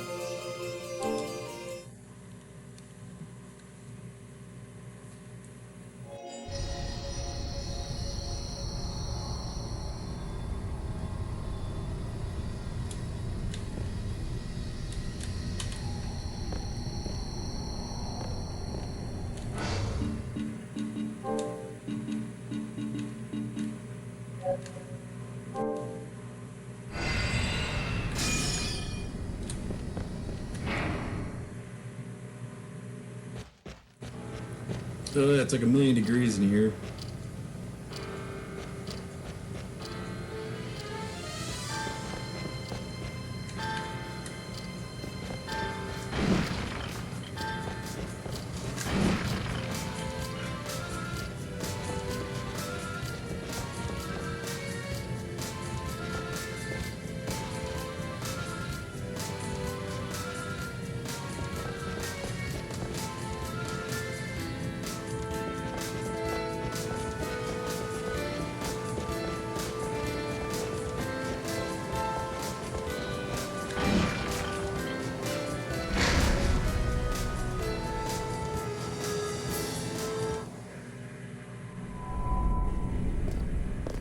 Oh, an unexpected guest.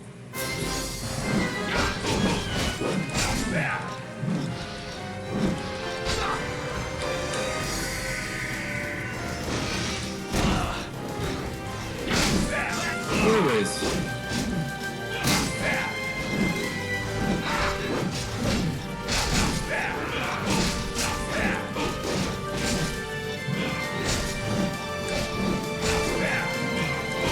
Suffering is the name of the game.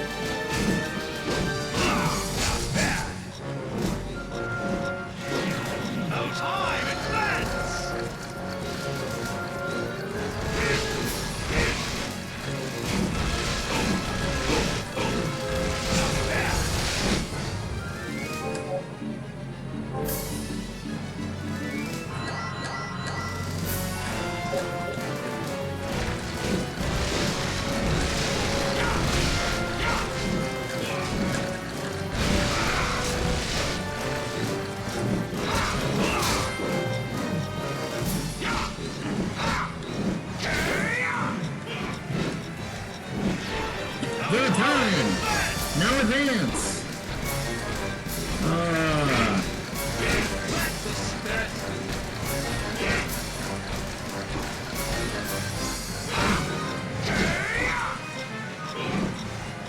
The whole fight is fucked.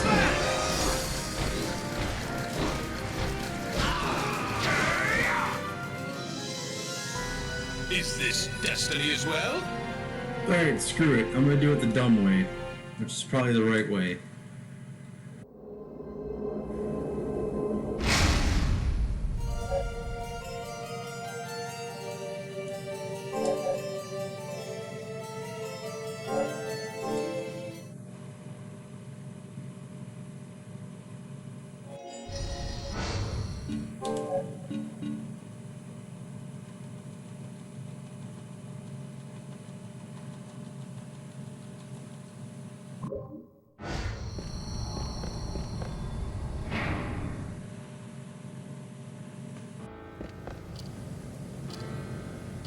I'll farm in 1 second. I have an idea.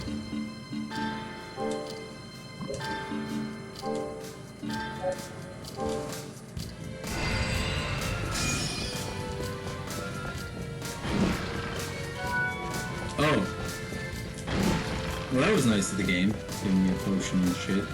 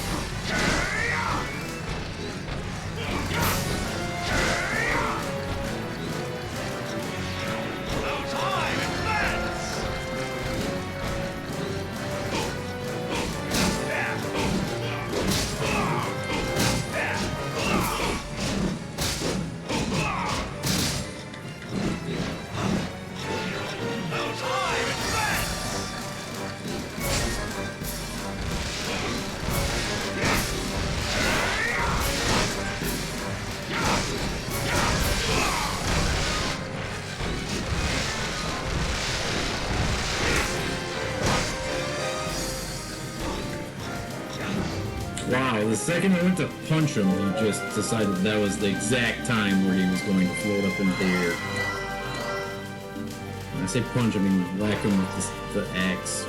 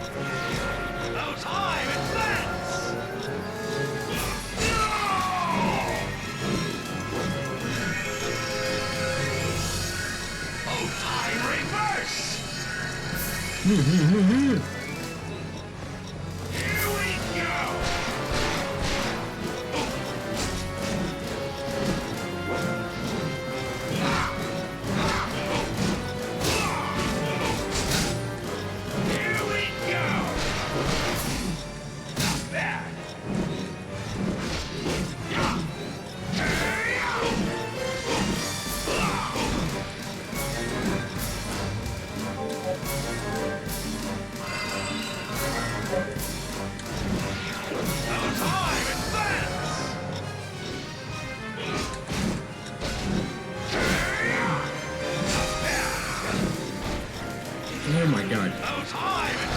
Dude, just land and die.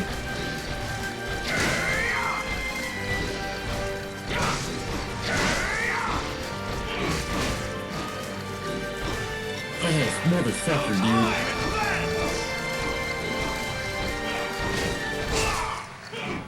I surrender! I promise not to interfere with you again. Very well. I now see how fascinating time, or rather, fate, truly is. Just who are you? A traveler. Only half here.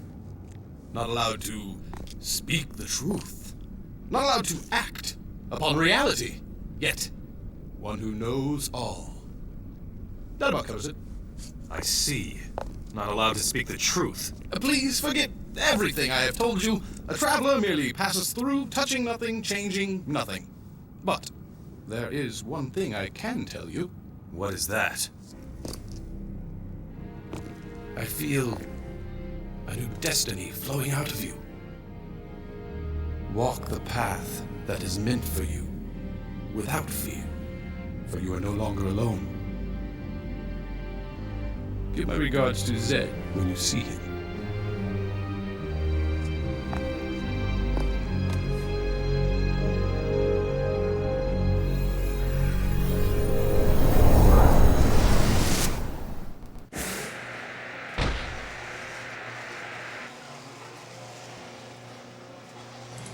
After all that bullshit, I'm still poisoned. Do you know how pissed off I would be if like I was one hit away from dying in that boss fight?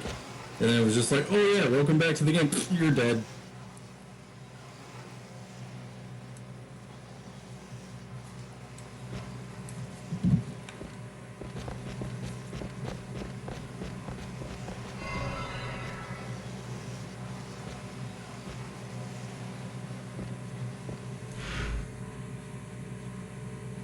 I mean, the first time that something like that has happened in anything, in any of the streams, I mean, that would just be just another goddamn thing that happens.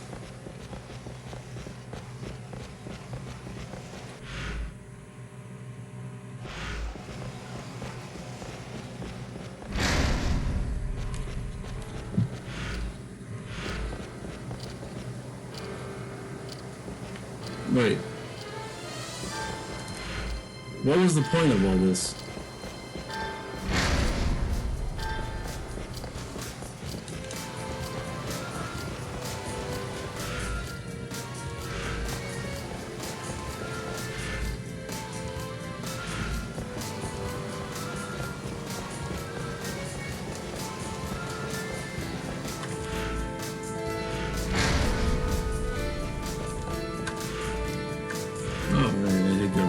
Alright. Just losing my mind here. It's fine.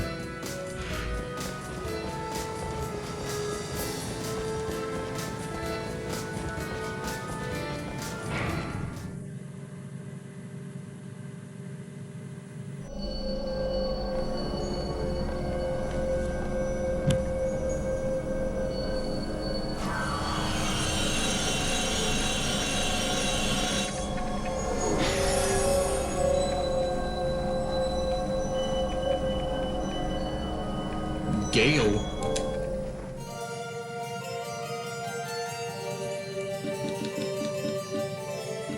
Dares. He goes where eagles dares.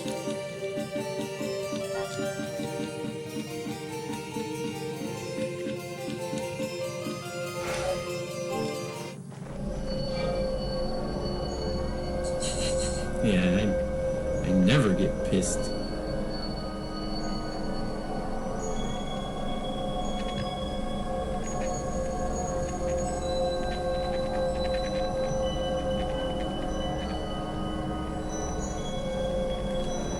I don't understand exactly what it's giving me the ability to do.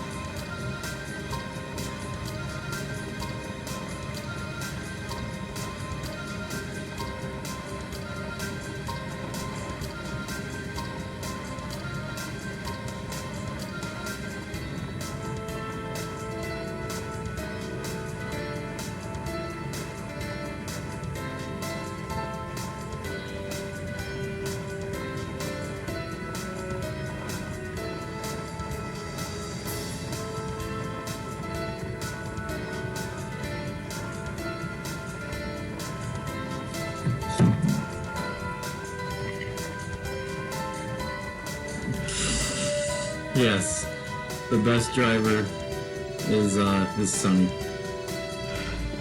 She never hit nobody.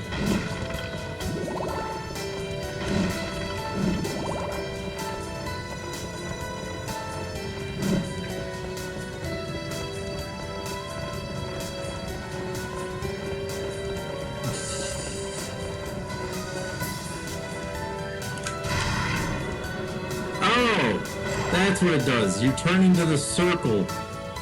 It's not what I thought it meant that you do.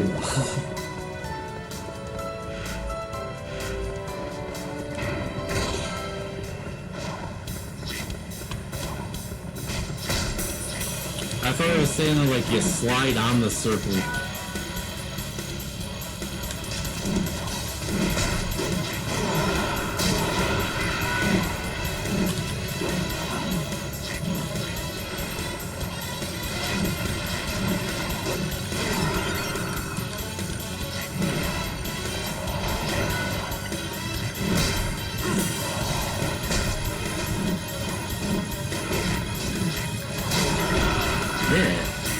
That guy should not have been walking there, okay? He should have known well enough that it was Sunny Days was driving that car, and he should have known to get the fuck out of the way. He was impeding the wrestler. He was impeding a body Donna. Sunny did nothing wrong.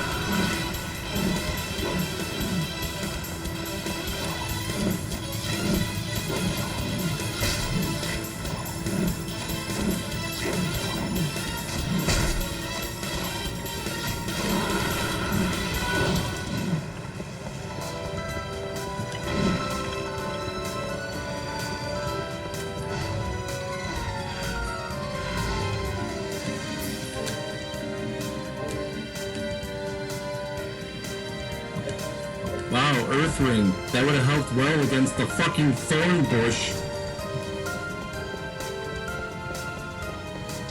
What is it with these fucking games where they give you these, like, these bullshit ass power-ups, like, a second too late? Like, here's what you wish you would have had, like, 5 minutes ago. I'm really going back this way because there is a thing not too far away from...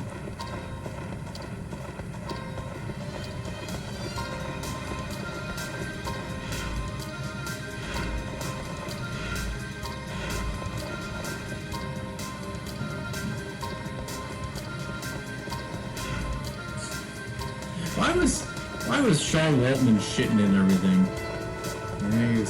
He's shitting Sable's hat.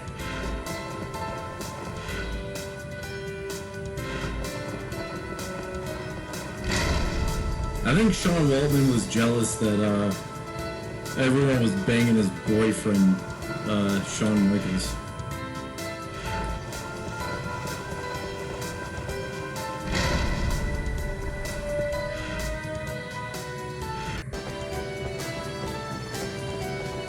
It was funny, I was watching we were watching SummerSlam 90, no not SummerSlam, Survivor Series 93 the other day. And what I thought was funny about that is there's that match where it's 1, 2, 3 Kid and Marty Jannetty. They do the back-to-back roll-up win where 1, 2, 3 Kid does a roll-up win. Like, he jumps over the ropes and he grabs the guy and rolls him up and gets the pin. And then he tags in Marty Jannetty, and Marty Jannetty flies in and does the thing to does the same thing to the other guy, and they both get back-to-back pinfalls. It's funny because, like, you can see that Roman is, like, hugging Jannetty. And he's, like, you know, he's doing, like, the whole, like, I'm acting like a little kid, and this is my mentor, tag partner, like, thing. But he keeps giving these, like, death stares. He keeps, like, he's looking back at him, and he's like, you can tell, like, he needs to say, like, fuck you, man, Shawn Michaels is cool, you are, you son of a bitch. Just, like, it's just weird.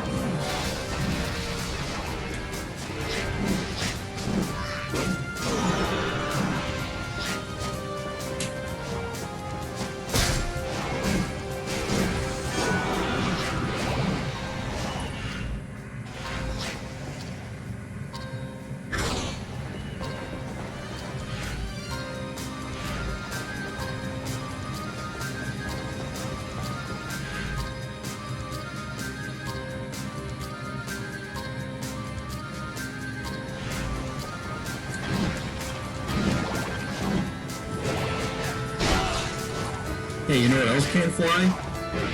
X-Pac himself. You know why? Because he's flown with meth numerous times.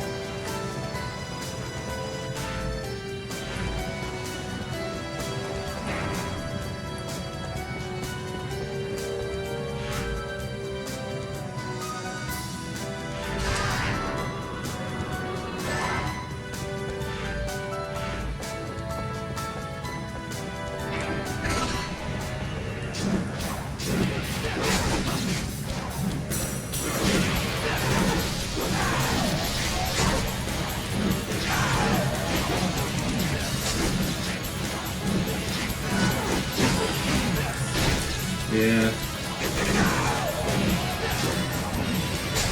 Gator fucked that guy up.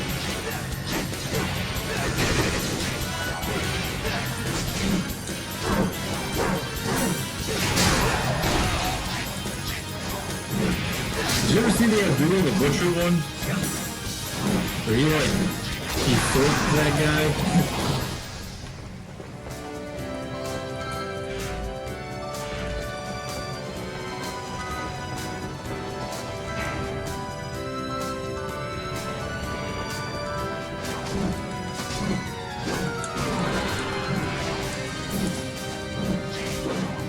Yeah, hepatitis is a hell of a drug.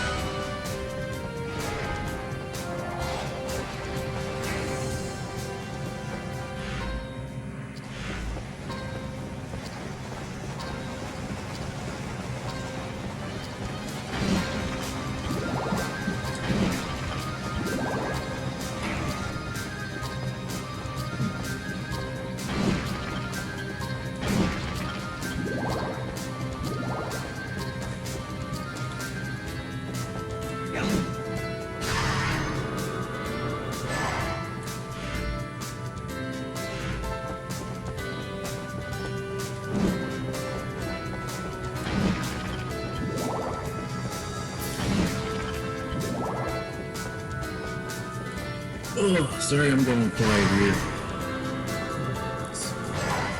Nothing more than the fact that I'm tired.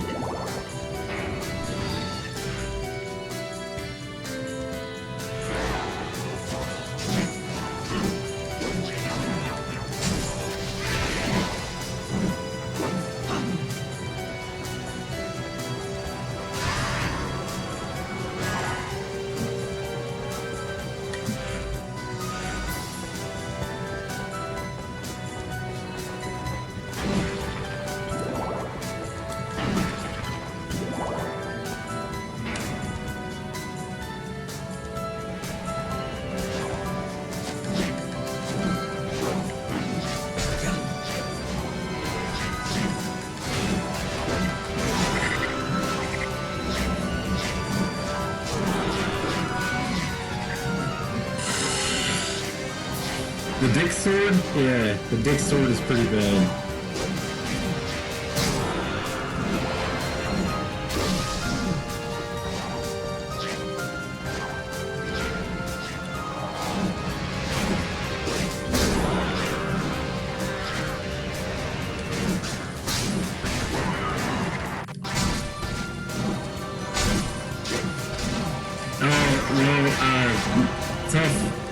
It's tough because Cody Rhodes' neck tattoo is pretty fucking stupid too.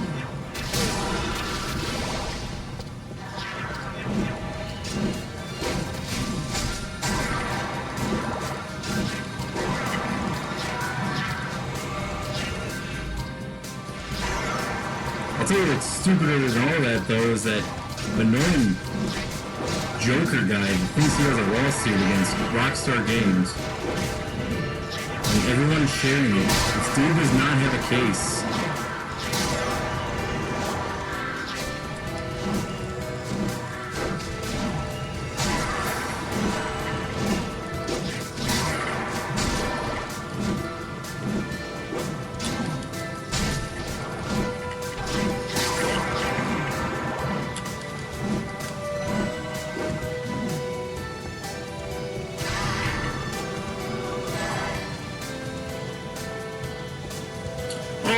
Yeah. I'm not sure if I told you this yet or not, but I watched the Britney Spears knife dance.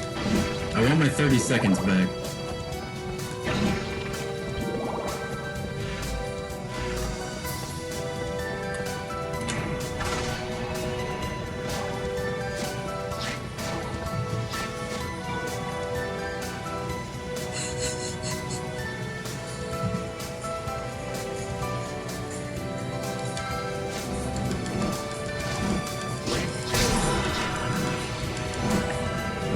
Yep. Years of dance experience condensed into a 30-second video where she surprisingly didn't slice herself open.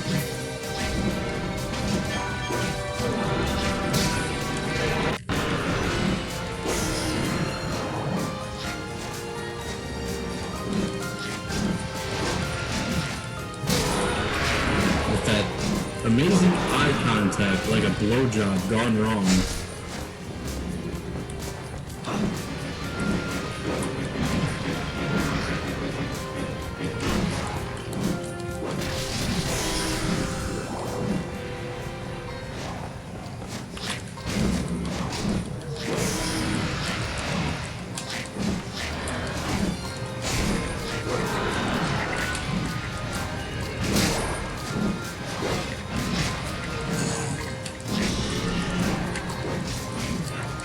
She should be dependent.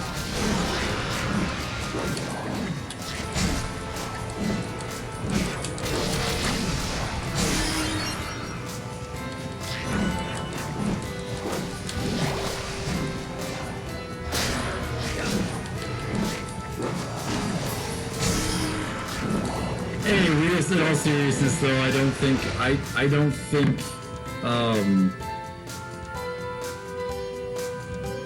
what exactly was the story there with her? I remember Lindsay Lohan and Amanda Bynes. They got their parents basically screwed them out of a ton of money, and then tried saying that their kids were crazy. What was the Britney Spears one? So I remember when she shaved her head so they couldn't get a follicle from her, so she wouldn't lose her kids to K-Fed. I remember that.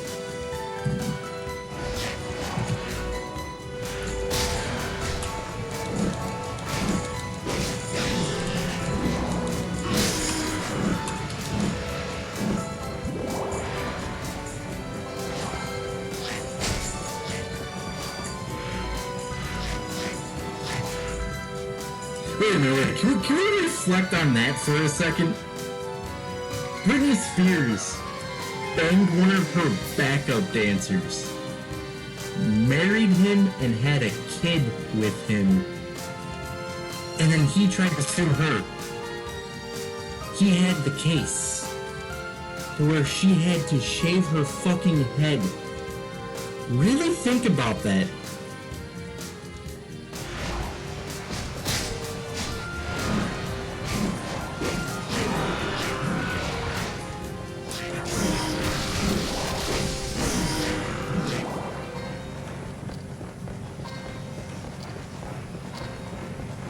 Britney Spears had a fucked up life.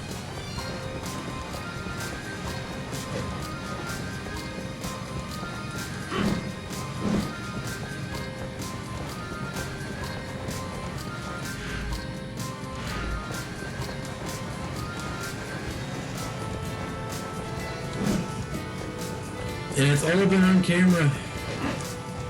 Because she's part of the Disney Child Illuminati.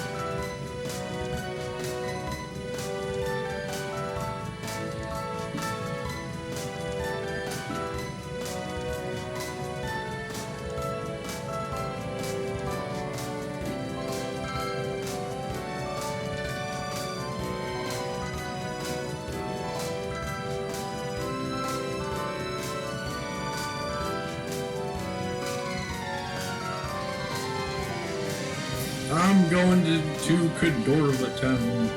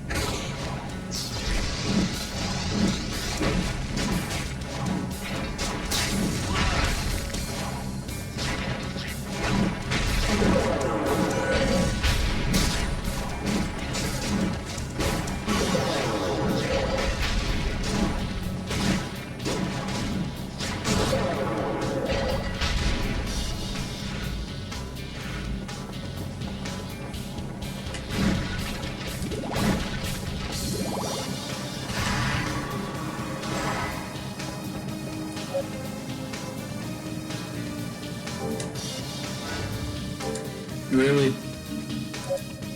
There's no need for there to be a two-part summon for that.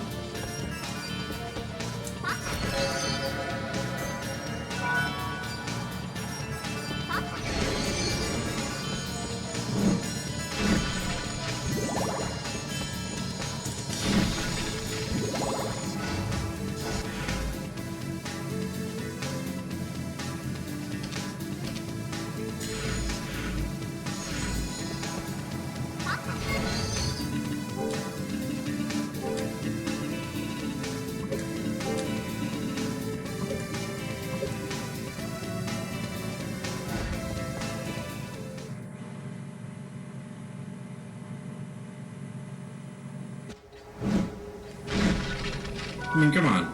All games waste you time.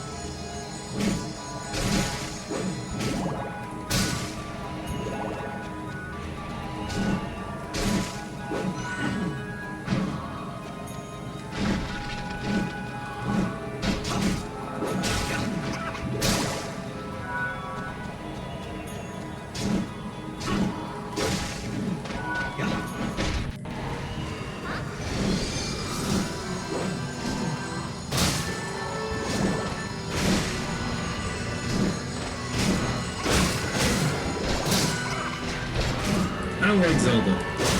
And I'm never gonna play that game.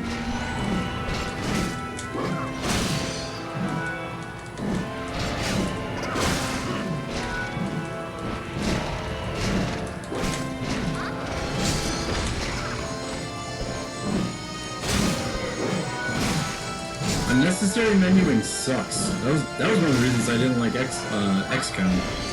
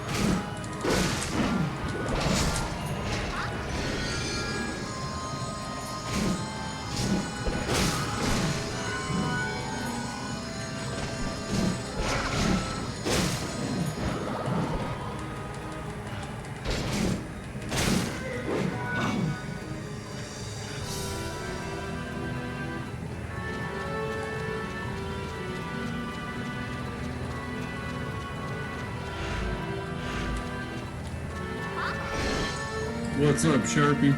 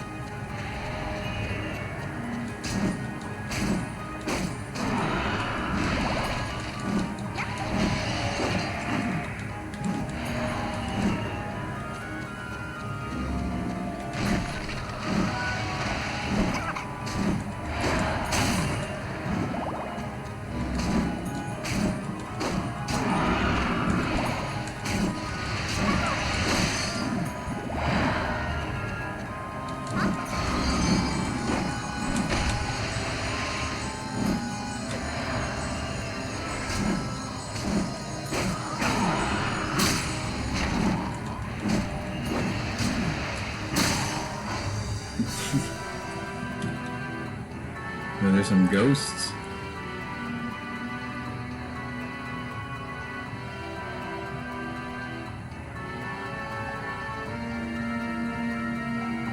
Yeah, I don't have any idea who some of those the new bots have been hanging out.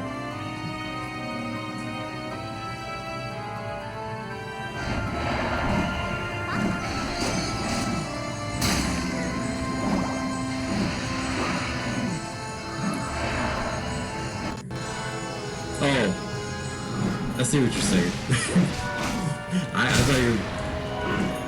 thought you were talking about the some names in the works.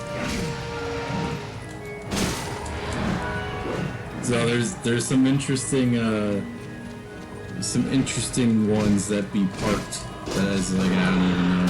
I've seen them parked in a lot of streams, and it's like I don't even know how they're even what these new ones are.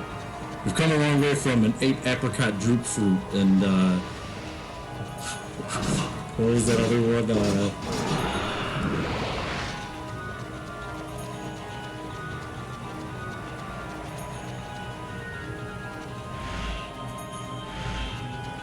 There was like a rollerblade one or something.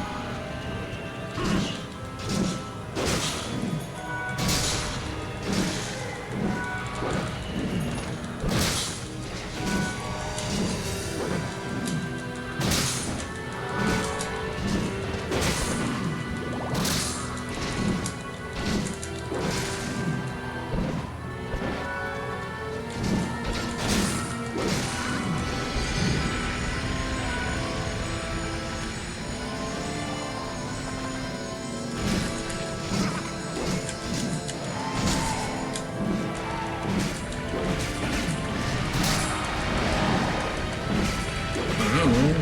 Why did you sleep so fucking late?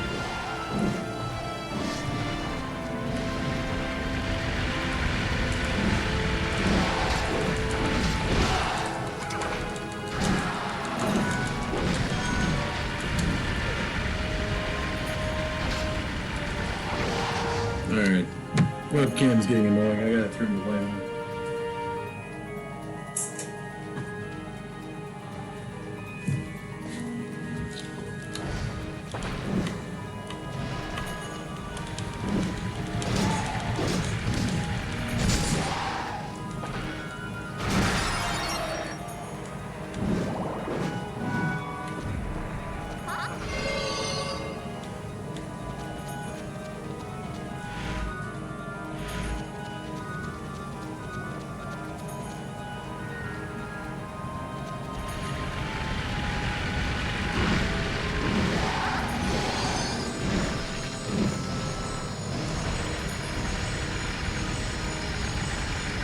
So, as a laid-back, kind of chill game with some annoying bosses and some parts that are just like annoying to figure out what to do next, it's really not too bad. As a challenging game, though, the biggest challenge so far was figuring out that I had to hit that one statue and knowing that I had to block through an entire boss fight so that one of my summons could just do all the work. It's not bad, it's just, it lacks excitement. And then the cutscenes are very lackluster, and overall, I like it. I think it's a good game, but I understand why people don't like this Castlevania. If they were to have named this anything besides Castlevania, it would be much more liked, I believe.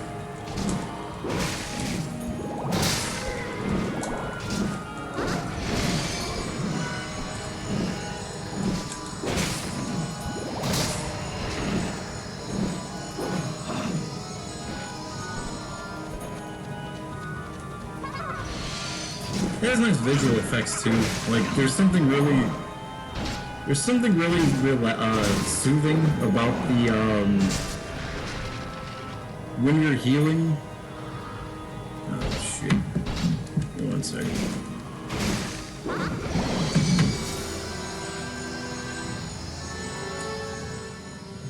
There's something visually appealing about getting hit with a fireball when you have like the blue healing aura thing going on. It's a nice contrast. I don't know.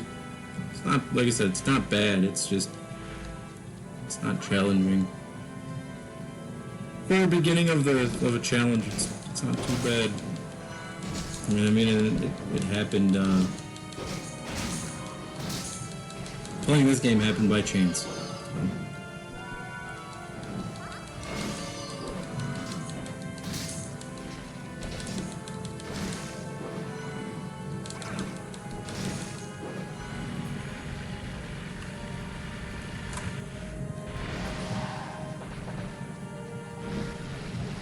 I'm not sure if you guys can hear the banging noise, but I've been trying to figure this out since I've moved in, so...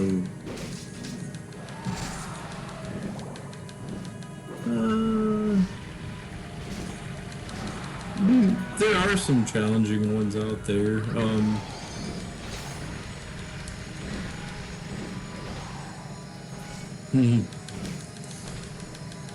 You didn't have to play this one.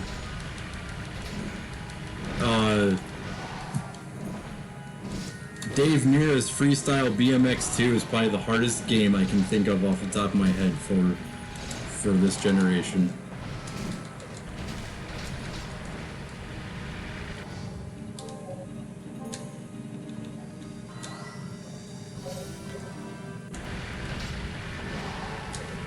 And you didn't, you got lucky, you didn't have to play Ikaruga. Ikaruga's pretty, difficult. For me, anyway, you're better at shmups than I am.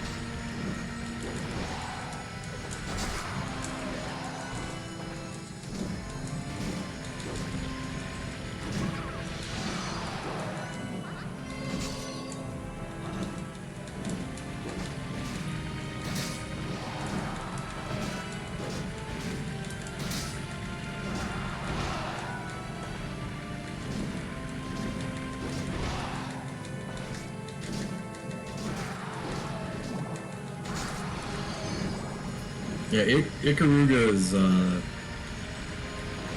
game is something else. That's, we talked about that before. That's that game where you, like, at all times, there's bullets on screen. And you have to, like, your ship has a different polarity. Like, you either, like, it's like a white and blue ship or it's a black and red ship. And the polarity of your ship has to match the bullets that are on screen. So, like, you have to, like, perfectly time going into, like, enemy fields and flipping your ship and shit while you're trying to destroy the enemy. Like, it's a badass game. It's hard as fuck, though.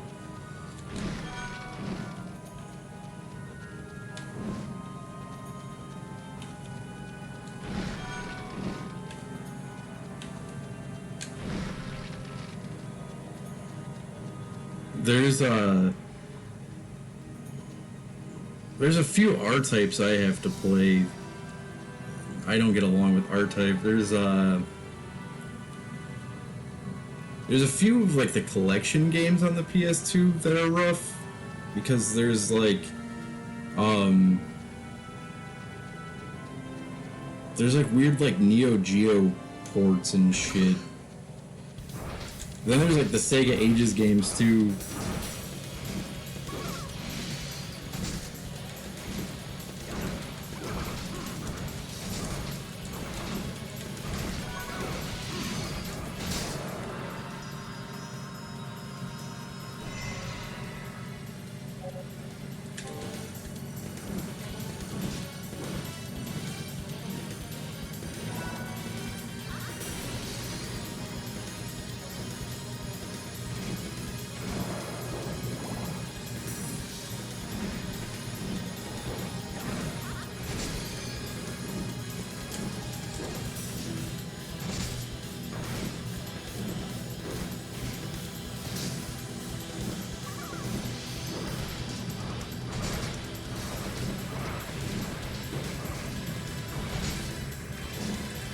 I'm trying to think of something on the Dreamcast that's like...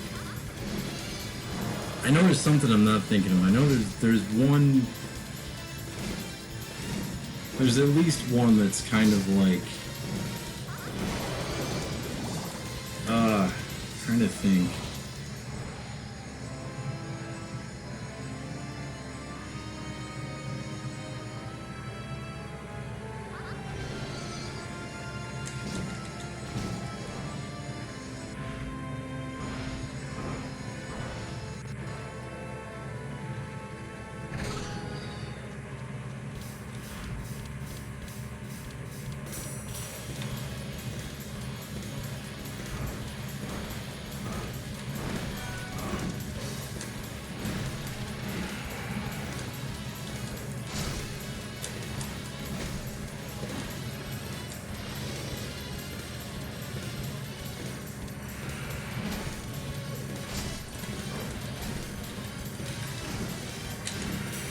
Did you play that Ill Bleed game yet?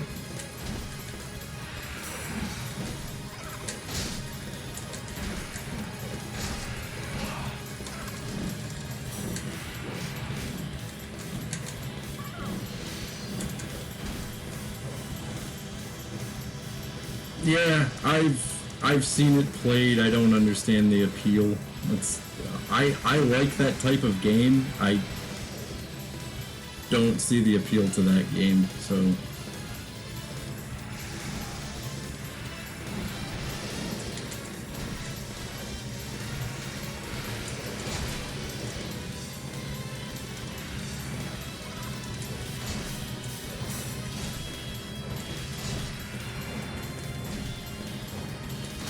Wait, you already played MDK2, right?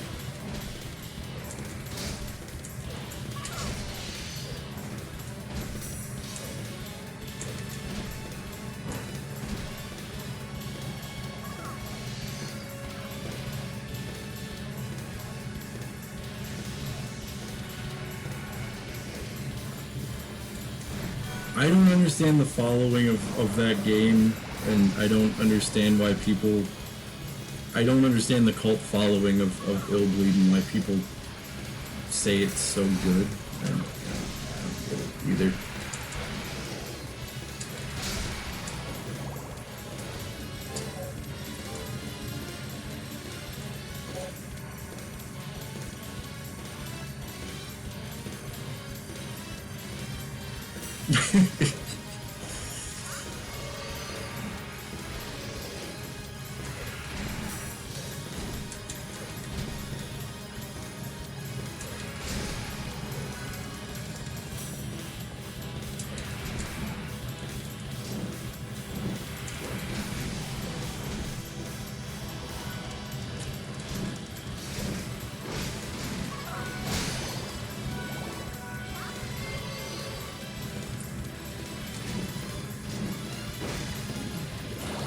Oh shit! Some of the basketball games on the Dreamcast are awesome. The Sega Sports, like Sega Sports NBA '99 or something like that. Maybe it's 2000.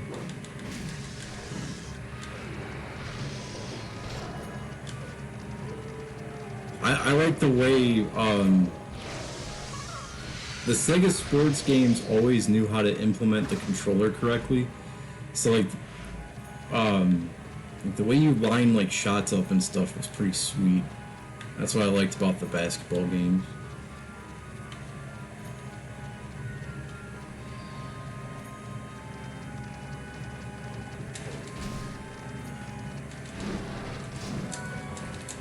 I'm getting really lucky with these items and shit.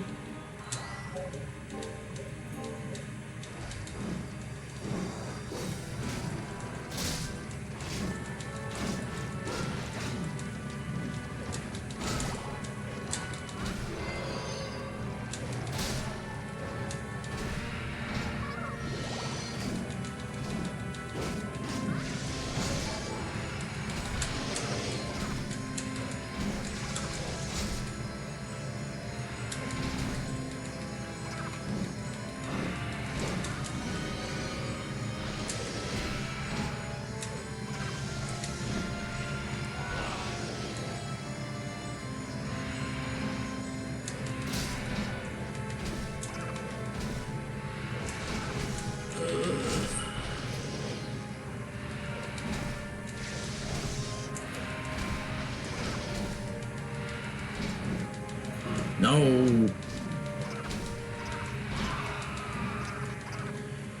Look, it ran out.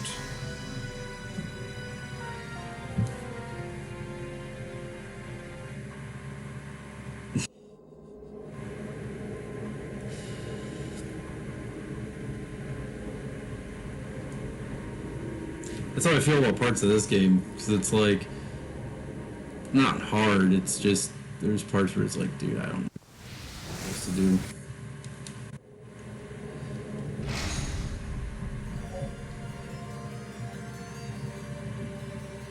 Wait, isn't there a Myst game? Is there?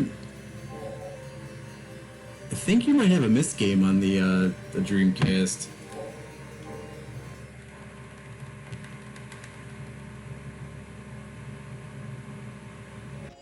Did I seriously not save after the boss fight?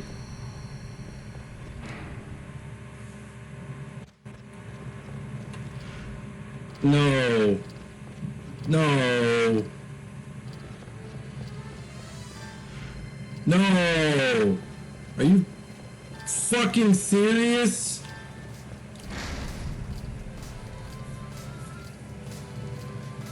No. Oh no.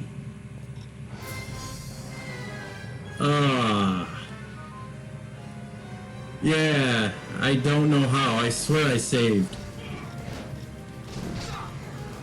I swear I saved.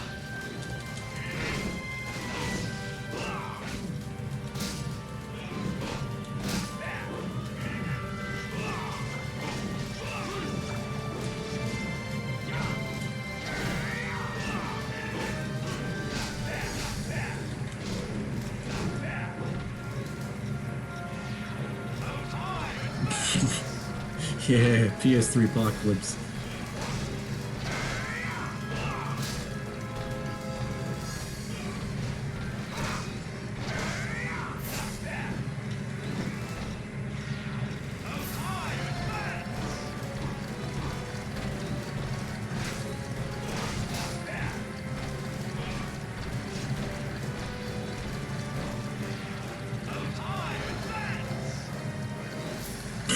Yeah, PS5 Apocalypse, yeah. It's like 13 games that take 3 years to beat.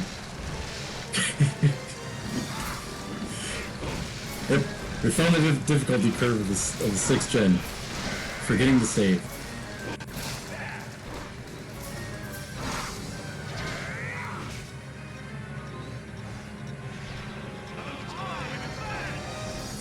I don't think it was on Dreamcast, but it should have been on Dreamcast. Another really hard game that I can think of is Shinobi. The first 3D Shinobi. It's really weird how they did that game, but that game is awesome.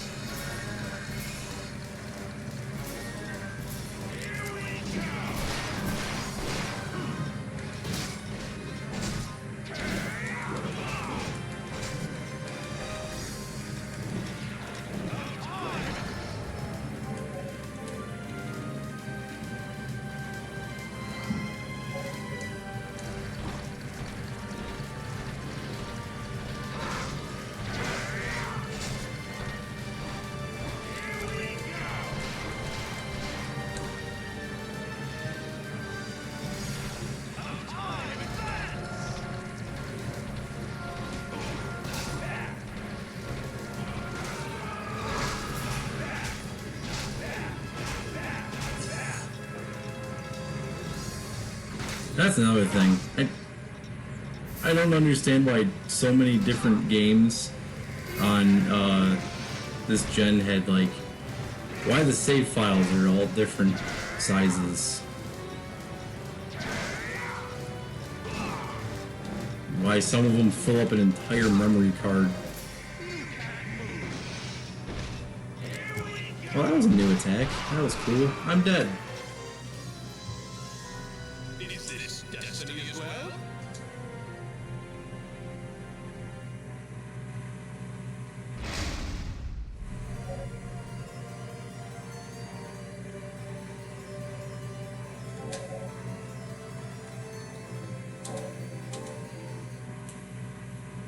I'm just gonna beat this, and then I'm calling it.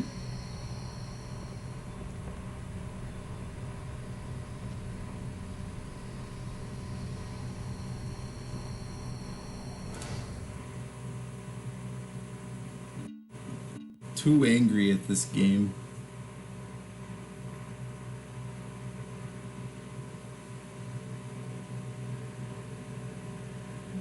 It froze on the end boss?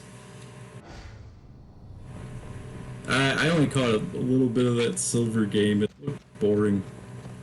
Like, it looked like uneventful Final Fantasy.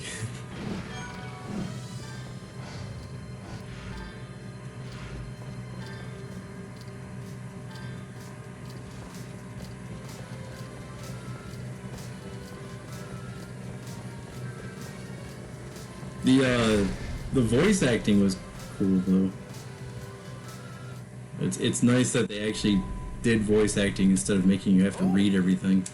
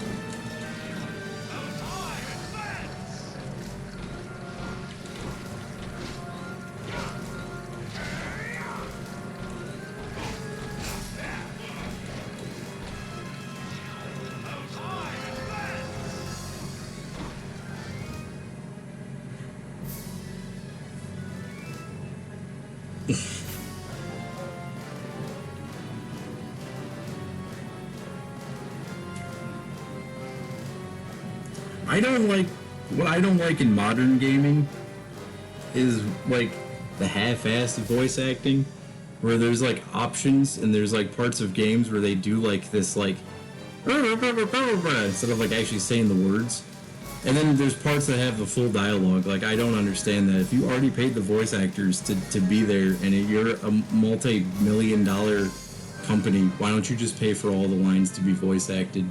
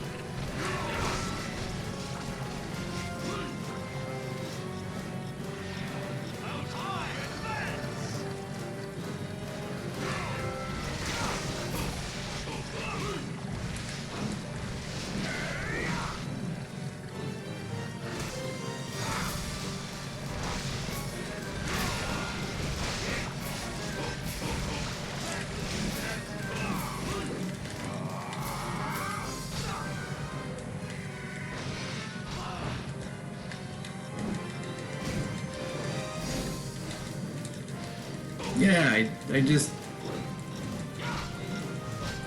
The mumbling is weird, I don't understand why some dialogue options are more important than others, because the voice actor will actually say them. Other times it's just like... I blame Animal Crossing for that. You know what, I blame Animal Crossing for a lot of things. Blame Animal Crossing.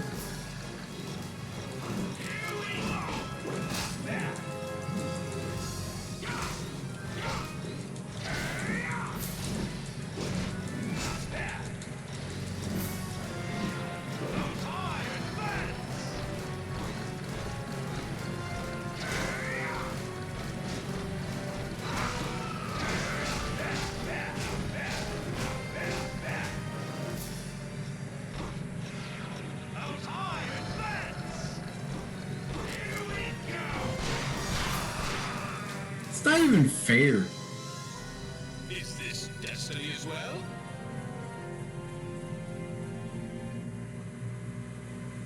Why couldn't I just save the game? I could have sworn I did.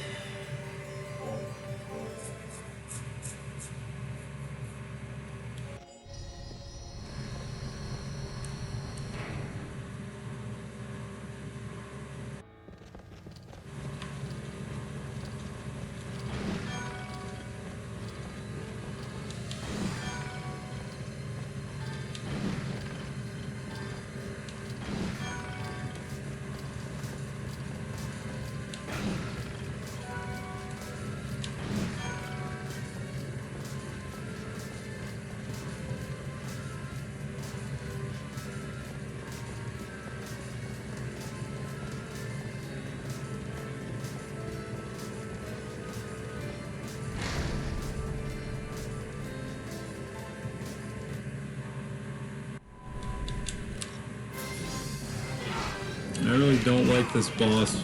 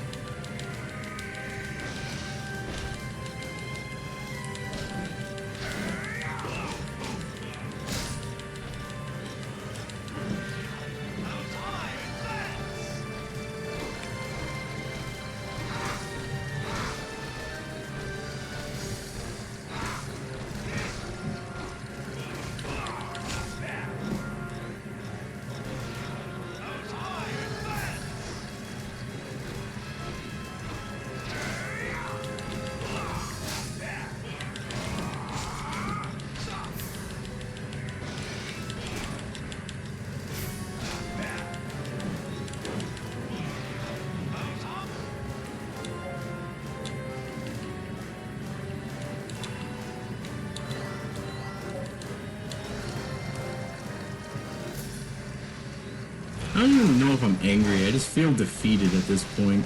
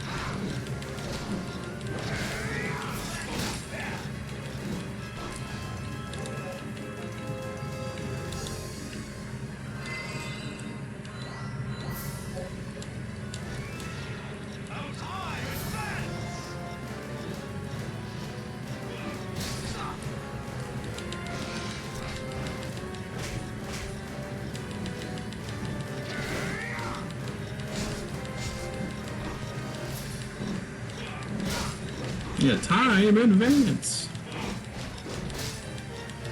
Buddy, if you're gonna time advance, at least give me my paycheck for next week.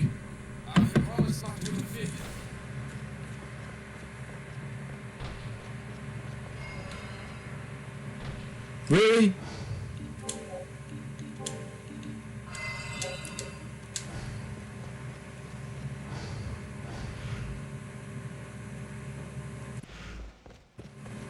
Let me go back. Save the game.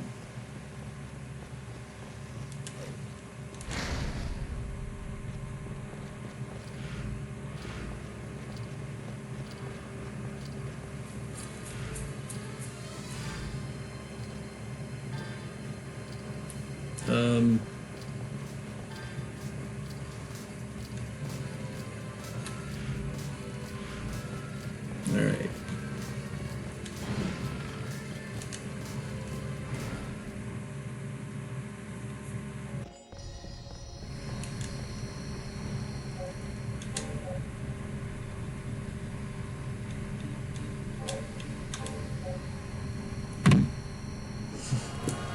Alright, I'm calling it quits tonight because that just blew my mind. At least now we have a general idea of where we're going, what we have to do. Kinda. That boss fight, I liked it so much I had to beat him twice. Just keeping everyone on the edge of their toes. That's what all that was for, you know? Gotta kill them all twice, just like we were playing the other Castlevania. Or the last time I forgot to save, and yeah, it took me like another 45 minutes to do that stage again. Yeah, it's the Castlevania curse. You just, everything that's good in the game, you gotta do it 2 times. Gotta get the papers, get the papers.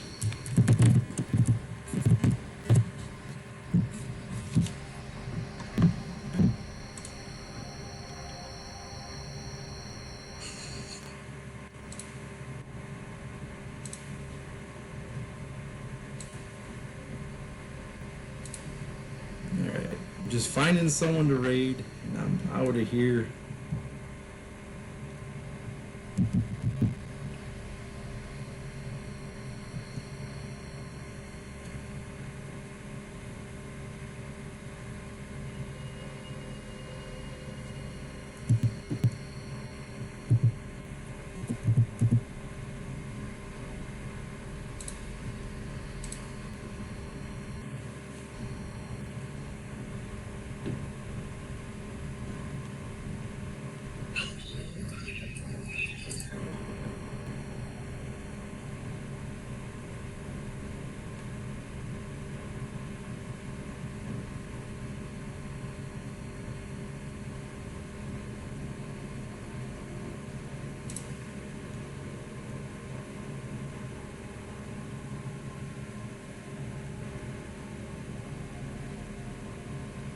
Well, there's a lot of people on.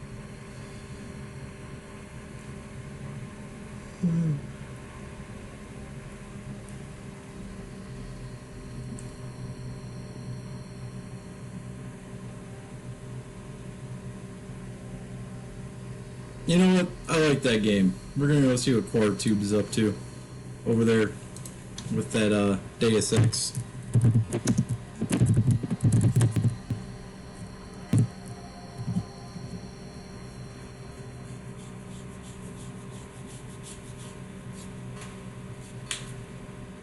Hope everyone has a good one. I'm out of here.